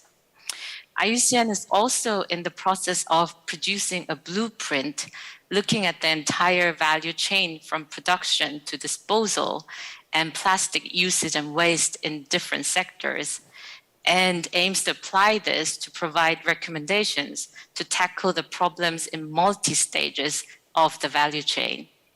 The third areas that I want to highlight is IUCN, together with our members and partners, uses this data, tools, and knowledge to implement and collaborate on concrete projects regionally, nationally, and locally. And these includes capacity building projects for our members, such as government agencies, subnational authorities, provinces or cities, international and local NGOs, and more recently, together with the private sector as well. Some of the key elements of these capacity building projects includes supporting and developing, measuring and setting scientific targets, implementing projects to reduce pressure on biodiversity, and identifying priority intervention at national and regional levels, as well as developing key indicators and build the capacity to continuously monitor plastic waste and leakages, among others. The last point I want to mention is we at IUCN, as the global union with more than 1,500 members, including government, NGOs, academia, research institutions, we mobilize and build a collective voice and commitments of our members to influence and shape global frameworks, but also drive movements in local level. And this morning, what we heard as undong, that we need to have local undong. IUCN, for example, at the last World Conservation Congress in Marseille, our member passed a resolution to support the adoption and implementation of future plastic treaties. There were other resolutions related to plastic pollution in protected areas as well. And in 2021, IUCN passed a resolution that calls for stopping the global plastic pollution crisis in marine environment by 2030. There are many other work that I would love to share, but feel free to visit our website, iucn.org, and learn more about these initiatives. The final thing I want to say is we cannot separate ourselves from nature. What we eat, what we drink, what we breathe, it's all nature and biodiversity. And we as humans needs nature more than actually the nature needs us. We are here together to work with you and looking forward to the next part of the discussion. Thank you. Thank you. 박수 부탁드립니다. Thank you, Sangha Lee. You have introduced the activities of IUCN related to plastic pollution. The second question will be how to recover the biodiversity from the plastic pollution, but you already touched upon the second question, so you can skip the second question and you can deliver the last take-home message at the conclusion. Okay, 그러면은 이제 아마 So I believe that I'd like to give the floor to Mr. Lee Chang-um once again. Yes, I'm here. So what is the role of the central government? You listen? Yes, clear and nice. I beg your kind understanding. I used a different device, so there was a technical glitch. So thank you so much for your invitation. And at the very beginning of the panel discussion,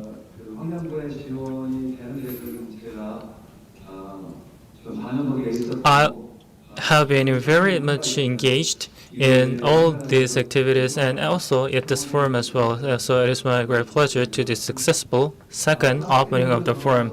So backing on to the plastic issues. So like I said, 10 million plastic of waste are generated every year. But as far as I know, in 2018 or 2018, the amount was 14 million ton, and 45% of them are consumed within Korea, which means that 45% of 14 million are actual plastic remaining in Korea. If you see the per capita usage, it is one of the highest in the world. I believe it is the second largest in the world as far as I know. So up by 2030, the plastic production in Korea will reach 17.4 million and the domestic consumption will reach 8.6 million or more. Also, moreover, because of the increasing number of single households and because more food delivery services, the single-use plastic will only increase going forward. So plastic waste issues will be more worse and worse. So we need to pay great attention to it. In 2020, December 24th, the government announced the phasing out of plastic campaign at the national level. And the plan says that by 2025, the waste plastic will be reduced by 20% while increasing the recyclability of the plastics by 70%. So reducing waste and increasing recyclability has been implemented by the government. Based on such legal and institutional framework, the Ministry of Environment has been implementing multiple programs, and let me share some of them. Like it was said by Mr. Kim Eun-suk, some might be redundant, so I'll be concise as much as I can. First, the raw materials and the production. So from the production phase, the material should be standardized and recyclability must be improved. So that is one focus of the problem. For example, if the product is made of multiple compounds, it will be categorized as hard to recycle. We have 4 grading system, and grade number 4 is hard to recycle. If it is labeled as hard to grade, it should be written on the product label, and the companies who are producing such products will have kind of incentive to increase the recyclability of their product. Also, in the process of consumption or distribution, disposable plastics will be curbed by multiple measures. So the Ministry of Environment have been implemented many regulations on the ban of plastic usage or reduction of plastic usage. And besides the plastic single usage straw or steering straw or water tissue, wet tissue will be regulated in the near future. So the regulation range will be expanded going forward. Also, as you know, in Korea, there were so many disposable cups being used. Around 800 million cups are used every year, and only 5% of those cups are recycled. So actually, it was planned for the first half of this year, but it will be done within this December. The single cups will not be used in the coffee shop as more. Instead, they will give multiple-use cups by receiving some fees, return fees. So that kind of effort will be done beginning from this December. In the process of collecting and separating the waste, we will modernize the infrastructure and facilities so that we can reduce the burden of the separation of the general citizens. For example, we will implement robotic or advanced R&D technologies, and the amount of R&D support will be 49.2 billion won. So optical separation sorting system will be miniaturized as well so that we can ease the separation. Finally, high-quality recycling. We will use thermal hydrolysis technologies so that we can increase the recyclability of the raw materials. For the stable supply of raw materials, we will create a specialized sorting facilities, and also will create a facilities that sort and separate the waste bags, and also the recycling material facilities will be built in each region. Thermolysis technologies will be implemented for the hydrogen raw materials, and also vinyls byproducts will be used for the public thermohydrolysis facilities, and the unit will be 10 by 2026. That was an overview of the recent government plans. So these are all government plans, and the policies and the campaign of the government will not be enough to tackle the plastic issues, because in reality, municipalities also need to work harder to actually implement those policies into practices. So the mindset change and the effort of the municipalities must be there as well, not to mention the engagement of the citizens and the producers as well, who can reduce the plastic consumption from the beginning. From the production phase, so all our effort is needed. Thank you very much. Please give him a big hand. So he took office just 2 days ago, so I guess you must have studied a lot. Since we have started 10 minutes behind, and we have 10 minutes left. So regarding the second question, I'm not going to ask this question to all of you, so I will invite just one or two of you, and then we will take some questions from the floor. Person Kim, regarding biodiversity, how can we restore biodiversity damaged by plastic pollution? I'll be concise. As I was working as a government officer, I realized that why Korea use this much plastics? Why we have this huge amount of plastic waste? And then I realized that we have no natural resources at all, almost. But we achieved huge economic development, which dazzle the global society within a short period of time. So that means that our economy is very much export driven, and now we emerged as the 10th largest economy. We have no natural resources, but we achieved huge economic development, industrialization, and remarkable export volume. So not just plastics, but all the materials, the manufacturing industries are quite strong in terms of presence in Korea. Since we don't have any natural resources, we had no options but to use artificially made materials to come this far. But regrettably, the natural capacity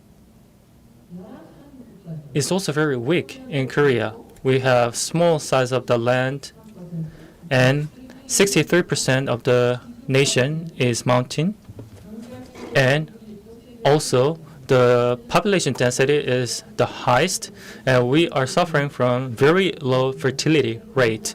So this is quite a dynamic situation in Korea. So despite such difficulties, we achieved this huge economic development, which means that we had to use plastics and other artificially made materials. So we came this far. I know that. But the global issue nowadays is sustainable development. And, for example, let's be very narrow. The plastic pollution issue should be tackled at the global level. This is one of the most urgent global issues. So what do we need to do as Koreans? Because we came this far very well, and the question here is that we need to change the target and march towards the new target for eco-friendliness nature. But we came this far without any natural resources, so I believe that we can make that kind of transition without natural resources once again, with the power of technology and the consensus of the citizens. So all the economic stakeholders need to join forces together to flesh out plans and put those into practices. I think it is viable. So the government role is critical, and the role of the civil organization is critical as well. So we have so many work to do. So now we are at that critical juncture. But it is also true that we achieved this economic growth in that short period of time, and there are many things I feel regret for, because whenever I go to work for my company, I usually go to restroom, and I sometimes wonder how much toilet paper are used. Most of them use more than just one piece of paper. They usually use more than two. I usually do everything with just one piece of paper. I clean up my hands and bring the paper onto my office and just clean up my desk or something else. So you might think that I save money too much excessively, but I think that tells what is important at this time of the day. So that kind of consensus or feel of sympathy must be formed within the society that we need to conserve. So my expectation is that last March, UN General Assembly, Environmental General Assembly, UNEA, announced that up until 2024, they will make a legally binding measures against the plastic usage, and Korea should be part of this effort. So, of course, each country have their own situation. So, by taking those characteristics into perspective, we need to go towards to tackle this common global issue of all human beings to reduce the plastic consumption. I hope that we can have more smarter regulations. So I hope that Korea can be one of the front runners in this change, I believe. Thank you. Thank you very much, President Kim, for your message. Speakers from abroad. We don't have much time, so please share 1 or 2 minutes your message, take-home message. Shamila first, and then next, Songa. You have the floor, please. Thank you very much, Mr. Moderator. I'm really deeply humbled and by all the discussions that have taken place today. I want to sincerely congratulate the Republic of Korea and Jeju self-governing province and the government for taking on board this innovative, unique opportunity, but also for taking on board the question of plastics. So thank you very much for inviting UNESCO. Now, I would like to say that Jeju Island is a treasure, a unique treasure, because we see different kinds of nature being brought together.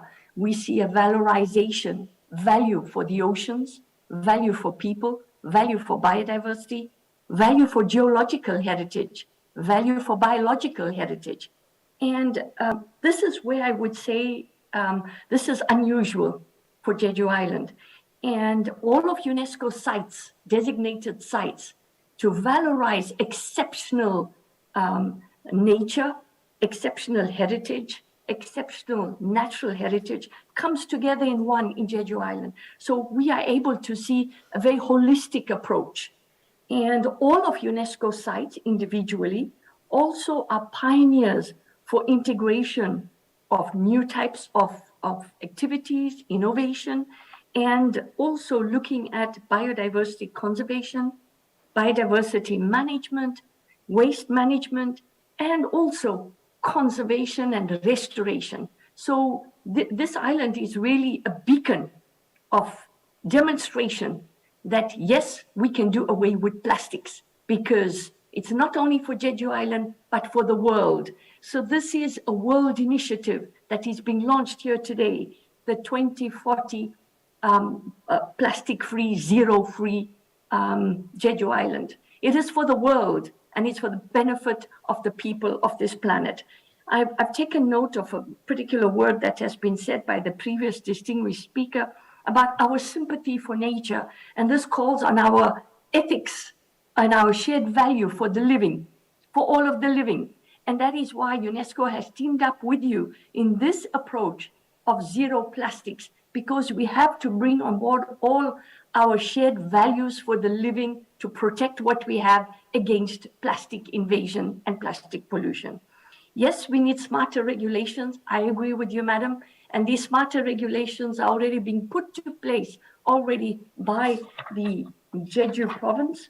And the Jeju self-governing province is taking the lead in here in putting together unusual policies. So congratulations to you. We look forward to working with you. And please kindly note that we must start with our education and our science systems. And UNESCO is your partner.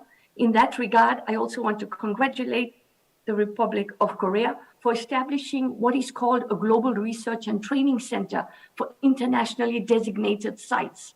This GCIDA is part of the network of over 80 Category 2 centers of UNESCO. And these centers take a long time to be approved. They're specialized centers of excellence. And in 2019, the UNESCO General Assembly approved the establishment of the Global Research and Training Center for internationally designated sites as a Category 2 center in Jeju Island. The main objective will be to provide research and training globally for improved management of internationally designated sites, namely biosphere reserves, World Natural Heritage Sites, global geoparks, Ramsar sites, and all other sites, multi-internationally designated sites, in a coordinated, integrated manner. And we can demonstrate within our sites that people can live in harmony with nature, people can reconcile with nature, because in UNESCO biosphere reserves across the world, over 275 million people call biosphere reserves their home. So by calling it their home, they need to ban out the plastics. Thank you very much for this initiative. Looking forward to working with you, and congratulations to all of you, and especially for this innovative initiative. Thank you very much. Thank you, Shamila. Thank you very much. Thank you very much. As you mentioned, I'm looking forward to continuous collaboration between Korean government and local government and UNESCO. Thank you very much for joining us today. Thank you. And Sung-Ah Lee, you have the Thank floor. you. Thanks. I'll try to be short as well. I'm actually very glad to hear the comment on the UNEA resolution to end plastic pollution.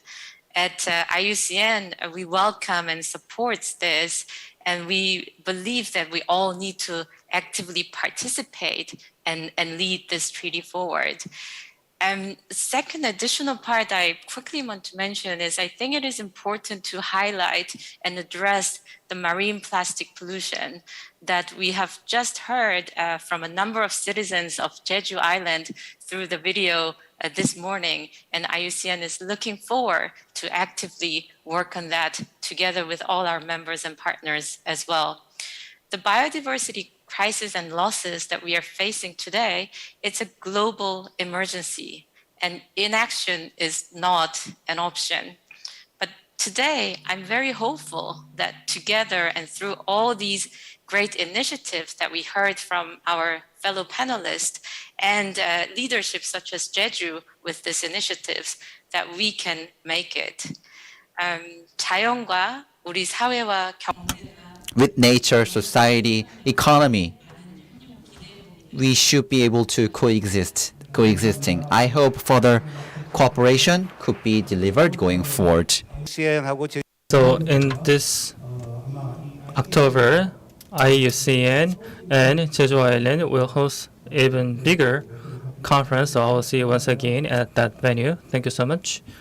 So now I'd like to give the floor to the audience to receive some questions from the floor or even comments from any participant. Please raise up your hands and say any. Yes, gentlemen at the front row, please deliver the microphone.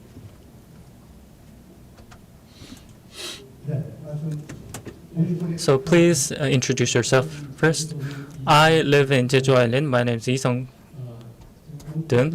And as I was listening to your presentation and panel discussion, one thing came to my mind. One presenter actually said that going forward, the plastic usage, 91% of the plastic will be incinerated or landfilled, and 9% will be recycled.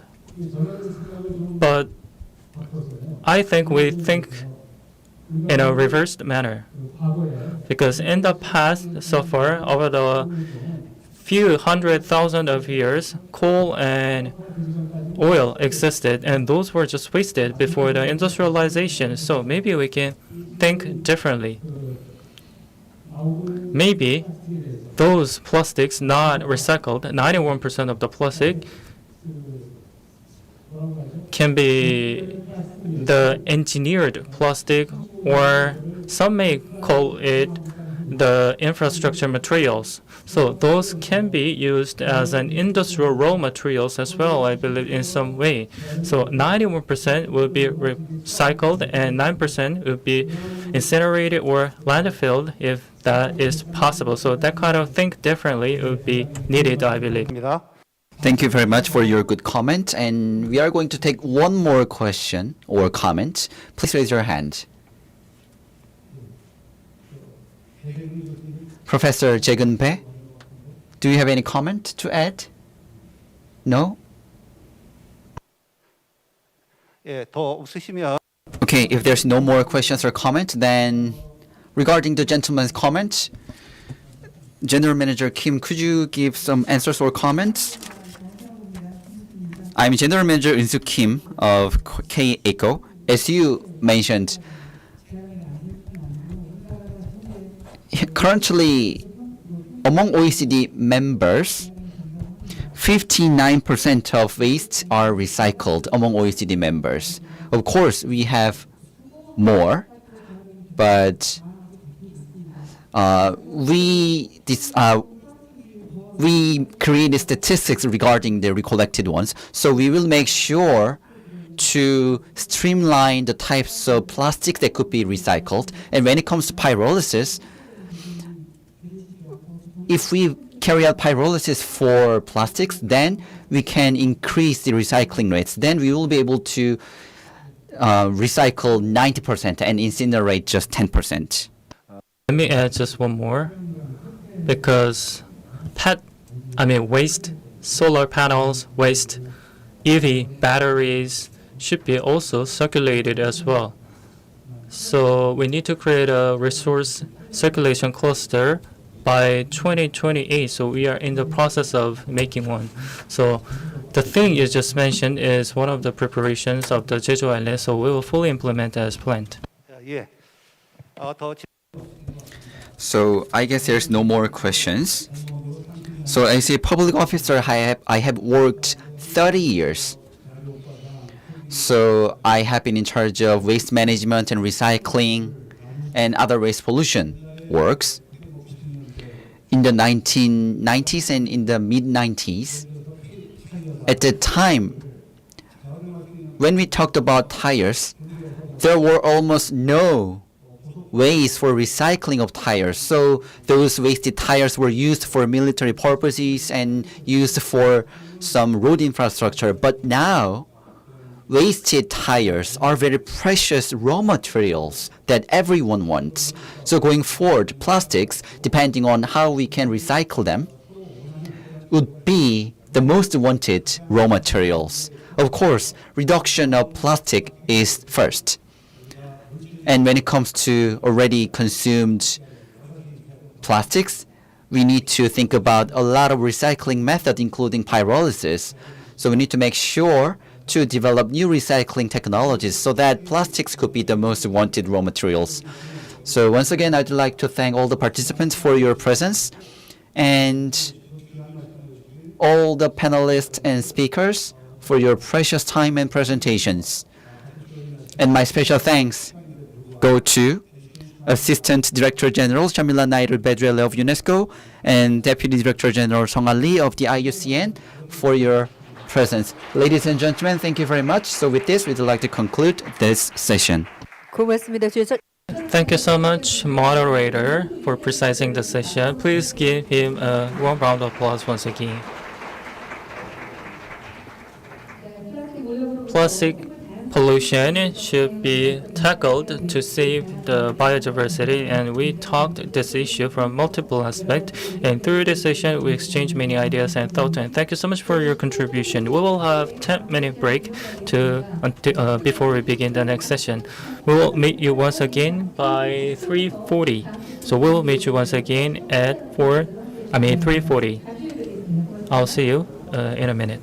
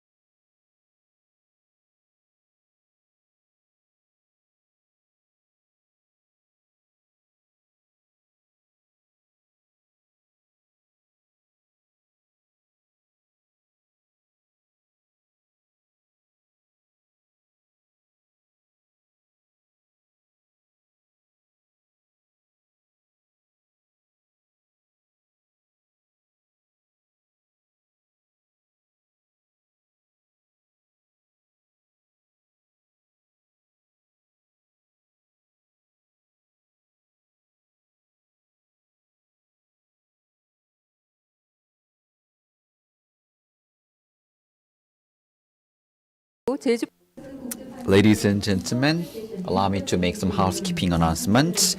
The first part of the session 2 of Jeju Plus International Environment Forum will take place. Please make your way to the hall and take your seat. Simultaneous interpretation will be provided as well throughout this forum. And please tune the receiver to channel 1 for Korean and 2 for English. 다시 한번 안내드리겠습니다. 곧 제주 Ladies and gentlemen, the part 1 of the session 2 of Jeju Plus International Environment Forum will take place. Please make your way to the hall and take your seat. Simultaneous interpretation will be provided at this session as well. Please find the receiver on the desk and tune it to channel 1 for Korean and 2 for English.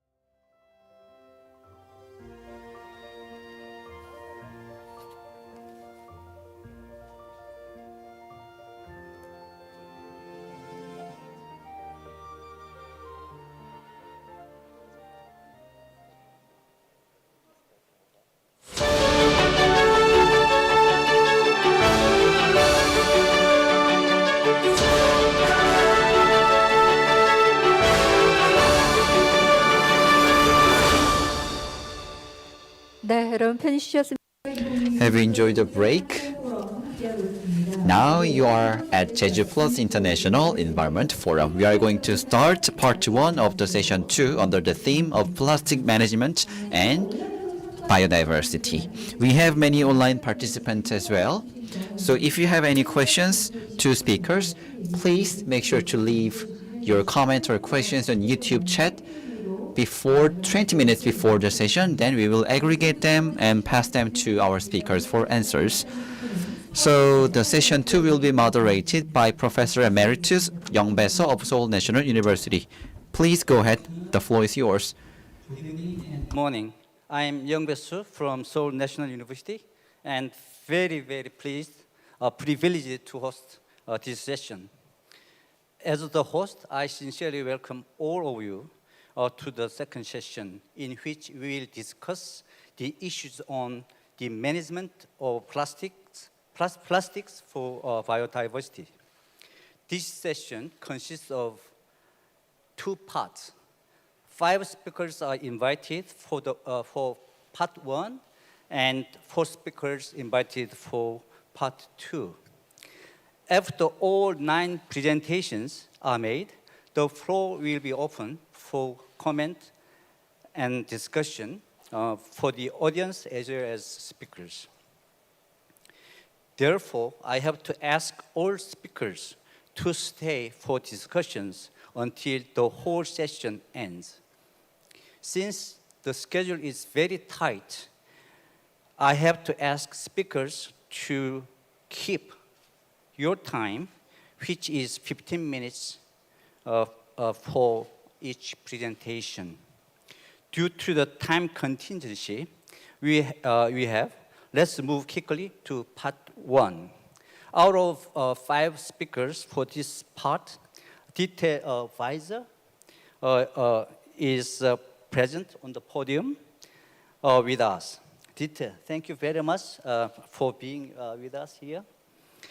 You are the Executive Director of Innovation Center Denmark at the Embassy of the Denmark in Korea, right? Is that right? Would you like to add more for the introduction on yourself?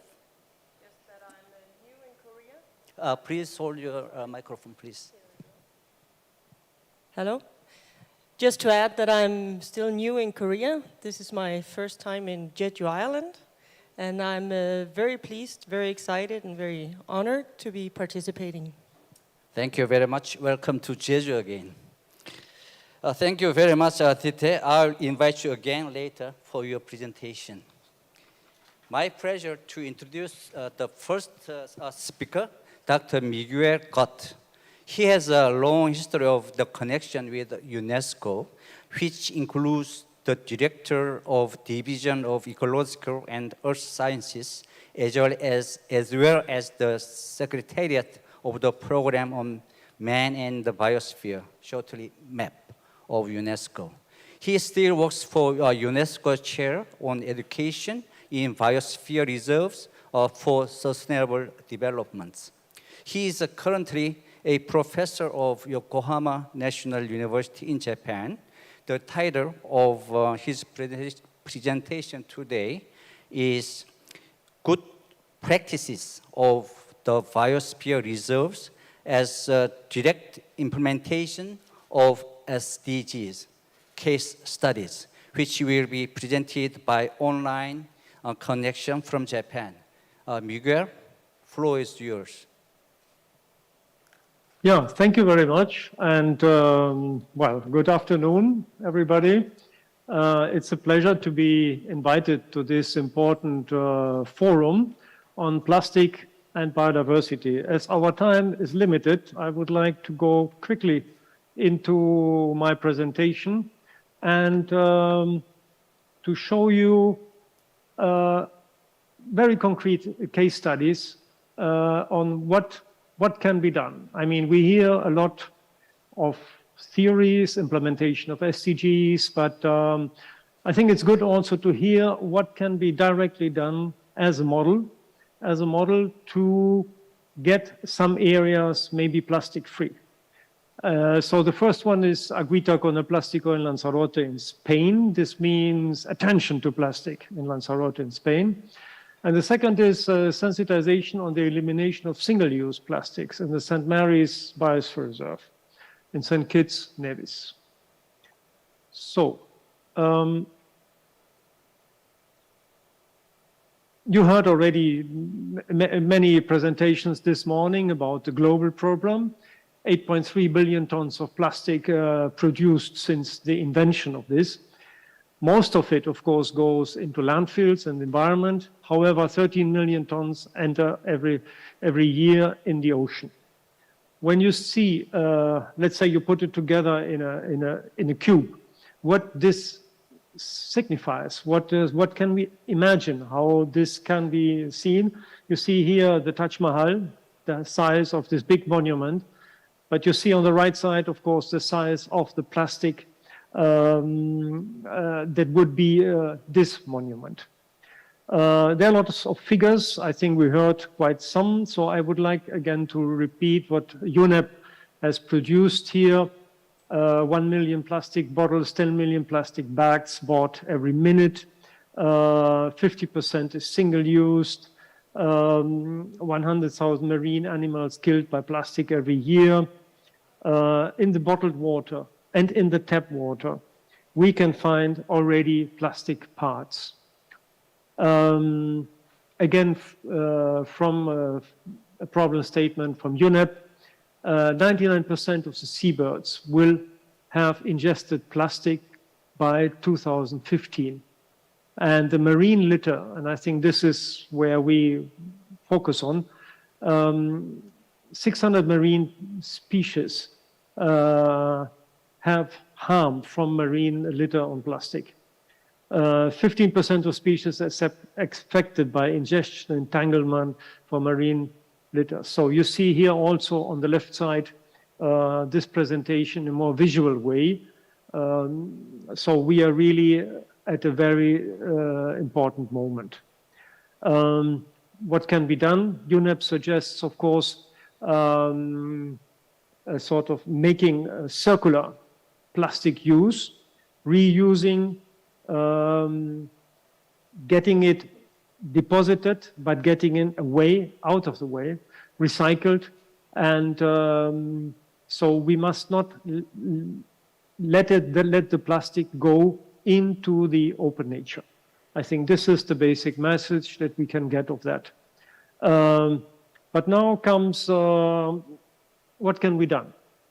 You heard already earlier the Assistant Director General for Sciences for UNESCO, Shamila Nair-Bedwell, speaking on the UNESCO sites, and I would like to focus here on the biosphere reserves. Why this? Because Jeju Island is the biosphere reserve and a very prominent one. But they are, as of the decision 15 June of this year, 738 sites in 134 countries that have biosphere reserves. This includes, when you push all this together, the size of Australia, more or less 7 million square kilometers, and 276 million people live in these areas.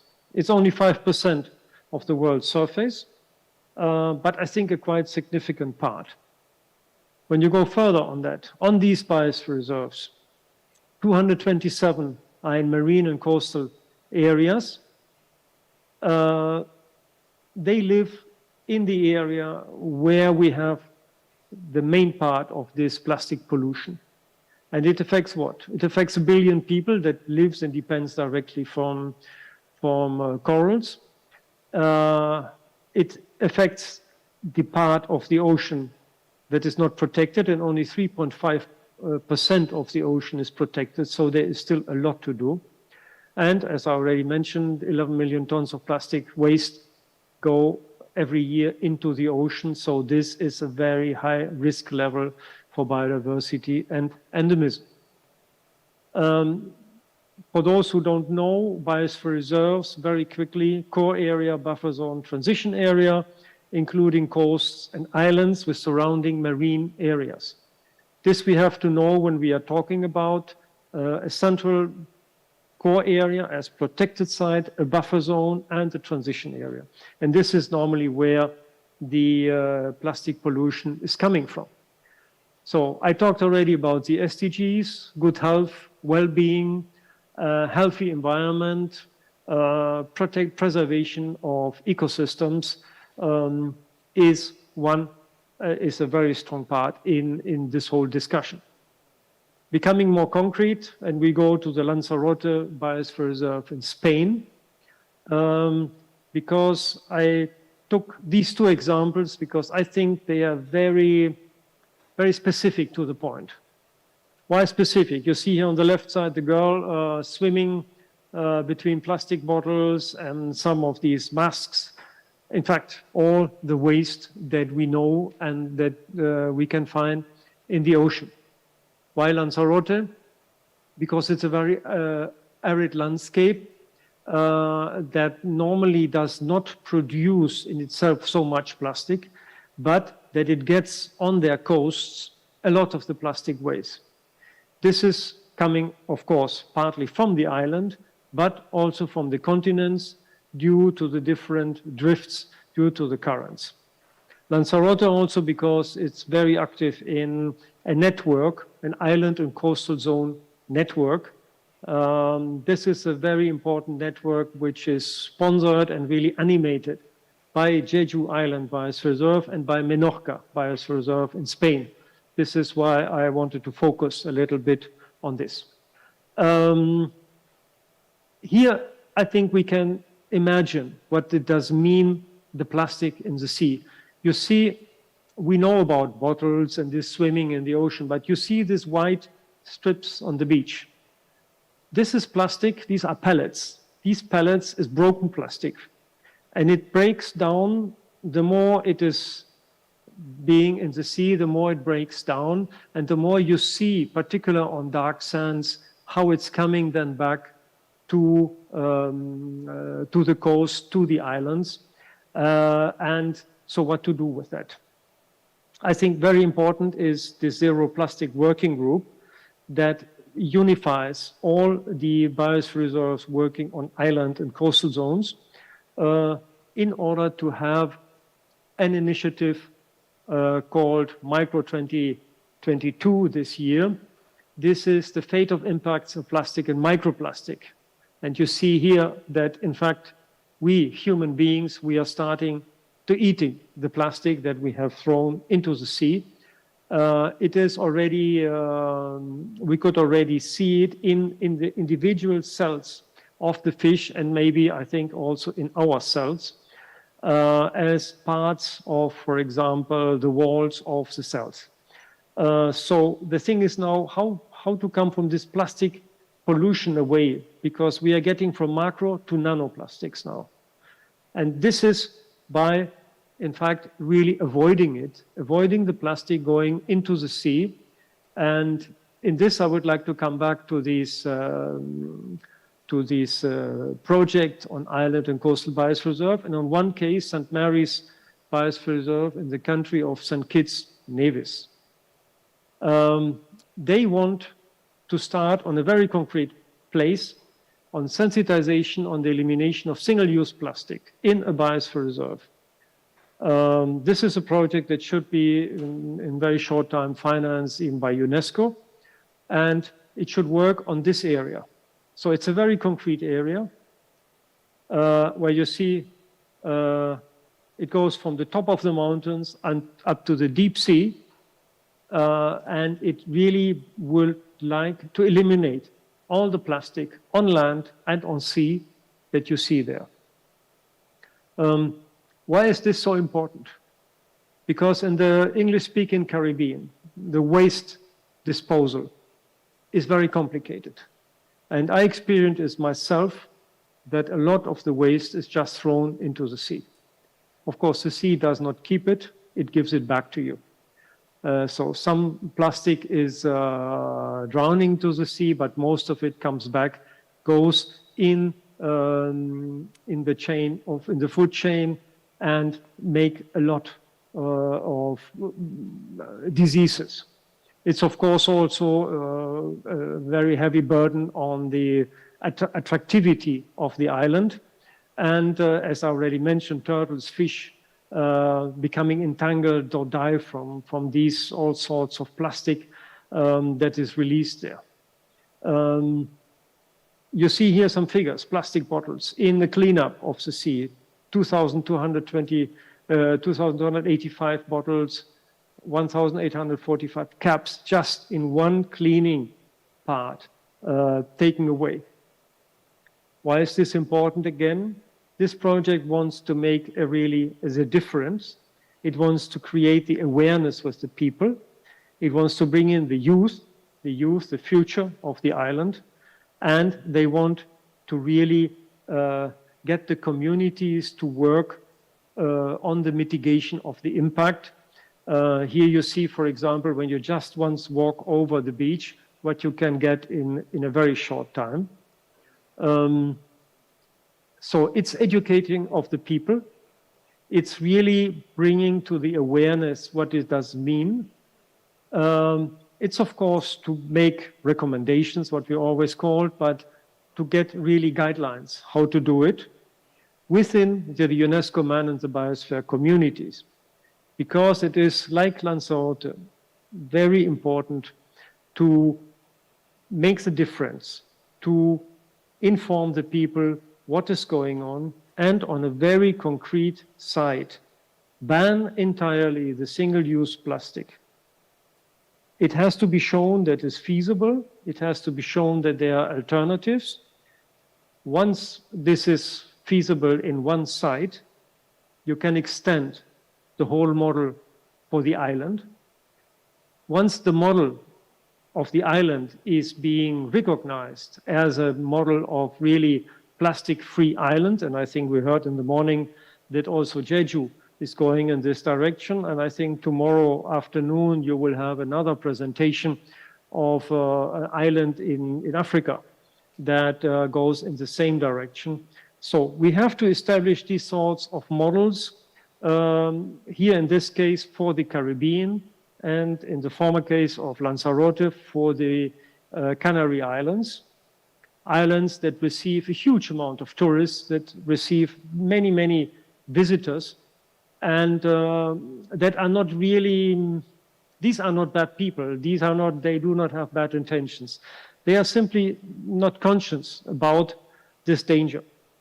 And so we must start at a very concrete place.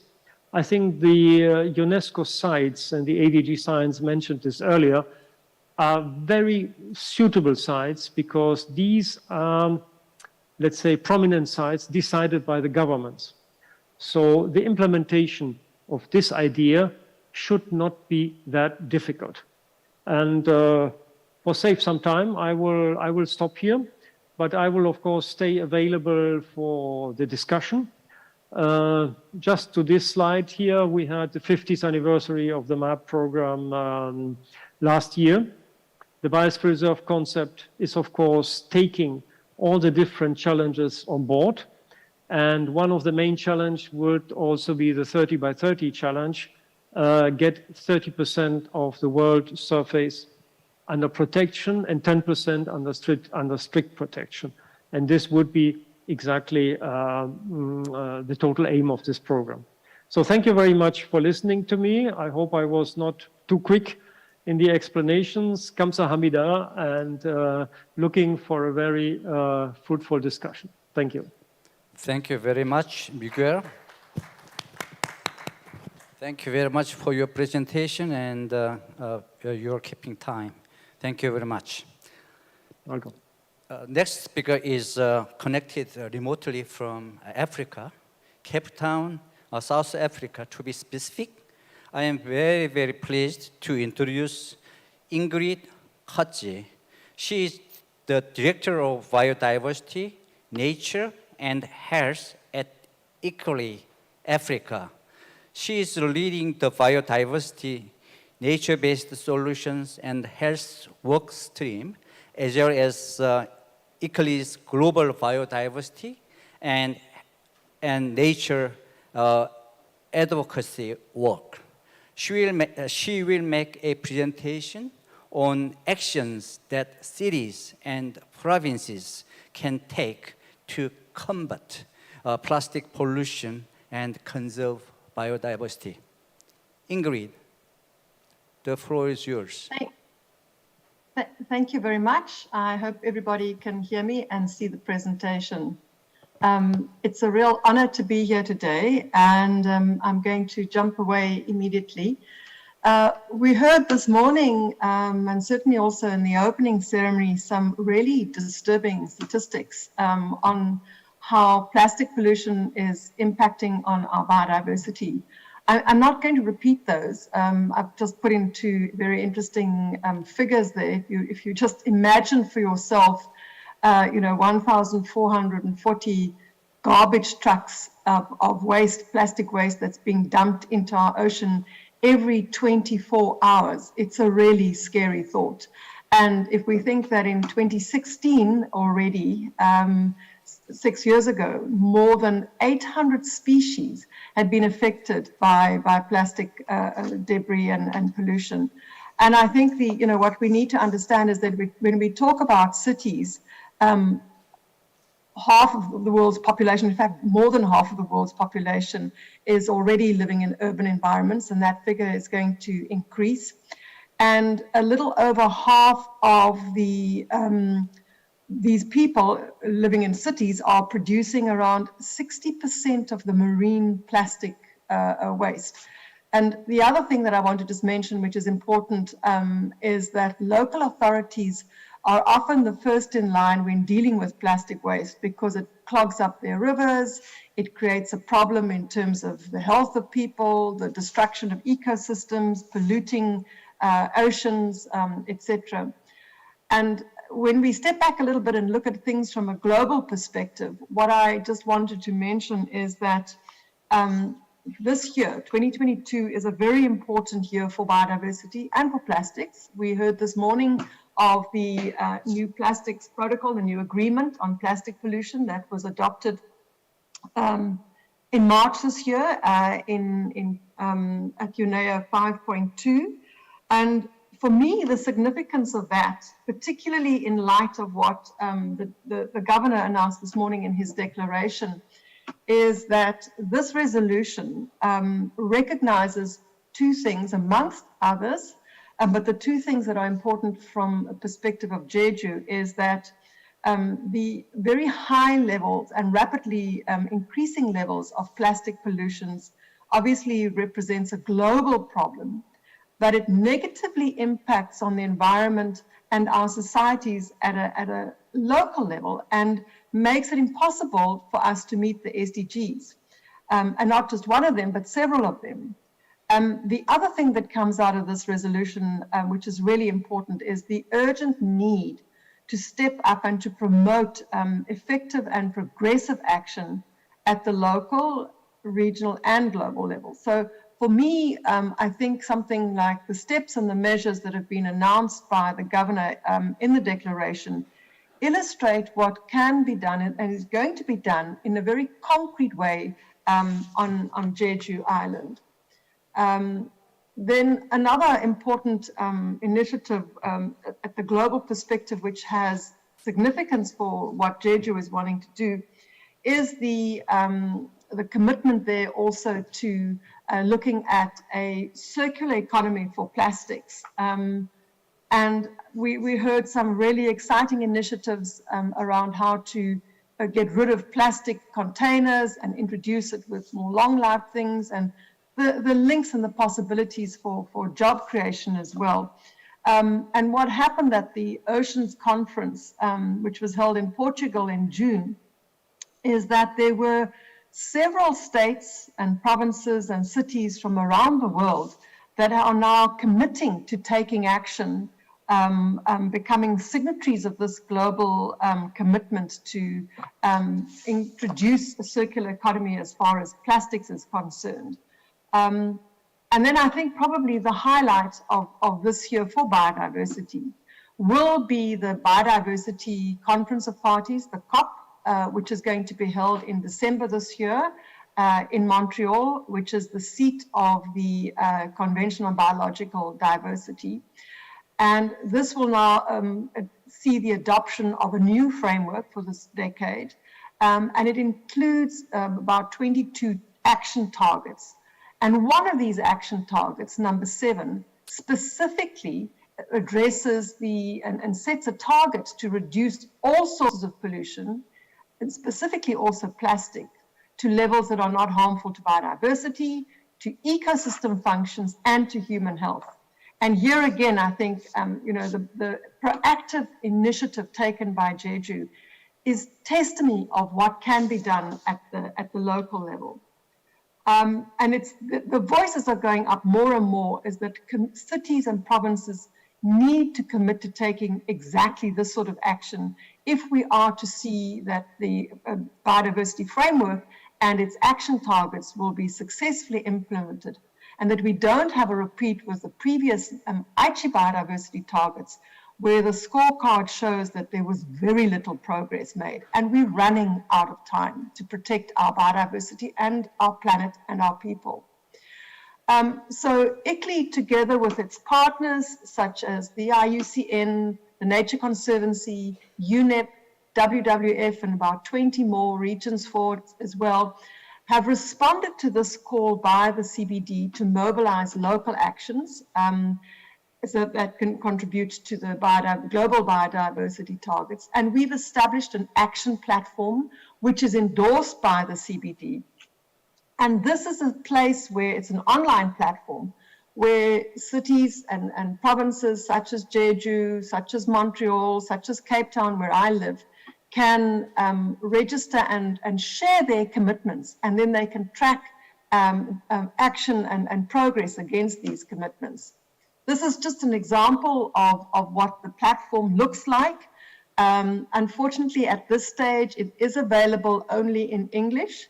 However, we do have an office in Korea, and we are working with them to find ways in which cities such as Jeju can bring this very significant and important declaration, and we will translate it so that the world out there can see what is happening. And it's quite simple. As you can see, there are 3 areas: you protect and restore your nature, you use nature sustainability, and there are various tools and solutions that one may want to introduce. And I think the initiative announced this morning touches on each of those 3 areas. Just to give you an idea of the level of ambition from governors and mayors all over the world, here are a few. You see, for example, Montreal, Cape Town, Kochi. There are numerous, too many to mention. We have almost 240 cities and provinces already part of this platform. There's the Cities with Nature and the Regions with Nature platform. And then just the last point that I want to make is that the commitments that are being made at the local level will be showcased at the Biodiversity COP. ICLEI, together with its partners such as Regions 4 and the host city, are going to be holding the 7th Global Leadership Summit on biodiversity, which will be held as an official parallel event of the Biodiversity COP. We're focusing on action, we're focusing on implementation, and for that reason, we are going to want to profile and showcase the sorts of amazing things that are already happening around the world, and those that are being planned to take place within the next decade. So with those short words, I'm going to say thank you, and really, again, congratulations, and I look forward to seeing the fruits of this declaration. Thank you. Thank you very much.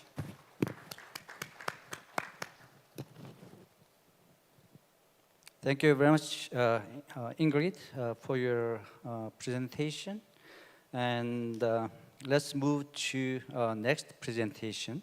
Our third speaker is Lynn Sorrentino from IUCN headquarters at Gland, Switzerland.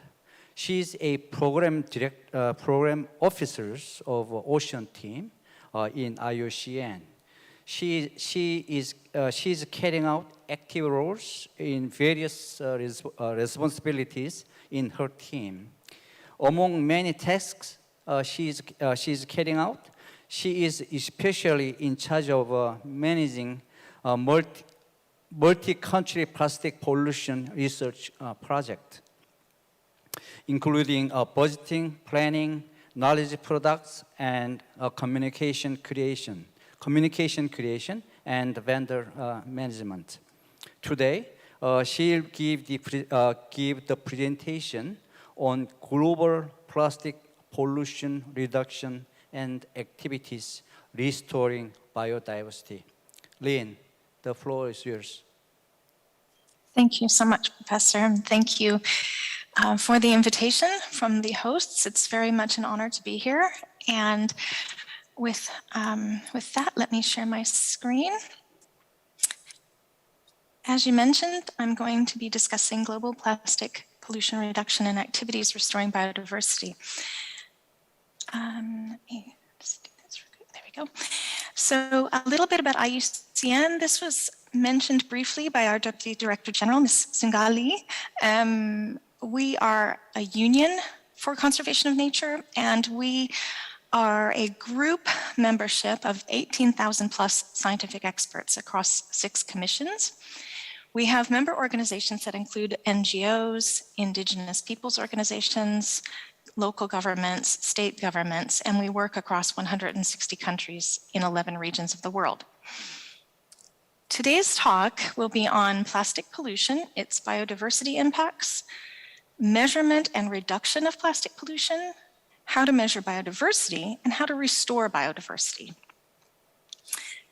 So in terms of biodiversity impacts, we've heard from various people today about the effect on wildlife and how plastic pollution affects seabirds, sea turtles, marine mammals, and how this is quite a challenge. And when you look at what we are doing to the environment, 700 plus species have been found with plastics in their digestive tracts, and coral reefs, as shown in the image, have been deemed to be much more likely to be diseased and weakened in the presence of plastics. In terms of the economic impacts, IUCN has done quite a lot of research on fisheries, tourism, and waste management in terms of abandoned, lost, and discarded fishing gear and its challenges for marine life and livelihoods, tourism revenue and employment, and the broader dimensions of export revenue, security for livelihoods, and marine ecosystems. Plastic pollution causes problems at various levels. When we think about linking biodiversity conservation and plastic pollution, we need to look at all of the puzzle pieces. So there are lots of biodiversity tools to understand the critical issues, such as the IUCN Red List. There's protected area and management tools. Key areas of biodiversity protection that are designated from things like we've heard already today, the Man in the Biosphere programs, the different protected areas in different countries. And we also have a significant number of plastic pollution tools to assess critical points of leakage of plastic into the environment. All of these things combined together can be used to look at the impacts and then define what actions should be taken to solve the problem. So when I was asked to do this presentation, one of the items that we wanted to share was all of IUCN's plastic reduction activities in terms of measurement. Since 2014, in fact, we've been doing quite a lot on plastic footprint methodology reviews, the state of knowledge for impact assessment of plastic pollution, monetary evaluation methodologies, and glossaries. So there are lots of measurement tools that are available. I think at the last count, there were close to 40 measurement tools. And so I'm just going to highlight a few here of the work we've done with some of our partners, including the UNEP IUCN National Guidance for Plastic Pollution Hotspotting and Shaping Action. This is something that Ms. Zunga mentioned as well in her presentation. This is what we've used to support governments in understanding the key areas of pollution and the interventions that can be done in terms of policy to change this. It's about closing the plastic tap. Some of our other partners, including GIZ, have country guidance like the waste flow diagram to estimate the amounts of plastic going into the environment. This methodology complements the measurement methodology of the UNEP IUCN guidance. UN Habitat also has what's called the Waste-Wise Cities tool. And again, this further complements the work of GIZ and UNEP and IUCN. So there are lots of tools to measure plastic pollution and how to reduce plastic pollution in the environment. Once you understand at a national level or a city level even, the amount of plastic pollution that is present in the environment, how much is mismanaged, how much leaks into the environment, what is the per capita leakage, what is actually leaking in terms of polymers, is it PET bottles? Is it low density LDPE? Is it polypropylene? Is it synthetic rubber from tires?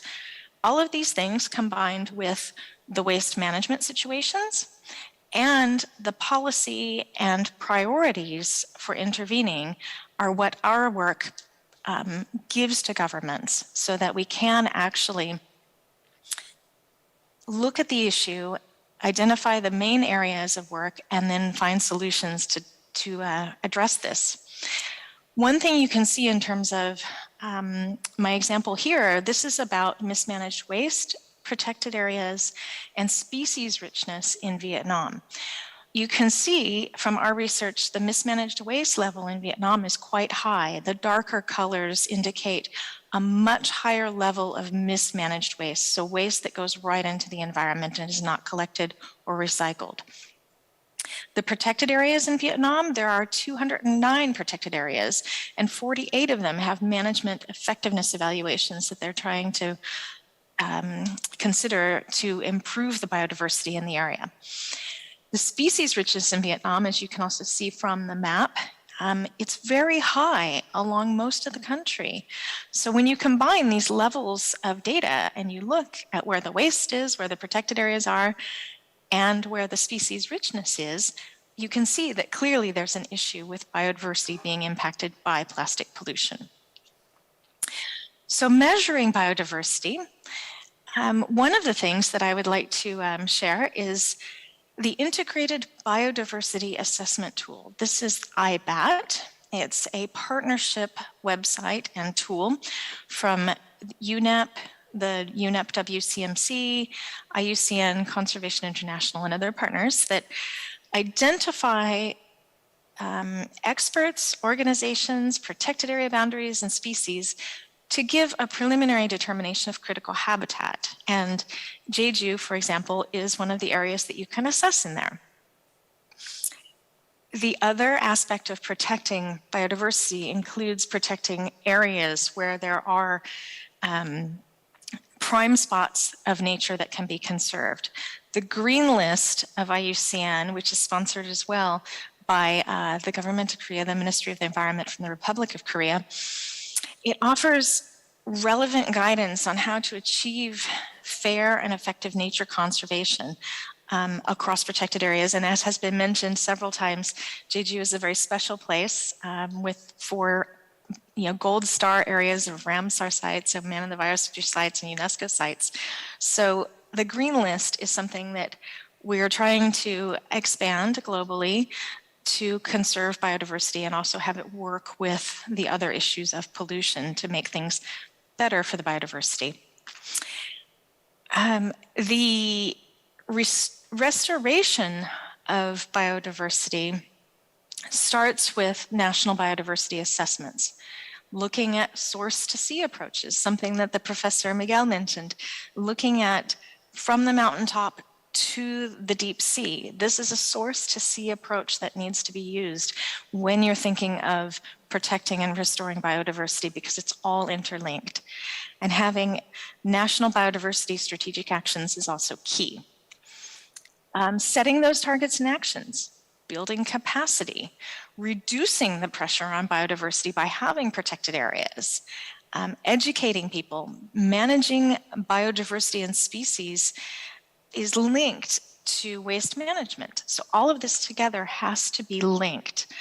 And we need key indicators and metrics to measure and monitor plastic waste and leakage, along with the biodiversity that we're trying to save. In terms of the Republic of Korea and Jeju, you're already doing quite a lot.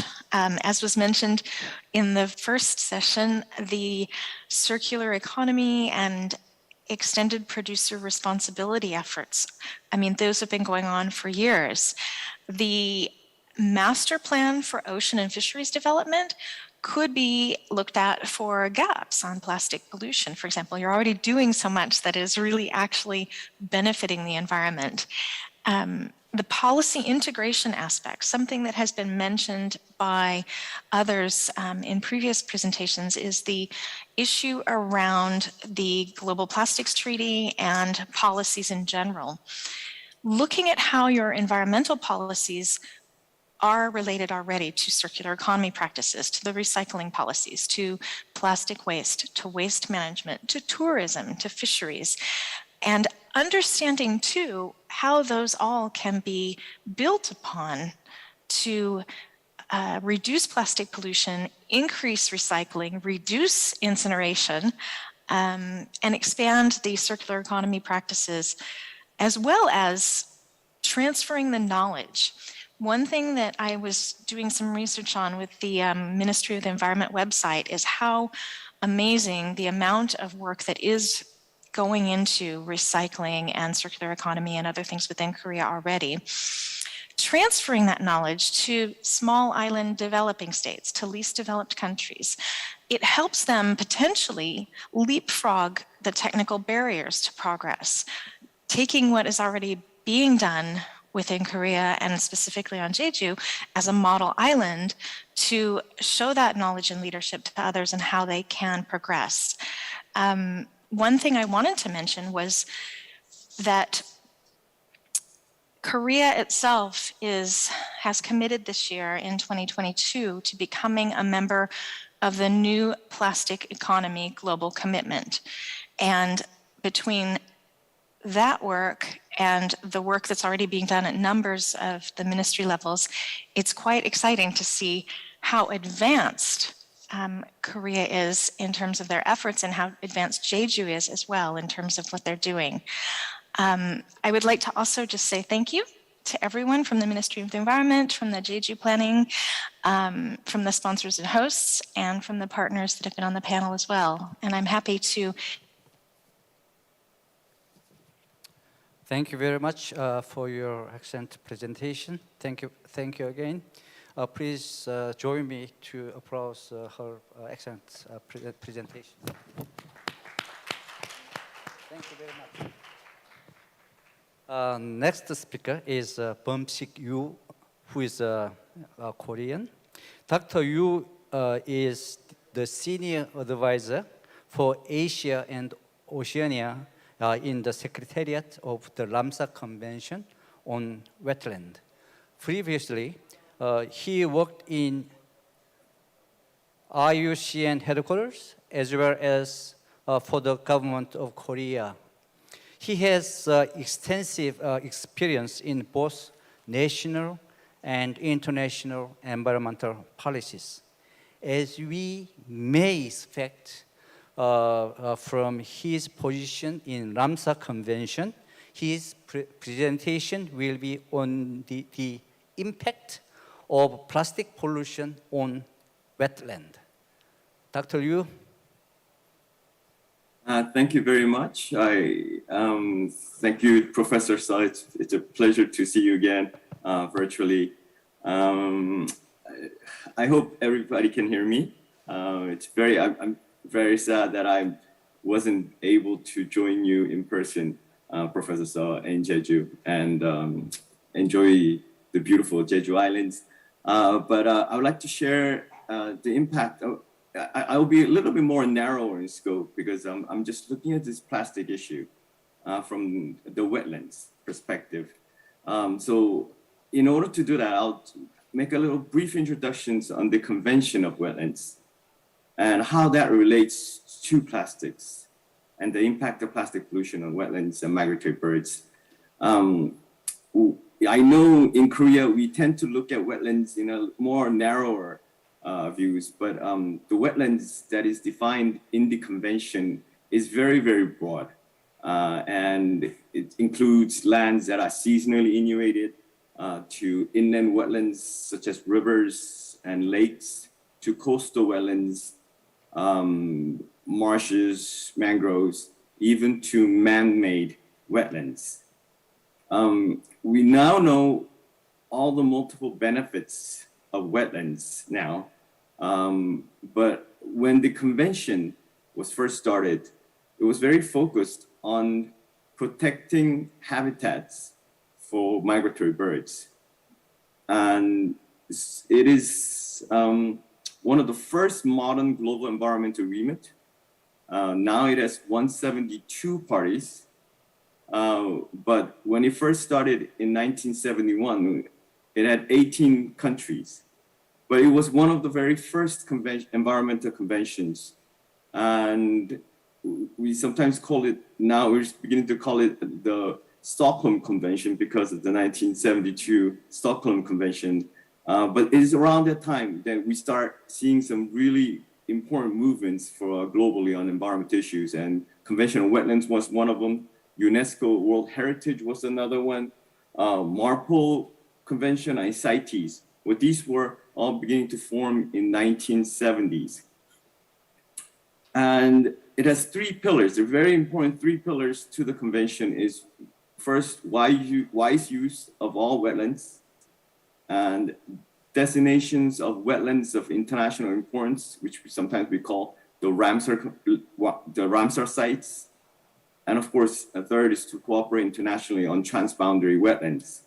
And the reason why I say this is because I wanted to talk about the Ramsar sites. Ramsar sites, I think currently, I checked today, there's 2,455 Ramsar sites as of today, with 256 million hectares of protected areas. That's around the size of Argentina. And of course, Republic of Korea has 24 Ramsar sites and 4 sites here in beautiful Jeju.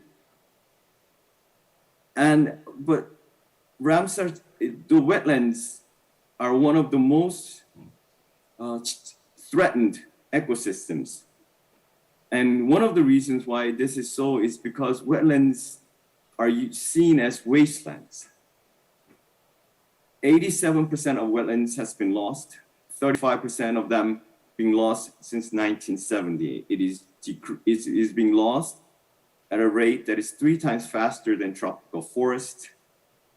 And of course, we know that there are so many important wetland dependent species, and it is where all the wastewaters are being thrown into. So globally, there's over 80% of wastelands that's released to wetlands. And it has very, very multiple benefits. And one of the important benefits that we're realizing now is that wetlands are the world's largest carbon storage. It's mangroves, seagrasses, peatlands has 3 times more capacity to store carbon than forest. But more closer to today's discussion, wetlands are purify and filters harmful waste from water. And so protecting wetlands contribute to all 17 goals of SDGs. Wetlands contribute to 75 SDG indicators, and the Convention on Wetlands are co-custodians with UNEP on SDG indicator 6.6.1. And of course, the convention not only talks about wetlands, but it contributes to other conventions, such as the IG targets that Ingrid just talked about. And then, of course, we'll be contributing to the new global biodiversity framework, and of course, Sendai framework, and also the Paris climate to combat climate change. And if the global plastic treaty is signed, of course, we will be contributing to that process as well. And now I'll move into plastics. And I know many of the speakers today talked about the numbers. And we talked about and why this plastic issue, the numbers are so important. It is because it floats around for decades and decades. And the numbers will be far greater than, the numbers will start being greater than the fish in our oceans. And one of the pictures that really touches our heart is, and to realize that these plastics are already a very big part of our food chain. And my previous speakers talked about how many species are being affected, especially the marine and coastal species, due to these plastics. And I think Dr. Miguel Klusner discussed this a little bit, but the number of seabirds dying from plastics is estimated at 1 million every year, and 90% of seabirds have plastic in their guts. And this will reach 99% by 2050. And this is a number that was put out by the Convention on Migratory Species. And so I would like to discuss a little bit about what Lynn talked about. So how does this plastic and waste get into our seas and oceans? And I think this is very important because it talks about, we start beginning to understand how we can intervene in terms of addressing these plastic issues. I think a few years ago, there was quite a bit of study done that says 10 rivers in the world pollute around 90% of plastics to the oceans. And I think there's more studies now, and we realize that it's not just those 10 rivers or 5 rivers, but it is more rivers contributing. So that means all rivers are the highway for plastics that leads into the oceans. And I just wanted to briefly share a research study that was done in Mediterranean Europe. There's 2 Swiss NGOs conducted this study to look at how much microplastics there are in Geneva and in the Mediterranean. And I know Professor So has been in Geneva many times as he was a council member for IUCN, but Lake Geneva is a very pristine lake in the very high area in Alps, and this lake and the Rhine River runs through it and it leads down to the Mediterranean. And these 2 NGOs conducted a study to see how much microplastics there are in the Mediterranean and also in Lake Geneva or Lake Le Mans that we call over there in Switzerland. And the number is not strikingly that different. That means it's not just in the oceans that we're talking about. It is all over the highway to the oceans that we're seeing plastics. And now we talk about solutions. And of course, I'm representing a convention that talks about wetlands. So I'm not in a very good position to talk about a solution itself. But I think I would like to highlight what I think previous 2 speakers has talked about, and is to source to sea management. It's like any environmental issues, we need a holistic approach that addresses all the issues from throughout the whole circle of the issues. And waste wetlands is a very important point for policy interventions. And better management of wetlands and better management of protected areas could be a very integral part of the plastic policy. And the second point that I would like to emphasize is that we are beginning to understand a little bit how wetlands interact with plastic as a pollution. Wetlands is not just also a place where plastics are gathered or accumulated, but it is a place where it can be it can address plastic issues. And we are very glad to see many studies are being taken place to look further into how wetlands can mitigate plastic pollutions. And we're hoping more studies will be done on this area. And as a secretary, we're a member of the EMG task team on marine litter and microplastics. And if a global treaty on plastics takes place, we'll continue to contribute to that process.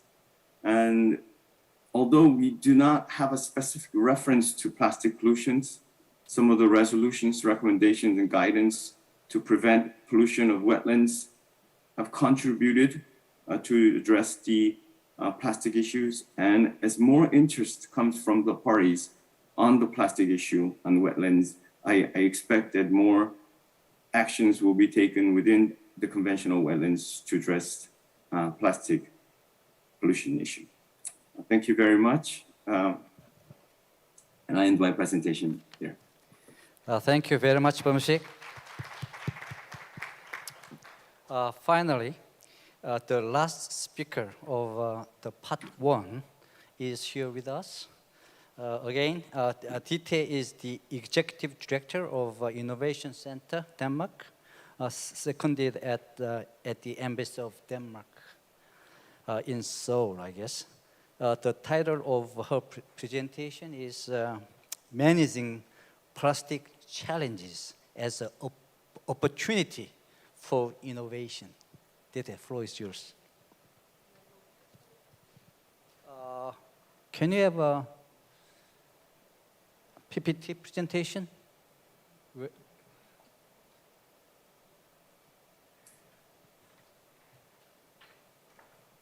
Oh, okay.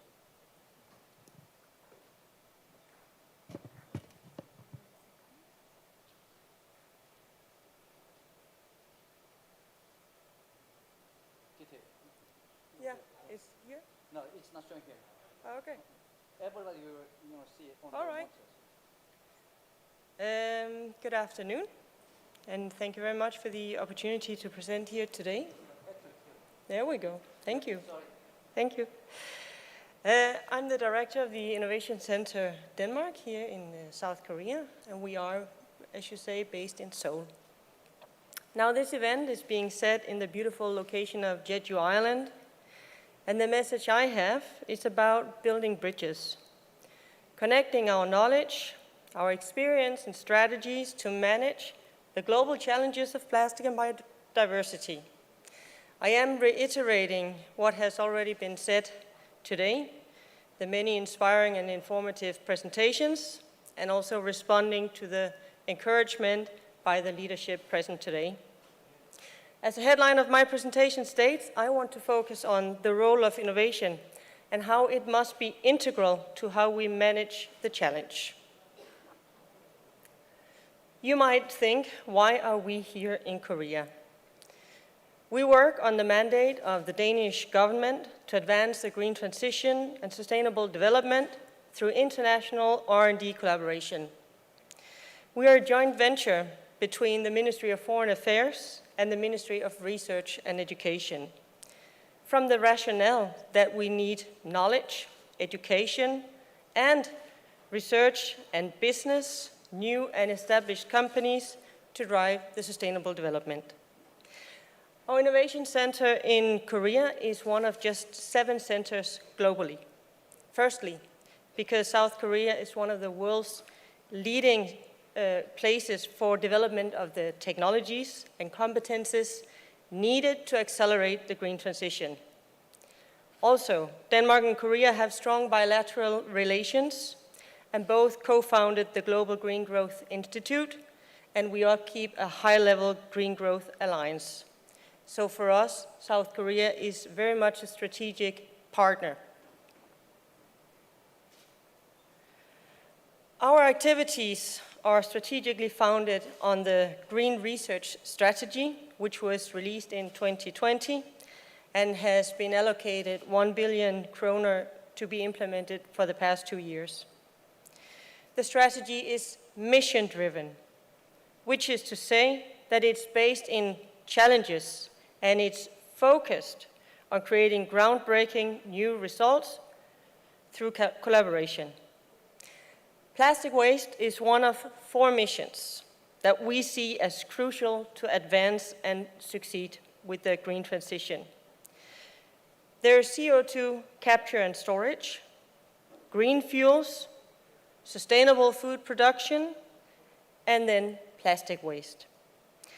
The mission to reduce plastic waste is seen in very close connection with the transformation to a circular economy. Also, we are founded in international collaboration. The connection to global policy, trade is important. We cannot achieve the results on our own. The concept of economic diplomacy stresses the connection to political commitment and direction to foster new markets. We therefore also work with a strong sector focus, connecting to green transition, health, and digitization. From all the country examples and presentations we heard today, I think there is broad consensus to pursue this strategy of knowledge, policy, and economy in an integrated way. Now, the dire topics that we addressed today on plastic and biodiversity are major problems that need to be fixed. We only need one picture like this to tell us why we must act. Plastic waste is poison to nature and animal life. Add to that the emission from plastic production, which is projected to double in 20 years. It's grim. At the same time, it is hard to see how the world would suddenly do without plastic. It is in everything and everywhere. Innovation is very much related to how we can do something. Discovery, experimentation, test, and progress.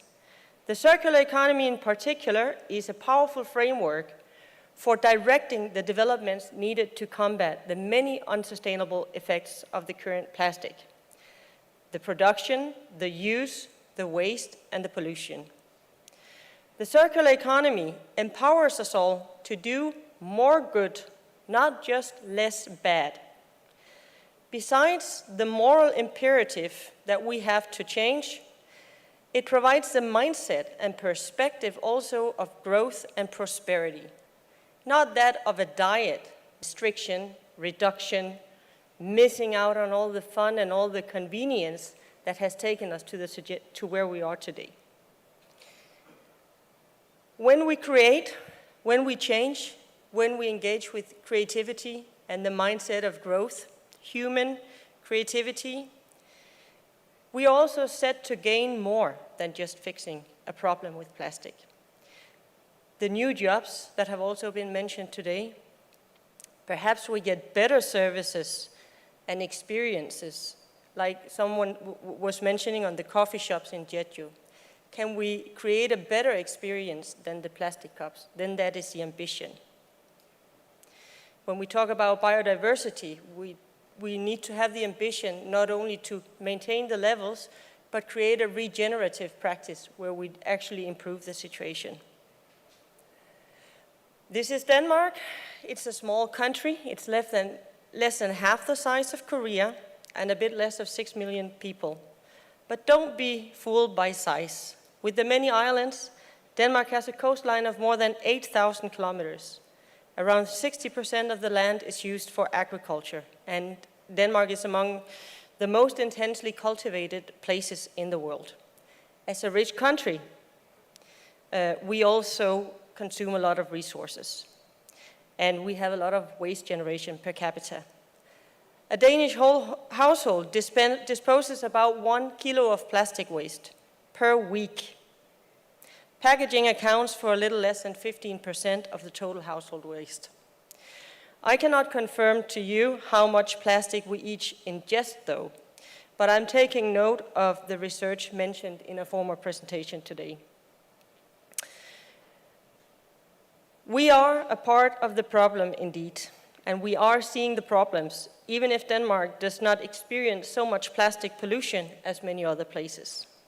Plastic washes onto the Danish west coast, and the marine litter accumulates in certain places. Studies document the presence of microplastic. Notably, our young generation and children engage in this problematic. Actually, 99% of the Danes think there's a huge problem with plastic in nature and are concerned. But our children also engage. They do it out of concern and because they want to see action. And their behavior is good news, and we need to reflect their contribution also in innovation. As you know, one of the superpowers of our children is their honesty, their ability and courage to speak and state the obvious. If the emperor has no clothes, the children will expose us. So let's listen to the kids. They are great innovators. I will speed up a little bit, sorry. The plastic waste is one of the Danish innovation missions. And in our national action plan for plastic, it is closely connected to a vision for circular economy. The vision is not to stop using plastic. The goal is not recycling. It is to entirely rethink plastic and how we use it. Today, only 36% of the Danish plastic is recycled, whereas the majority is incinerated in waste-to-heat production. Denmark has committed to recycling 55% of all plastic packaging by 2030, in line with the EU, and this gives a clear milestone on the short midterm. Now, I was thinking, after hearing and seeing the targets of the other countries today, this might seem like an oddly low number. And I think perhaps one of the discussions we have with each other is also to look at how we measure and set the targets, like one of the frameworks that was presented just a moment ago. The numbers are complex, and transparency about method is extremely important. We don't have much time on stage, so let's take an exercise here of recycling. I want you now to remember all the great explanations that you've heard about the circular economy already, and then I hope you will bear with me giving a bit more broad notion of some of the principles, because I want to illustrate it with an example. This quite famous minifigure was born in Denmark in 1978, and he's still in perfect condition, going strong on 45 years. He's made of plastic and has been used and reused by a generation of kids. Why? Because he's still relevant, he's still compatible with the Lego sets, the standard measures haven't changed. At one point in time, as you can see, he was wearing a long hair. He was into that. Now he prefers a new style. And it was a good thing it was just a wig, so he could take it off and replace it with another part. Now consider for a moment that this story had a different protagonist. For example, your mobile phone. Can you imagine your mobile phone still going strong in so many years? Your headphones? Right. The circular economy is about making things last and to avoid material waste. The circular strategies or virtues are nicknamed the 5 R's, as you see here. This is also known as the waste hierarchy. It is, by circular principle, better to not buy another Lego minifigure than it is to recycle it. And exactly for that reason, circular economy is very much about finding new business models. It's about making money in other ways than selling more stuff faster. Making money from not wasting, but keeping materials in circulation. Some of the drivers to avoid waste are common sense. Items last longer when they have a proper function. Material quality and design are likewise important. Items that are modular are easier to repair, customize, recycle, and so on. And yet, let me add that LEGO invests billions to provide also a more sustainable feedstock for their material. So one question: how does this apply to all the disposable items that we rely on, for instance, in the COVID pandemic? As briefly also mentioned by Jeju governor earlier. Well, the short answer is it doesn't. But volume, speed, hygiene, affordability, etc. do. All the virtues of conventional plastic production. We are not ready to live without plastic. But COVID has also shown us that we need to accelerate the innovation to foster circular solutions. We're trying to save our health with using plastic, but we're also creating a new health hazard by using plastic. Okay. This is a vision for a circular plastic value chain. We need a functioning market for circular plastic. And there has been already said a lot about this, but we need to look at the feedstock, we need to look at the production, we need to look at the business models for recycling or reusing, all the way, because we really need to avoid the recovery in waste to heat. That's the last resort. So I want to show this because it would be a good investment to do this and also do more than we are obliged to do. This report is a business case for new plastic economy, and it has been made with the inclusion of many stakeholders. It's available online if you want more details. The business case for taking lead in a new I was going to say that just by using some of the recycled material as input, Denmark could save 1.6 billion kroner per year. And there are many more benefits, as we've talked about. The export of recycling technologies, the new job creation, the saved cost on ecosystem deterioration. But as has also been mentioned, we need to enable the circular economy with a lot of hard measures and soft measures. Anything from bans of disposable plastic, single-use plastic, but also the incentives that we have through our R&D programs. We need hard regulatory measures, and we need mobilization of industry. We need collaboration in R&D. Also, the management by EPR, which has been mentioned several times. The Danish Innovation Fund, along with the Europe's Horizon programs, are channeling investments into this area with academia. And this is something we should also discuss. How do we connect our investments and financing instruments to make new solutions that are truly global? Let's also try to rethink that. Because from the vision, what we need to do is to go into a functioning market. That's when it makes sense, and that's when we get everyone on board. So what's in it for me and you? The answer for this fellow is very simple. Quality of life or just life. We will gain a lot as a society and economy by maintaining the value of our ecosystem. It's our raw material, it's our water, it's our food, it's our medicine, it's the very air we breathe. So it's quite obvious. I want lastly to say that in Innovation Center Denmark, our mandate is exactly to elevate the Danish innovation through international collaboration. We are here to make the bridge between our countries wider and shorter.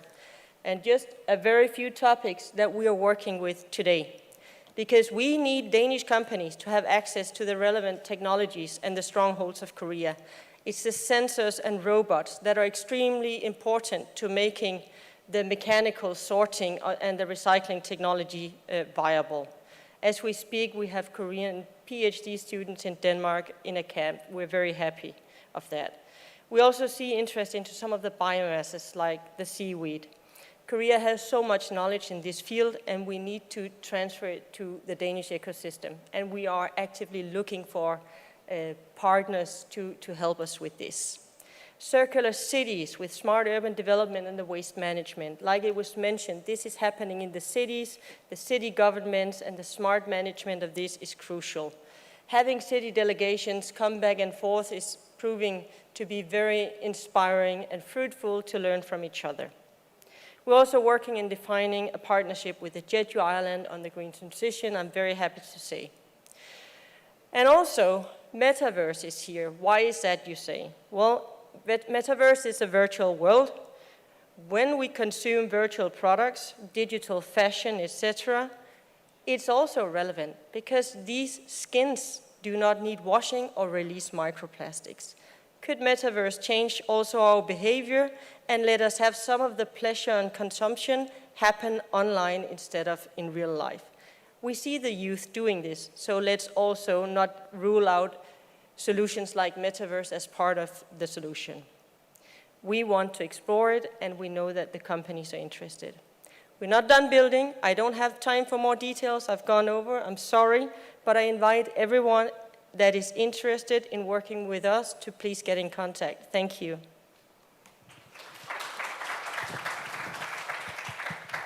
Thank you very much, Dite. Well, actually, we had 5 excellent presentations from various regions around the world and at various levels like city, province, and national levels as well as global levels in wetland, in biosphere reserve, and also in some case studies for some countries. So this brings us to the end of part 1. So let me hand the microphone to her. Thank you very much for your active debate and share your very information for this. 해외 사례를 통해서 다양한 We experienced many overseas cases and talked from multiple aspects of the plastic waste. I'd like to express my gratitude to moderator and presenters and all the speakers who are with us on the Zoom platform. Please give them a warm round of applause once again. Thank you so much. And one thing more. Ask all speakers to stay until the end of the whole session for the discussion and comments session, which will be which is scheduled at the end of this session. Thank you very much. 네, 고맙습니다. Thank you so much for the introduction, for the panel discussion at the end. That concludes the part 1 of the session, and we'll arrange the stage for part 2 of the session. So we will begin at 3:05 precisely. 5:05. Thank you.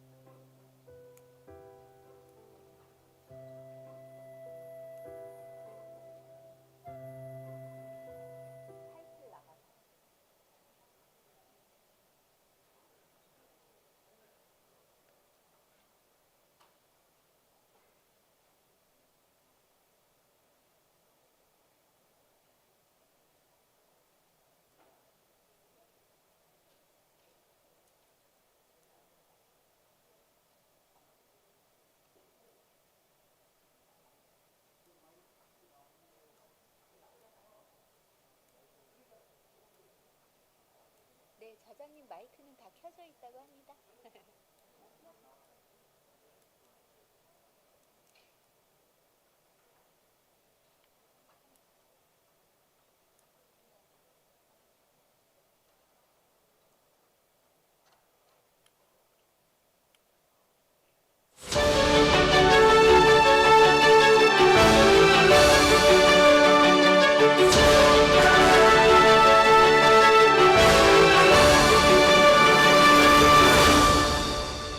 네, 여러분께서 Ladies and gentlemen, now you are at Jeju Plus International Environment Forum. So we'd like to start part 2 of the session 2 under the theme of plastic management for biodiversity. And we have many online participants as well. So if you have any questions to speakers, please leave them on YouTube 20 minutes before the end of the session. Then we will aggregate them and deliver them to speakers. We'd like to start part 2. This session will be moderated by Chairman Kim Tae-yoon of Jeju Provincial Council for Sustainable Development. Now the floor is yours. I'm going to speak in Korean, so if you need, please use the receiver on the desk. 오늘 하루 동안에 For a day, I have heard more plastic-related jargons I have ever known. So in my brain currently, there is a full of words and jargons and statistics regarding plastics. And according to what K-Eco said, recycling and incineration may make you think that plastics disappear. But in every 15 years, concentration of microplastics in ocean has been doubled. So rare metals are in the ocean: molybdenum, gold, silver, and copper. But the concentration of plastic is 100 times larger than the concentration of those metals in the ocean. So, of course, plastic issues are important, but plastic issues that we may not be able to identify are also important. That's why under the theme of plastic management for biodiversity, we are holding this session. So in the first part of the session, international organizations representatives talked about their roles and activities. And at the part 2, we are going to talk about plastic management and the central government and local governments in charge of waste management and other associations and agencies. So we are going to talk about their roles and activities and how they manage plastics. We have 4 speakers, and I'd like to ask all of you to pay your attention to each presentation and give them a big round of applause. First speaker is from Ministry of Environment. He is now Senior Deputy Director of Ministry of Environment. So we have talked a lot about circular economy, so he's going to talk about policy directions for resource circulation for the circular economy. Please go ahead. Now the floor is yours.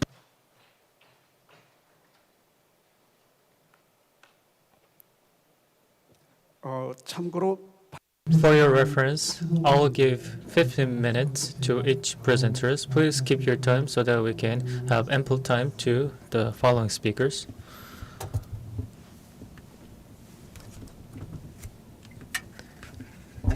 Greetings, I'm from the Ministry of Environment. My name is An Sang-hyun from the Resource Circulation Policy Division. So the Resource Circulation Policy is going to be introduced, and it's my great pleasure to be part of this event. First, Korea has multiple policies for resource circulation, and let me give you some history of it. Korea's waste management policies at the very beginning was all about the management, safe management of the waste. EU and overseas countries back then likewise first started from the safe management of waste, but now they are more focusing on the reduction of the waste and increasing the recyclability of the product. So that transition was there. From 2018, Resource Circulation Basic Act was introduced, and in 2018 and 19, the oil price decreased and recycling market kind of plummeted. So we introduced the resource transition laws, and due to COVID-19, the usage of the plastic soared, and we decided to make a plastic phase-out plans after the COVID-19. And also, we announced the carbon neutrality plan of 2030, and one of the major policies of it is the resource circulation. And accordingly, last year, Korean-specific resource circulation implementation plan was made. And you can see the details of it in the slide, the reduction of the plastic and the sophistication of the waste management. Korea is trying to transit into the sustainable recyclable economy. So we have three major tasks. First, reduction of the resources from the production until disposal, and to improve the recyclability of the product. And second task is to maximize the collection and sorting of the waste produced to minimize the burden to the public. The third task is to increase the recyclability of high value added waste. For example, high value added recycles can be improved, or you can create a clothes out of PET plastics, or you can use pyrolysis to recycle the chemical raw materials. So those discarded utility can be recovered while reducing the amount of the waste. That is a basic direction of the Ministry of Environment. First, let me talk about the reduction of the waste source. The Ministry of Environment decided to identify SMEs that produce a large amount of waste, and those large producers are monitored in terms of the waste produced and the amount of the waste landfilled to minimize the amount to be landfilled. SMEs where veteran companies have little financial power, so when compared to the large companies, facilities or infrastructure would be very weak. So those kind of infrastructure establishment fund will be supported. Also, plastic burden fee is charged, and I think the charge level is only 1/10 of that of EU level. So we will gradually increase the plastic charge fee as well. Also, after the COVID-19, because of the increased popularity for food delivery services, disposable plastic wastes are hugely generated. We have existing regulation on disposable plastic, including bags, straws, and other 16 items. But in the future, we will identify blind spots to reduce the gap in regulation. For example, food delivery bottles or containers, the thickness will be regulated so that the restaurants can use thinner container, and also the items to be regulated will increase in number. From this November, cups, plastic, steering sticks will be added to the list of the regulation.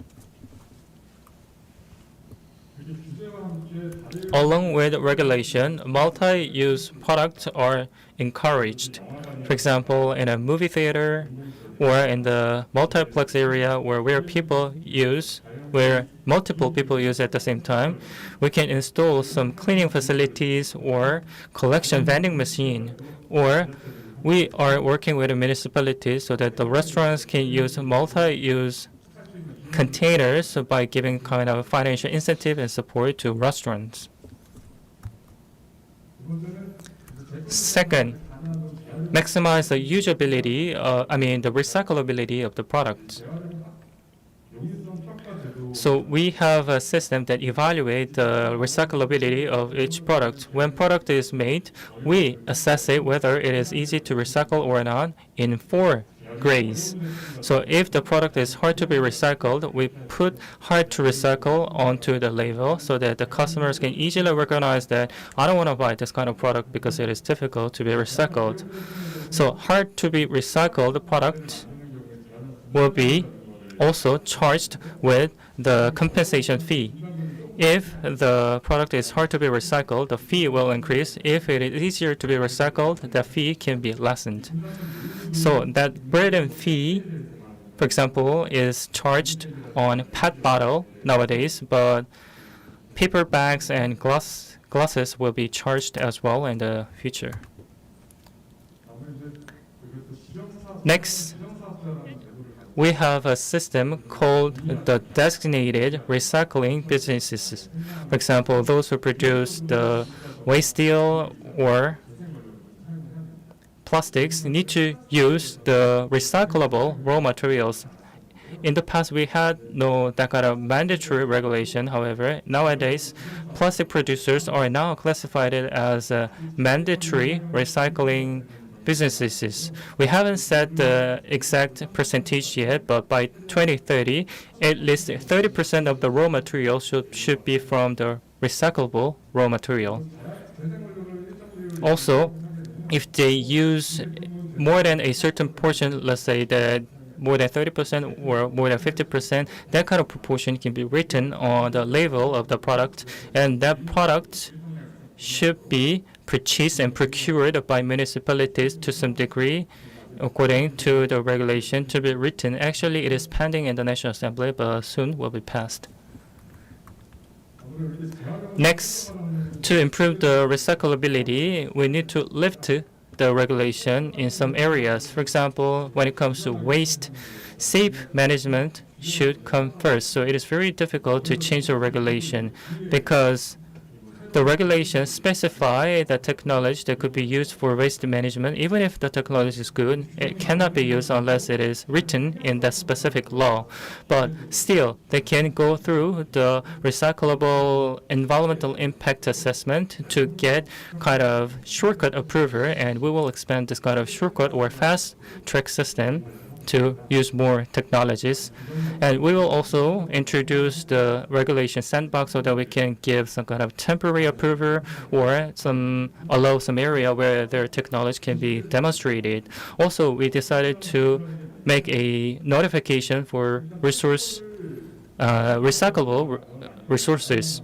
When wastes are collected and transported, they need to comply to all the strict regulation of waste management. For example, they need to be registered.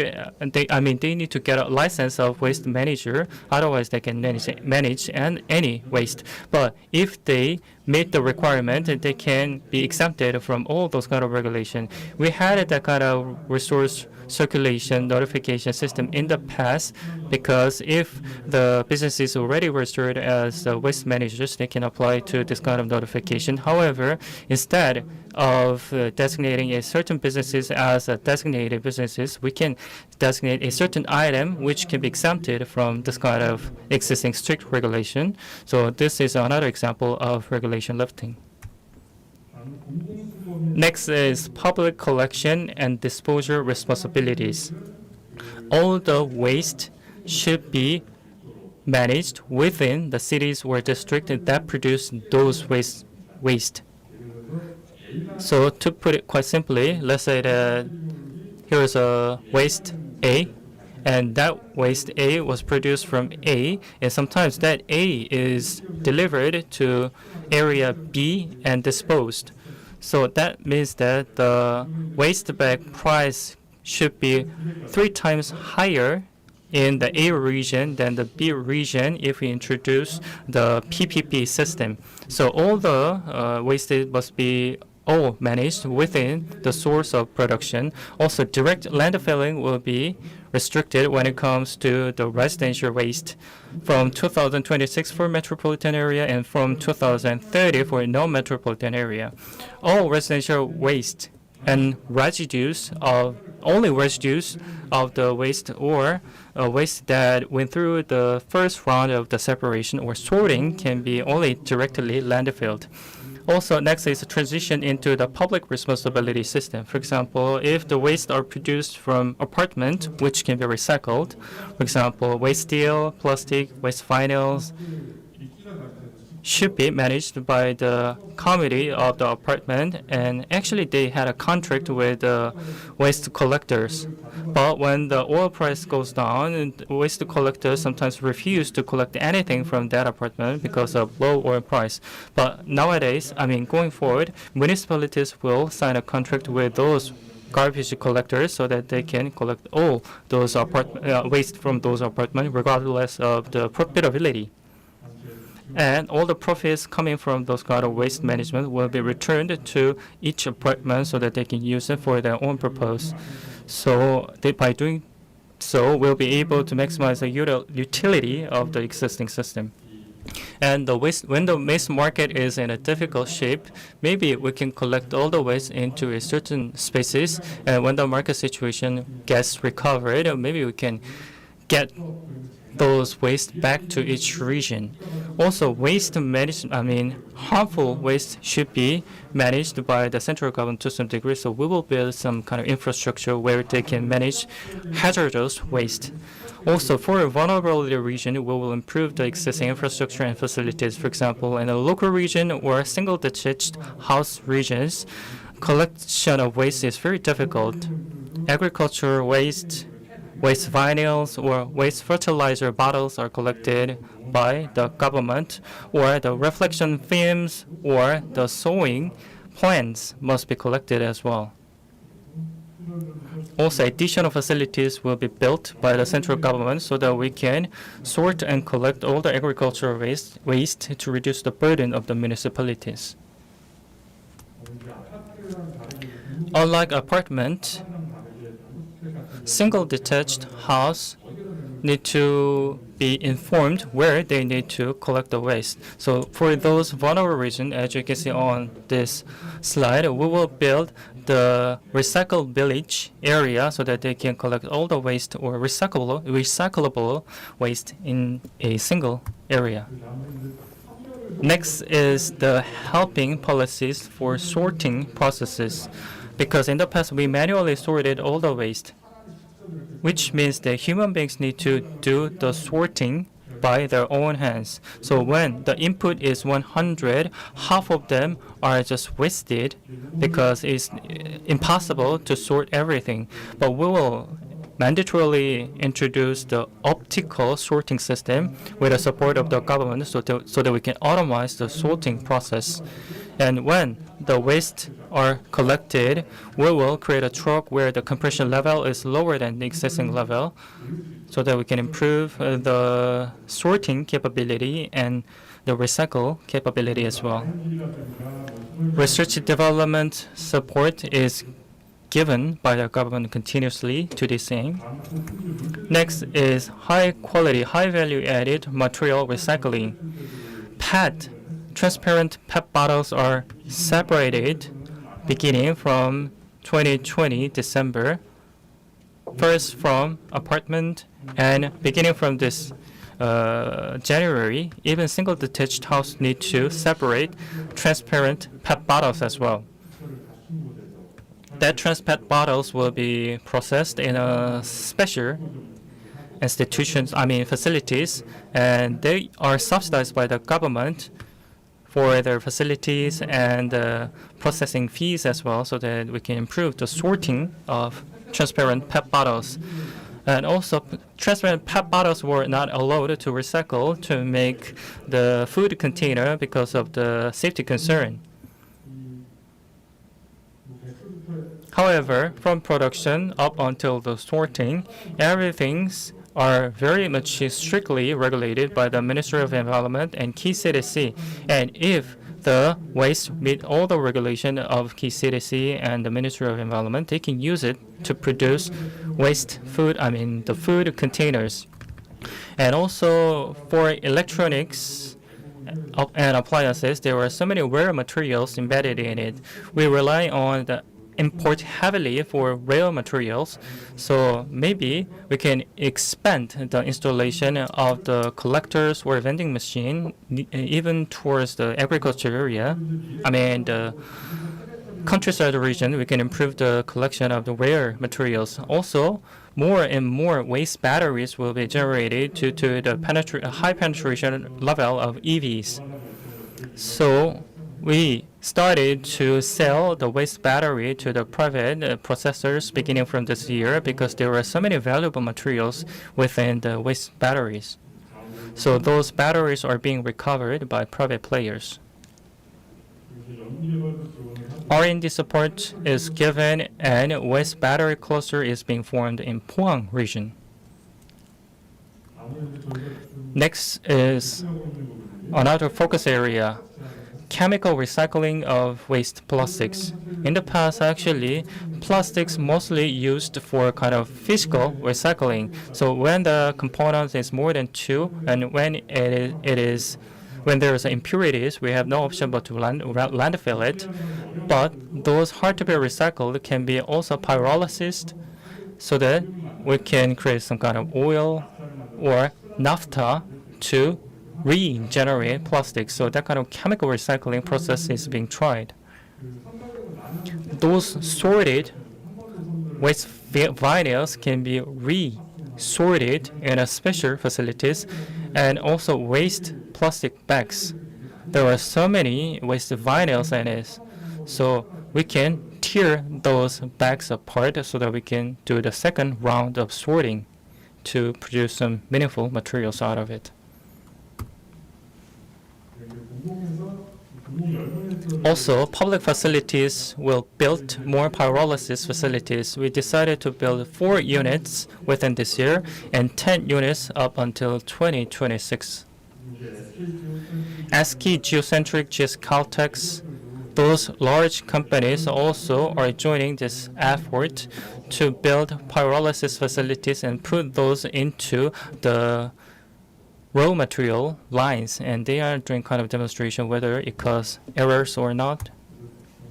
So these are some of the examples of the common effort so that we can go beyond the physical recycling into the chemical recycling to reduce the plastic waste. Thank you so much for your kind of listening.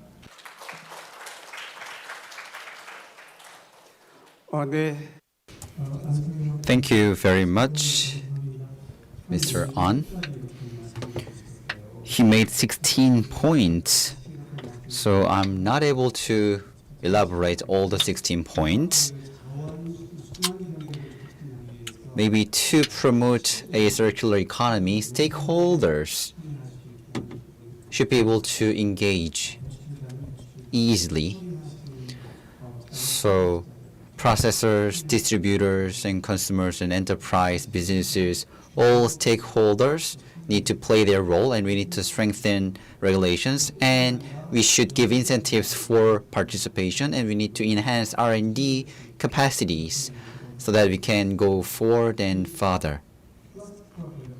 When it comes to plastics, chemical recycling is one of many methods. So with pyrolysis, we can shift waste plastics into other usable materials. Once again, Senior Deputy Director An Sang-hyuk of Ministry of Environment, please give him a big hand. Thank you. And I'd like to invite the next speaker, Director Myung-gyun Kang of Living Environment Division of Jeju Special Self-Governing Province. He has been in charge of many themes, in particular regarding Waste-Free Island 2030. So I guess more burdens are on his shoulder. So far, Jeju has pushed forward a project called Waste-Free Island, and he's going to talk about the project. Ladies and gentlemen, please welcome him with a big round of applause. As has been introduced, I am Director Kang Myung-gyun of Living Environment Division of Jeju, Special Self-Governing Province.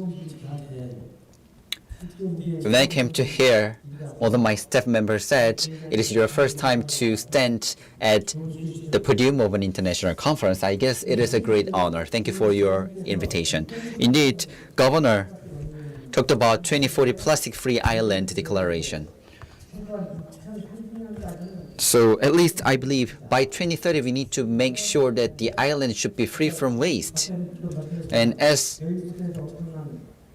Dr. An said, there are huge burdens on our department, and it was acknowledged by him. So thank you for your acknowledgement. So many have been talked, and Jeju is UNESCO Triple Crown, and it has 4 and 5 Ramsar sites. So it is a treasure-like island, but the population of the island has increased as well as the visitors. So in just 10 years, the volume of waste has been doubled, and per capita waste generation is the highest in the country. So when it comes to per capita generation, if you look at the equation for that, so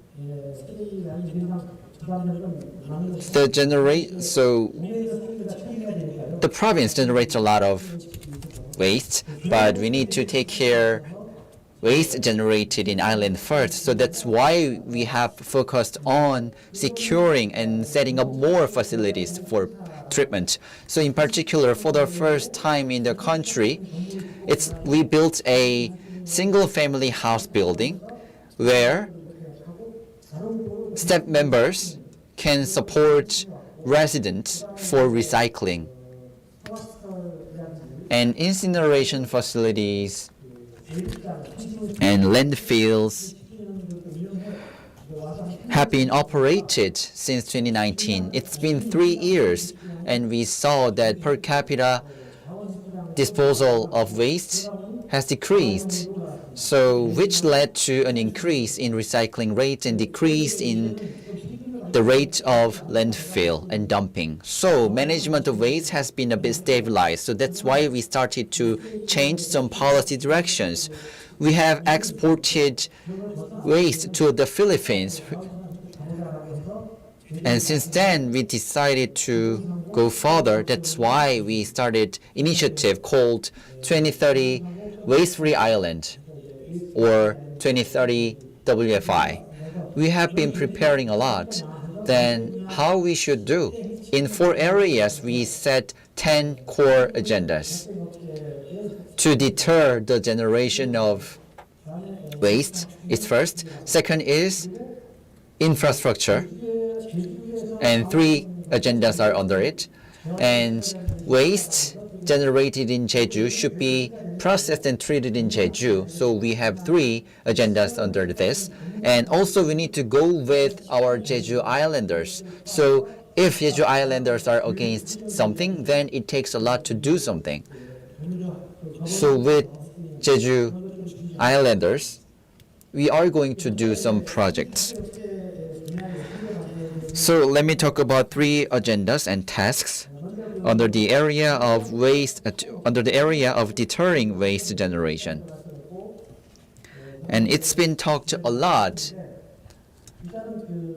by the governor as well as other figures. So we should use reusable cups. And we decided to increase the times of cleansing of reusable cups to 200 times. And as you heard before, Udo in restaurants and cafes in Udo are not using single-use cups. And small-size cafes or small-size markets or large-size markets have dedicated zones for zero waste.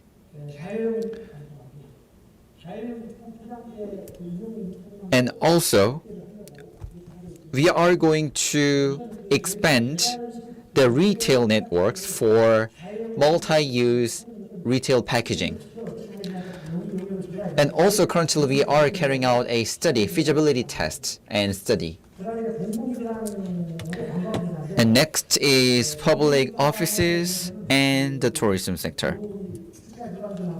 So for public offices with many state-funded companies, we can reduce plastics. And when you enter into public offices in the island, if you have single-use cups or single-use items, then you are not allowed to enter the offices.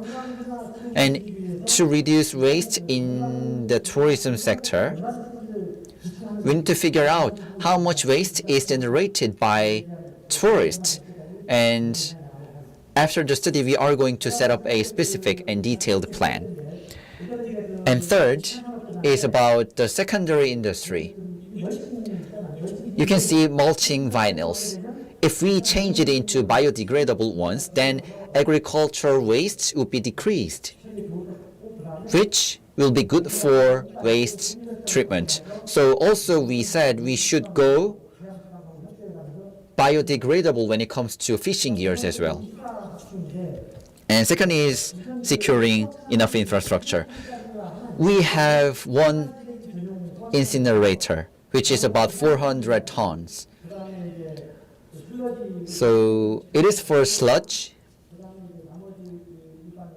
and for daily life waste. So we need one more incinerator with a capacity of 380 tons.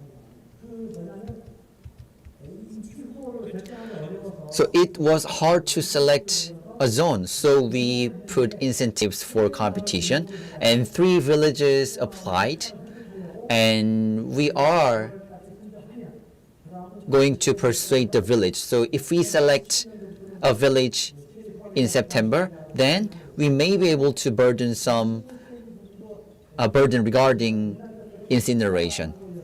So when it comes to composting, we had some issues regarding odor, so we decided to go and establish a gasification facility. And currently we are carrying out a construction project as well. And it is a selection facility with state-of-the-art technologies and sensors. We are going to set up a province-wide daily life resource collection center. So this is a picture for construction.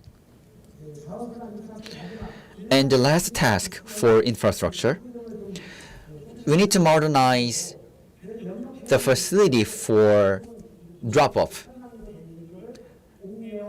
Currently, there are some outdoor drop-off hubs, but we are going to build a new drop-off hub site. And recycling support center will be built more so that each village has at least one recycling support center. And when it comes to carbon neutrality industry, we should formulate circular resource innovation cluster. We should create an industrial complex so that clean PET bottle industry or waste plastics and pyrolysis and wasted solar panels and dead batteries can be dealt with inside the province. And next is about construction materials made out of incinerated ashes. So we are going to, we have received many applications from many villages as well. And next is practice resource circulation with our islanders and residents. And currently we are carrying out many projects as well. Upcycling center establishment and private-public partnership when it comes to resource circulation and resource circulation village establishment.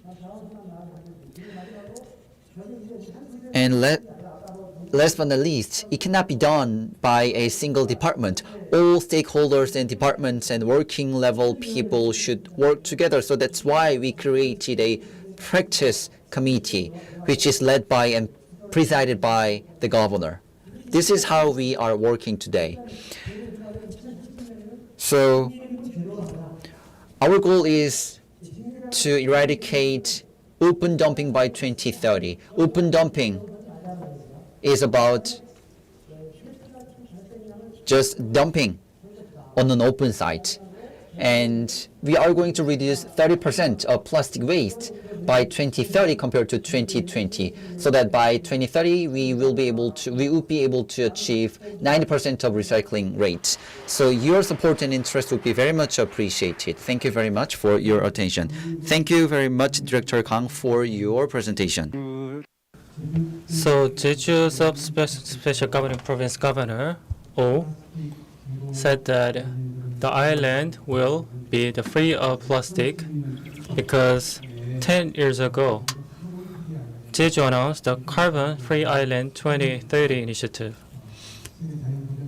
So the World Bioreserve Conference was held in 2010 on Jeju Island, and the Jeju able to made such declaration because Marado and Kapado, the two islands standing in the middle of the island, was selected as a demonstration project for the carbonless island. So that kind of small trial was done, and that demonstration was spread across the nation and suggested as the carbon-free island. As time goes by, carbon-free island or carbon neutrality emerged as the main global agenda, and Jeju, thanks to all the achievement accumulated, was invited to the P4G or COP conference to share the case examples of the island. Udo Island also started another experimentation to make the island free of disposable plastics. So zero plastic island, whether it is academical or non-academical, can be used as a policy aim. So the carbon free of plastic generation will be created going forward so that the plastic does not degrade the marine ecosystem or biodiversity or the health of human beings. So that kind of scientific verification is being tried on this island. Regarding this kind of initiatives, the island of the three no worries have been explained by Mr. Kang, and he said that his presence in this conference is the pride of the family. Please give him another round of applause for his good presentation. Next is from the Hawaii government regarding the biodiversity preservation, plastic pollution reduction, and the activities that has been done by the Hawaii government will be explained by Mr. Jeb Baxo, the communication outreach specialist. I think he's with us on the Zoom platform. Are you there? Yes, I'm here. Aloha kako from the island of Maui in the state of Hawaii in the middle of the Pacific Ocean, where right now it's almost 11 at night on August 3rd for me. But thank you all for your patience and attendance. And I will say thank you in advance to the wonderful translators, because although many Korean folks visit Hawaii, my Korean is not good. So we've heard a lot of things that I will repeat, but I hope I can give you some insights from my home and our state and some examples of what we've been able to achieve. And two insights that I've actually been able to glean from listening to our prior speakers. With that, I'll share my screen to show you some of Hawaii and what's happening here. I hope that, can you see that? Yeah. Oh, good. All right. Please. We sit in Hawaii. We are in the middle of the Pacific Ocean. Our state stretches about 6,000 kilometers. And so although we have only about 2 million people, we do generate our own plastic waste, of course. We also collect a lot of waste from other places in the world, unfortunately. And so please your presentation data. I can barely hear you.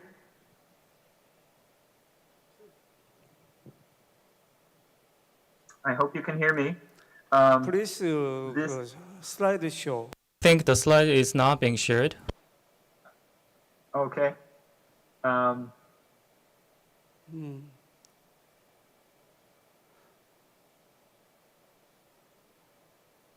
apologies. Just one moment. Please, full screen.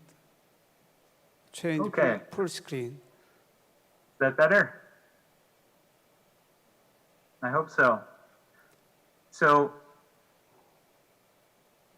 we share one ocean, all of us. So it's been great to hear how many people are working on this issue from different corners of the world. It gives me great hope.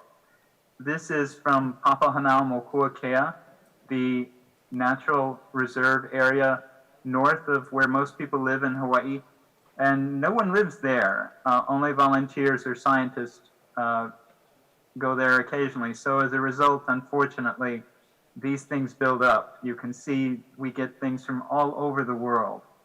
Just yesterday, a volunteer group reported that they took out over 1,000 tons, 3 boatloads of materials they had collected in the last 6 weeks of ghost nets and plastics from those shores, just from that tiny portion of our state. As we all know already, these larger pieces of plastic, things you can pick up with your hands, are dangerous to animals. They can maim them and change their growth, stunt them.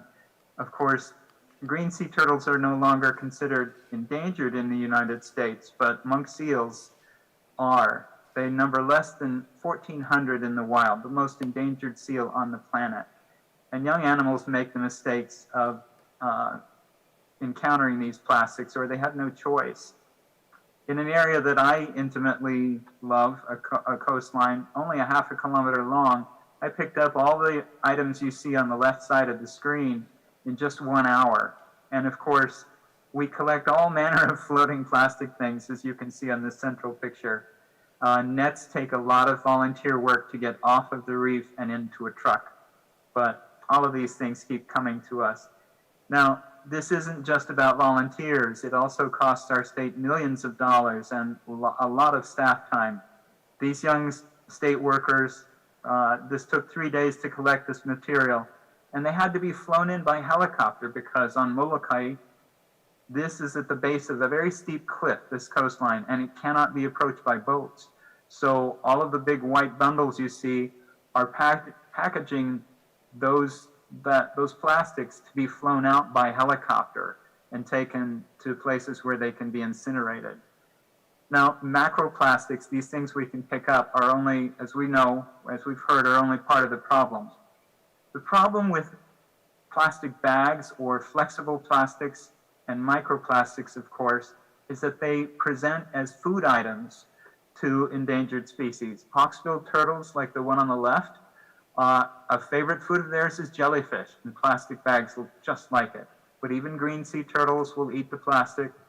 That's the plastic that was found in that 4 deceased green sea turtle you see on the right.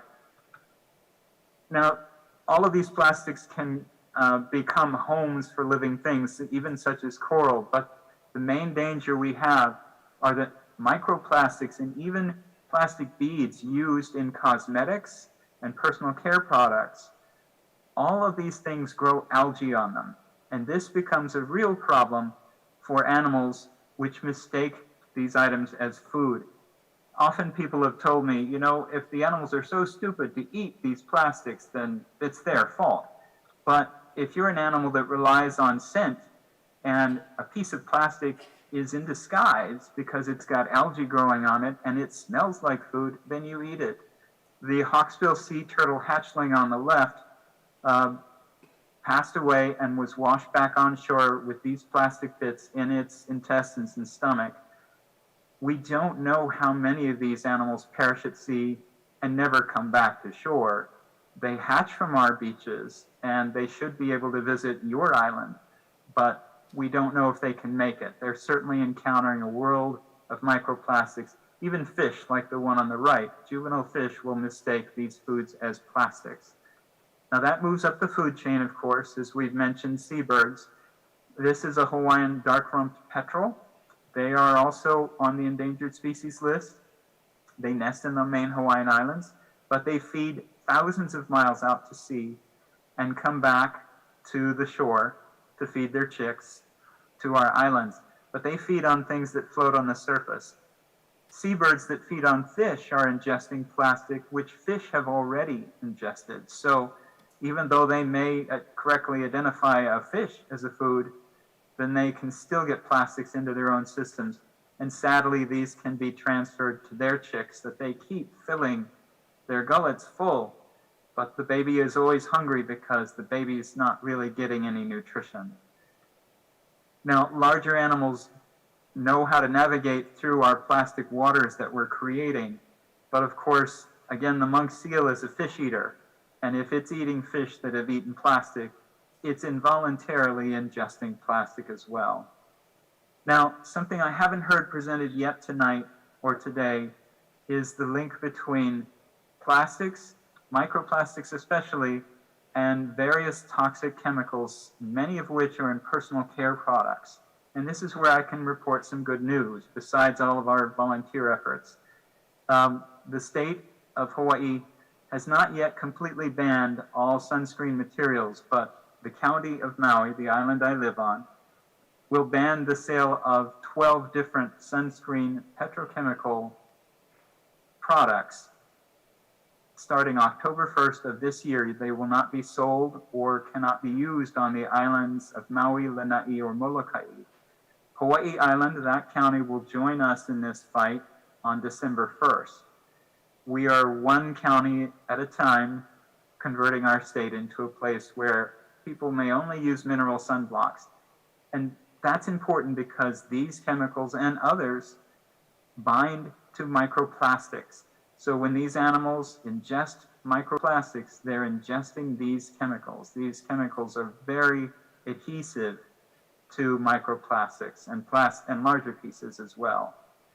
That means it gets into our food. This has been mentioned before, but I thought it would be worthwhile to show you the full cycle of how and why we are ingesting these plastics, and we are ingesting the chemical pollutants that adhere to these plastics. And this is one important point I wanted to bring up regarding comments I've heard earlier about education. I've met many people in the public who will say they're concerned about endangered species, but they're more concerned about their own food security, their own convenience. And while they think it's a shame that an animal that's endangered may go extinct, we can use the information to tell them that this isn't just about sea turtles and seals and birds. This is about our own food and our own bodies. And I believe as educators, we need to really increase that message so that people understand we are part of this food chain. And I will just close by saying, in Hawaii, we often give visitors a lei made from products or flowers or seeds we find in the wild. Unfortunately, this is the most common thing you find on our beaches now, our plastic bottle cups. And I tried making a lei of it, but I don't think I'll give this to anyone. That would not be very kind of me. But one other important lesson I have seen and heard today from this body of people is that Jeju Island is setting an example for the rest of its country. And when people come to Hawaii from other parts of the United States, they see that we have banned plastic bags. The last island to ban was Oahu.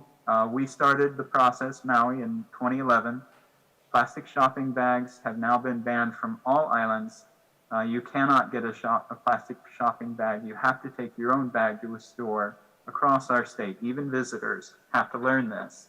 And we've also done that with polystyrene food containers. That was in 2018.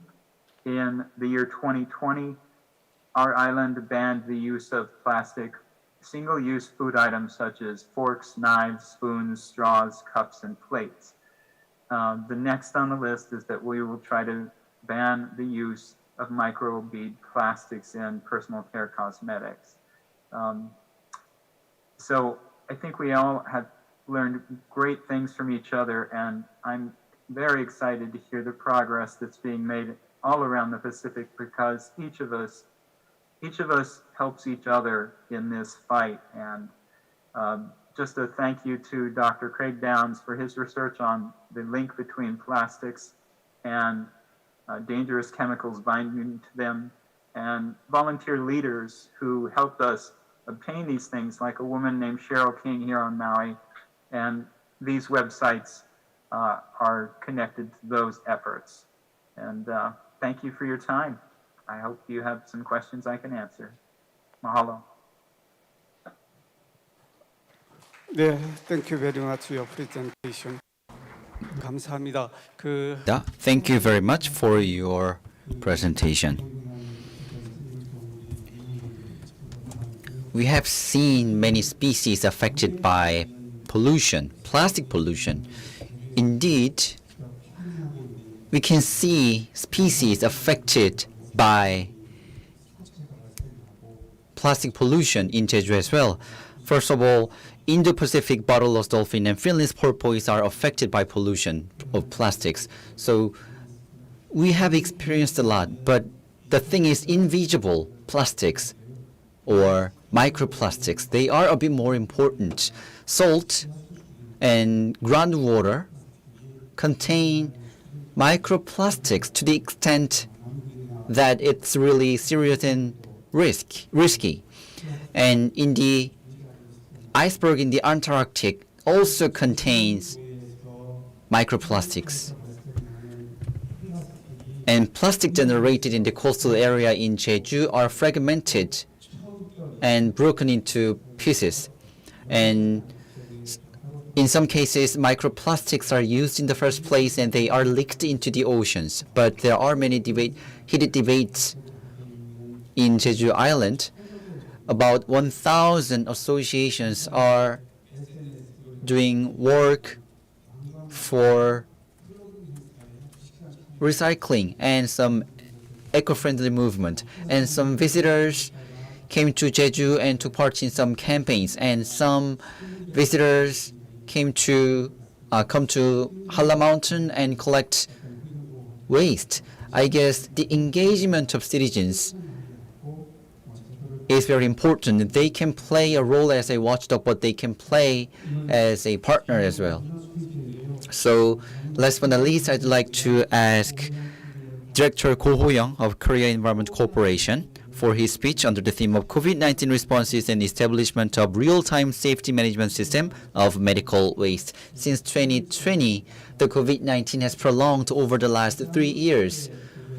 The biggest concern generated is about the volume of plastic waste generated. So please, Director Go ahead.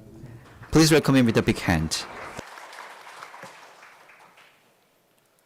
네, 반갑습니다. Ladies and gentlemen, it's my great pleasure to be part of it. My presentation is final presentation. Be relaxed because it was kind of the marathon-like forum, so please be relaxed. My presentation is about the COVID-19 outbreak and the waste generated because of the pandemic and how we have responded to this kind of medical waste and how safely we have managed the waste, medical waste. So plastic containers generated because of the COVID-19 has increased, and also RFID technologies are being used to track and manage the medical waste. So those will be covered in my presentation mainly. Dear participants, the medical waste are designated as a special waste because MERS or COVID, those kind of contagious disease, make the people who use the medical product transfer their contagious disease onto those products as well. So those kind of medical products are also called as contagious waste as well.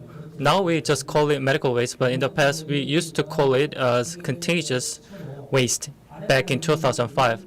So back in 2005, we put RFID tag to entire medical waste to track and manage the medical waste in a safe manner. And if you see the types of medical waste, there are 8 types.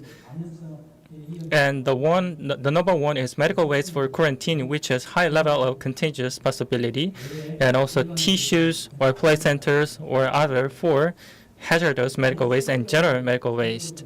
So let me give you details of the management process. When waste is generated, for example, if you go to hospital, you can see the syringe and the synthetic resin that cover the syringe, and you will find a red mark on it. So that synthetic resin is used for syringe, and the box next to it is the vinyl, synthetic resin vinyl. So those two boxes or vinyl are used to collect and seal the medical waste and put the RFID tag onto it. In the process of collection and transportation, everything is completely airtight sealed in this truck, and then RFID is checked once again to track the collection and transportation. Also, they are moved to 16 designated incinerators. When the truck comes in, RFID scan is done, and during the process of incineration, RFID tag is also used to track the incineration as well. So the whole process are tracked with the RFID system, and Olbaro, the public information system, online system, is used to track the waste management of hazardous waste, and those kind of information is being shared with each municipalities as well. After the outbreak of MERS in 2015, another outbreak came called COVID-19, starting from Wuhan region in China. So in 2020, the first confirmed cases was found, and January 21st, the second confirmed case was found, and on 27th, the fourth confirmed cases was identified to alleviate the disease alert level to warning level, and Central Disaster Management Headquarters started to do its work. So as of January 28th, COVID-19 special manual for the waste management was enacted, and the sixth edition recently came out. The main gist of the guideline is from the production, management, transport should be done within a day from the point of production. The existing regulation said that the waste management, hazardous waste can be stored up to 6 days or up to 2 days for storage and up to 2 days for processing. But because of the special law, everything that is related to COVID-19 should be done within a day, or preferably within a day, or at least within 2 days. So my institution also, to meet the requirement, decided to make some policies to meet the requirement of this new measurement. So actually there were 6 different kinds of medical waste codes, but we added 7th code for COVID-19 waste material. So we issued COVID-19 bar tag and added it to the existing database so that they can be used by transporters or waste collectors. So municipalities, co-ops were received that additional code within the 2 days from the outbreak of the alert notification.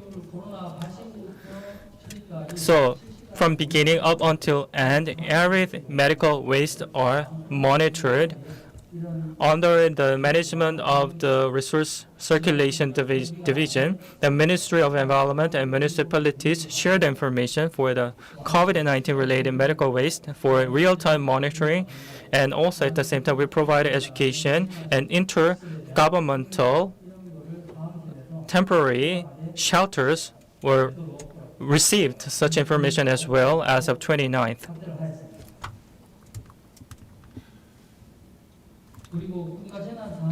Also, since it was a national crisis, we decided to put the management first, then approval. The existing waste management system tells that the producers, waste producers, when a new code is added, when the manager is changed, they need to apply for a change application, which takes 5 to 6 days.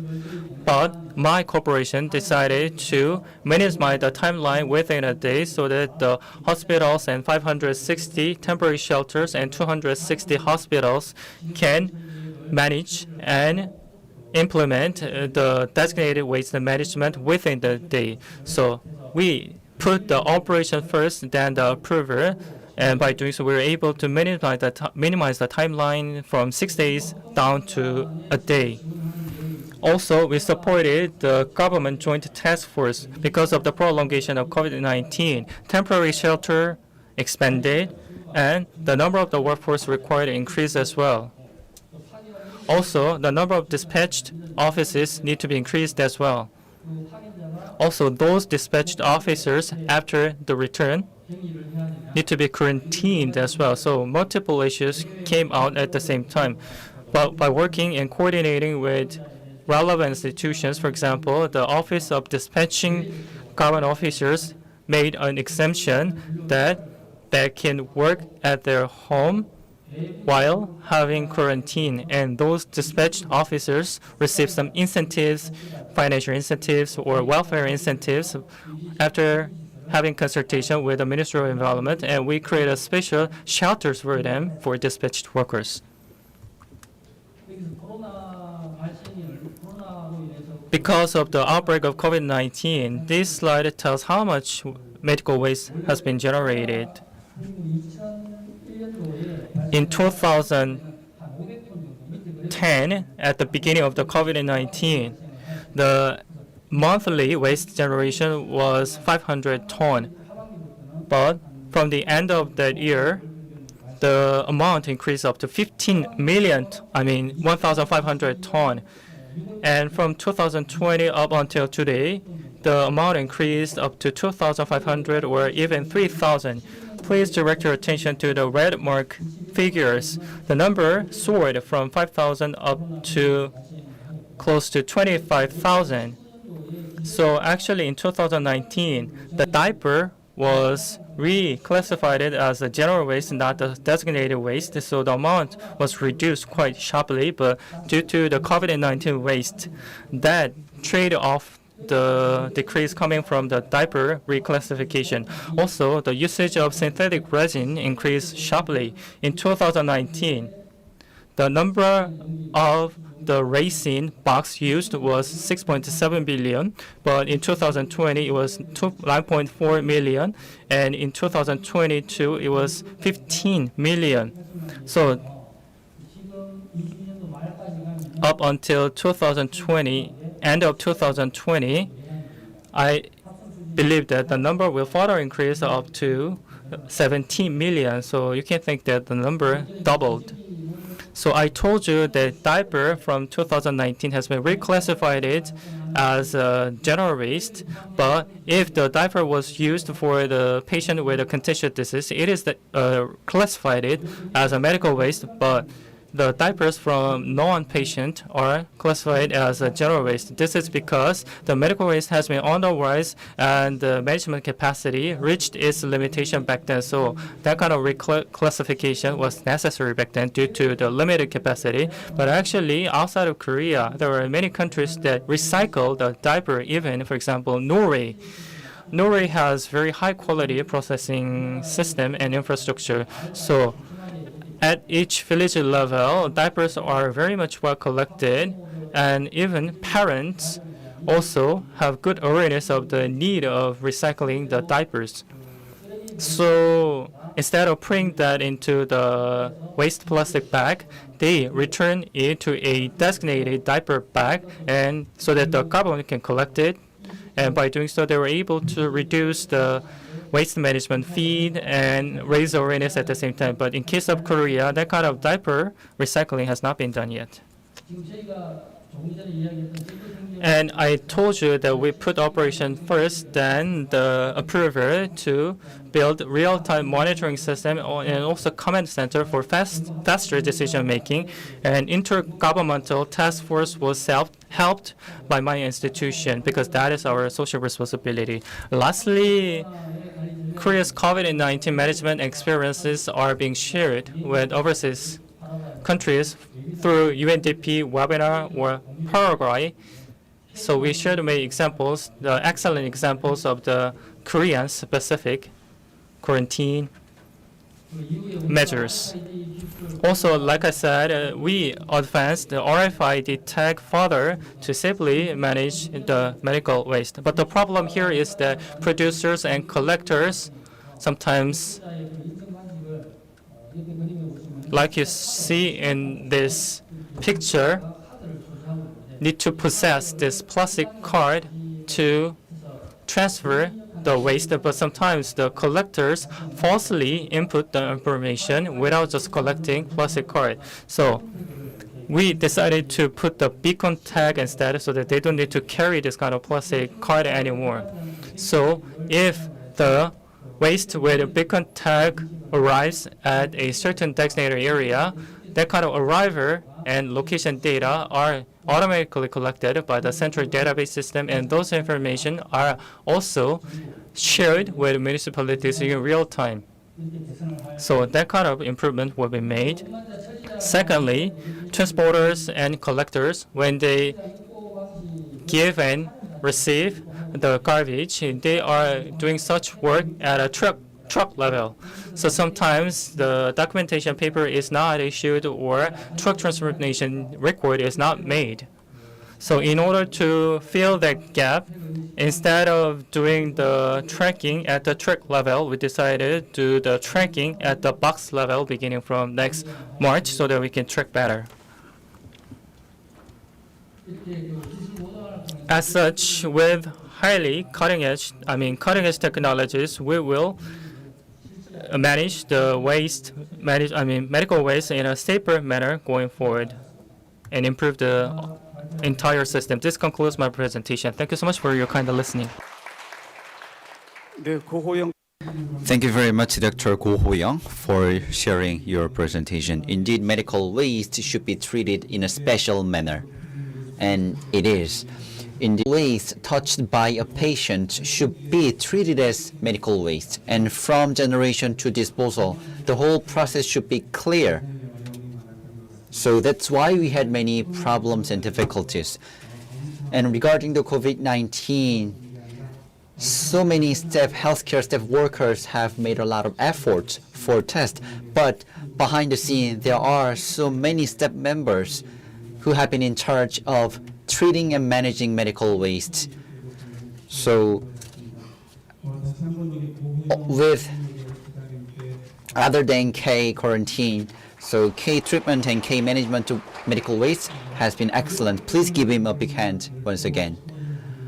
So treating and managing medical waste separately costs a lot, and its cost is 2 or 3 times higher than the treatment of other general wastes. And also separation of plastics from medical waste is also hard job to do. And also the UN suggests that we should create a proper framework. And currently many civil organizations and citizens have engaged, and as the Governor O mentioned, that Plastic Free Island 2040 initiative would be a meaningful starting point. So with this, we'd like to conclude the part 2 of the session 2, and Emeritus Professor Seo will wrap up the session 2's part 1 and 2. Thank you so much, Mr. Kim, and all the panelist members. Please give them another round of warm applause. Thank you so much. As you just said, now the panel discussion will commence, and the moderator, Mr. Seo, will come onto the stage once again to moderate the session, and also Ms. Dit Window-Weiser, please come onto the stage once again for the panel discussion. So we had 2 rounds of the discussion to talk about the plastic management, and also we were able to listen to many overseas cases so that we can make our planet cleaner and safer, and to make our planet free of plastic pollutions. So it is time for us to share our ideas wholeheartedly. And if you have any question, please leave your message in the YouTube chat so that we can deliver them to each presenters. Professor So, the floor is yours. It has been really long day because it is already 6:17 and this meeting is scheduled to be over at 6:30. So we have only 30 minutes for comments and discussion. So first of all, the second session, in the second session, many wonderful, excellent presentations were made. And in summary, knowledge, policy, and economy should be integrated to tackle challenges caused by plastic solution. For knowledge, measurement tools are very important, emphasized by speaker from IUCN, and also Dr. Yu from Ramsa actually showed us some real number of plastic pollutions pollutions in biodiversity, and also it is very shocking that the Lake Geneva has already had problems caused by microplastics. It is. I've been to Geneva many times, and I thought Lake Geneva is one of the most wonderful, beautiful lakes in the world. However, still Lake Geneva suffers from the problems of microplastic problems.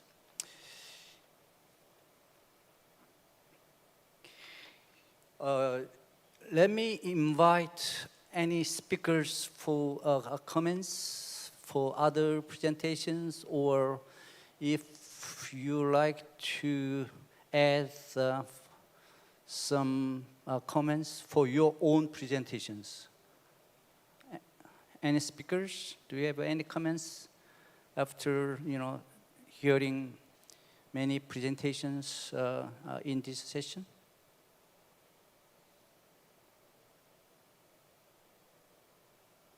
Well, then let me point out another thing. I think collaboration among stakeholders are very important, such as nation to nation. We should learn from each other, and also the local government should communicate with the national government to reduce plastic waste, and also public involvement is very important to implement. Miguel, you have some comments, so floor is yours. Miguel? Yes, thank you very much. Very briefly, thank you very much for this very good session today that I had the pleasure to participate.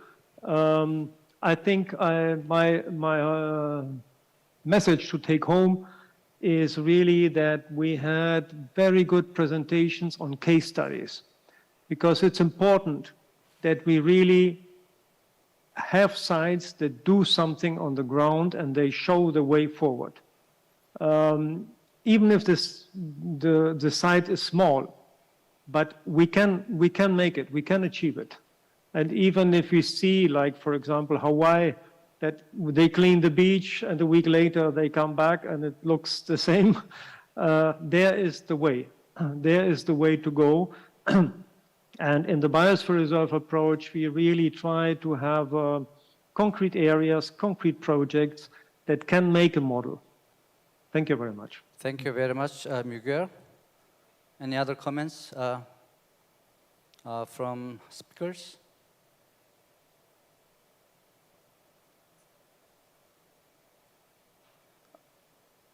Then let's move to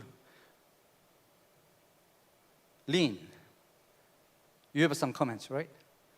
Lynn. Yes, thank you very much, Professor Se. And thank you to all of the panelists for the really engaging and interesting and reinforcing messages that we all shared, I think. It was very interesting, and I'm very honored to have been here today. I would like to just say that in terms of collaboration, to make your point, Professor Se, that the collaboration opportunities with IUCN, with ICLEI, with the other organizations that have presented today are, we have been doing a lot of this work together, and we'd like to continue, IUCN especially, expanding our collaboration opportunities with our Jeju Leaders Forum that is coming in October, that will be happening just a few months from now.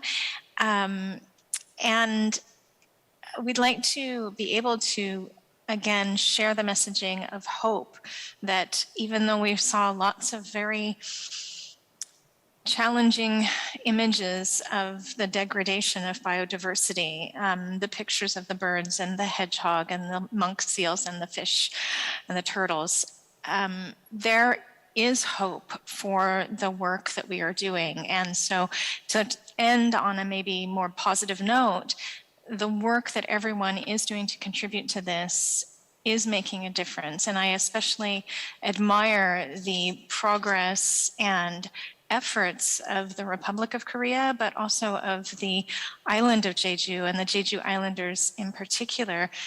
Your passion for conserving the environment and your efforts to use technology and innovation and the movement towards making a big difference to save our planet from the plastic pollution problem is actually super inspiring. And so I really hope that people leave here today with a feeling that they are empowered and that we have hope for the future with the coming global treaty, with the local efforts, with the national efforts, et cetera. So just to say the collaboration is key for multi-stakeholders from everybody's point of view, and also that we do think it's possible to solve the problem that we created. So thank you. Thank you very much, Lynn. I agree that the collaboration between among organizations is also very, very important, and also collaboration between organizations and states or organizations and local government are also very, very important. Yeah. And the Jeju actually is proposing to have a World Leaders Conservation Forum, which will be held in October, I guess, this year, which is organized by close collaboration between IOC and Jeju, and also the Ministry of Environment of Korean government. So thank you very much for your comment. And any other speakers? Well, since we do not have much time to finish this meeting, are there any questions from the audience by YouTube or?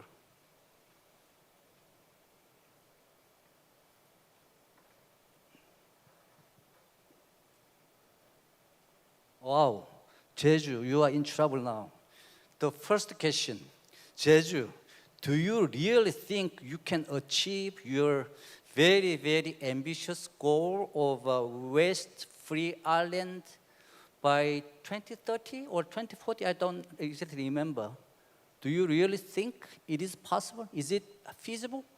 That's the first question.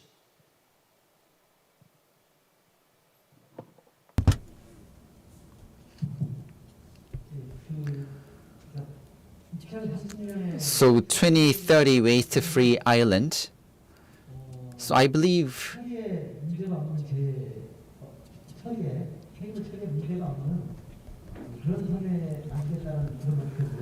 that is the goal, to create an island where there is no treatment. So I guess 2040 goal is the same.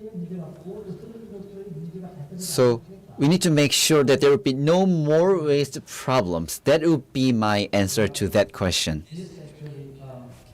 Is continued by this second question. I will understand that the establishment of policy is important, but who is going to practice this policy? The public.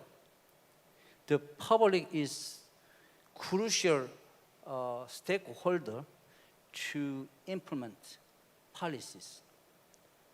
Do you have any idea how to have public aware of this problem, or how do you have any plan on public education?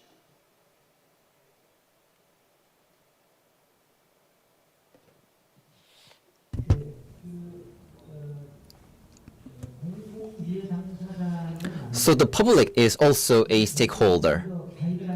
Indeed, the public should provide guidelines. And also other panelists mentioned that the private and the public should work together, and we need to educate at school. And separately, we are currently preparing for environmental education courses. And among 10 tasks, the last one was about PPP, private-public partnership, and I talked about we are currently preparing for education for environment. That's how we are working today. You actually briefly mentioned that Denmark is proposing similar target, which is reduction of plastic waste by 45, 35, 55 until 2040 or something. I don't remember the exact number. What is major political processes to achieve this goal to the, by the proposed year? Yes, so the number was 55%, and I was wondering a bit about the differences of the numbers, and I checked it up. So I think it's important to say that the goal is that 100% of any plastic being marketed and sold in Europe should be reusable or recyclable by 2030. Another thing is that the amount of plastic waste should be reduced by 50% in the first place. So when we then calculate that 55% should be recycled, we're already talking about a smaller amount in total, out of a smaller amount. So how is this being implemented? This is an EU regulation and an obligation, a minimum obligation. But what it does is that it creates the foundation to allocate the funds, because we say implementation is the key. Implementation is infrastructure. It costs a lot to build new facilities. A recycling station today can cost several hundreds of millions kroner to implement, develop, test, and get these recycling technologies in place. So the implementation is about allocating the funds. It's about mobilizing. It's about creating the incentives. And at the end of the day, I can say that in Denmark, we as citizens pay our waste fee is directly related to the cost. So as soon as we get the incentives, as soon as we can incentivize also at the consumer level, also at the individual house and apartment level. The cleaner your fraction, the cheaper the cost. We need to work with the creative mindset of how do we get people engaged.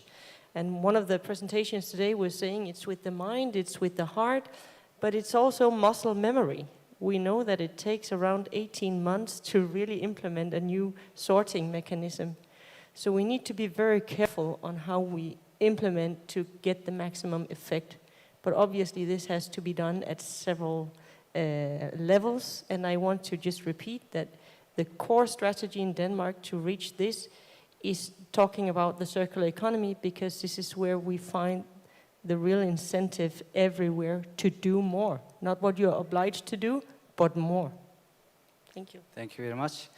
Well, whenever we are proposing a certain number, like a certain percentage, as Lynn suggested, measurement tools are very important to estimate, how we achieve certain goals. That's what I think. Actually, there are a long list of questions here, but let me have last question from the audience.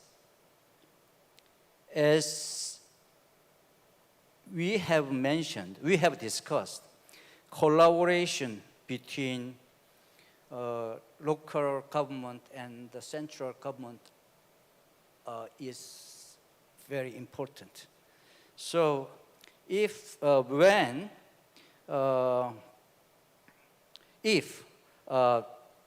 Jeju province is proposing this very ambitious target of 2030, the central government, the Minister of Environment of Korea, how are you going to support?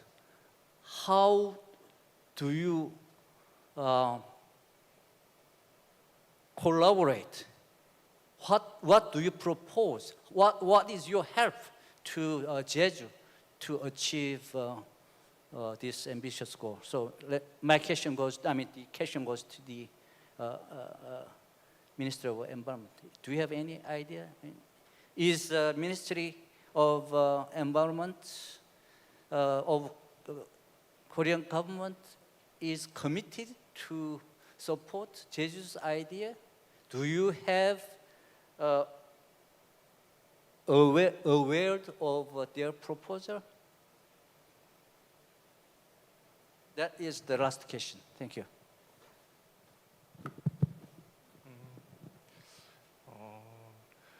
저희 환경부에서 Actually, my Ministry of Environment recognized the effort of the Jeju Island for plastic-free island and carbonless-free island. Of course, we recognize it.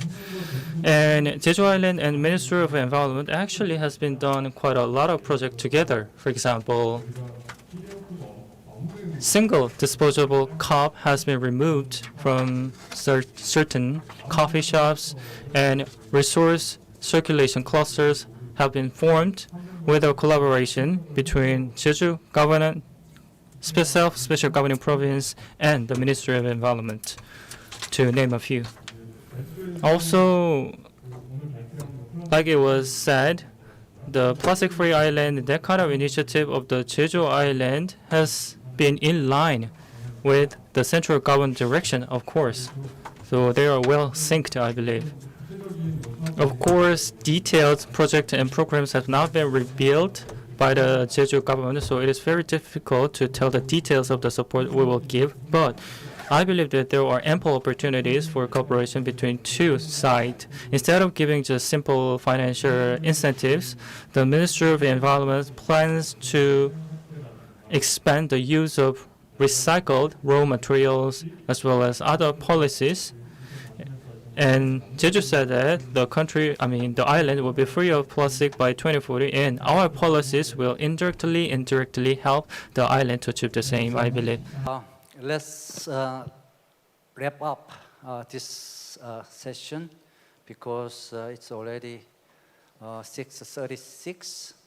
So first of all, I would like to thank all speakers for your attending this meeting by presence, insight, and also who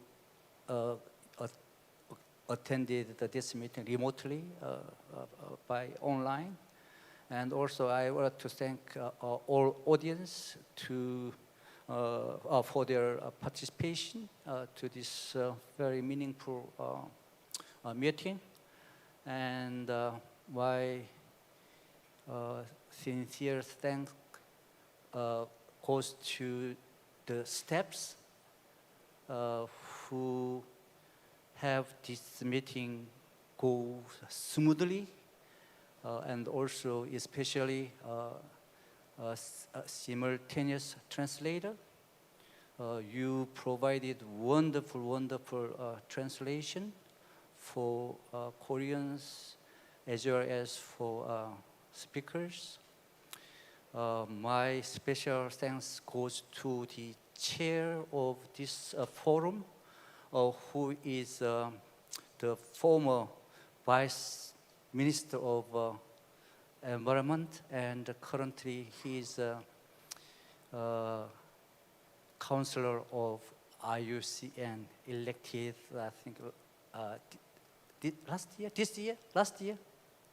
last year. So can you give your final comments, or do you have any? Can I invite you for the final comments for this whole meeting today?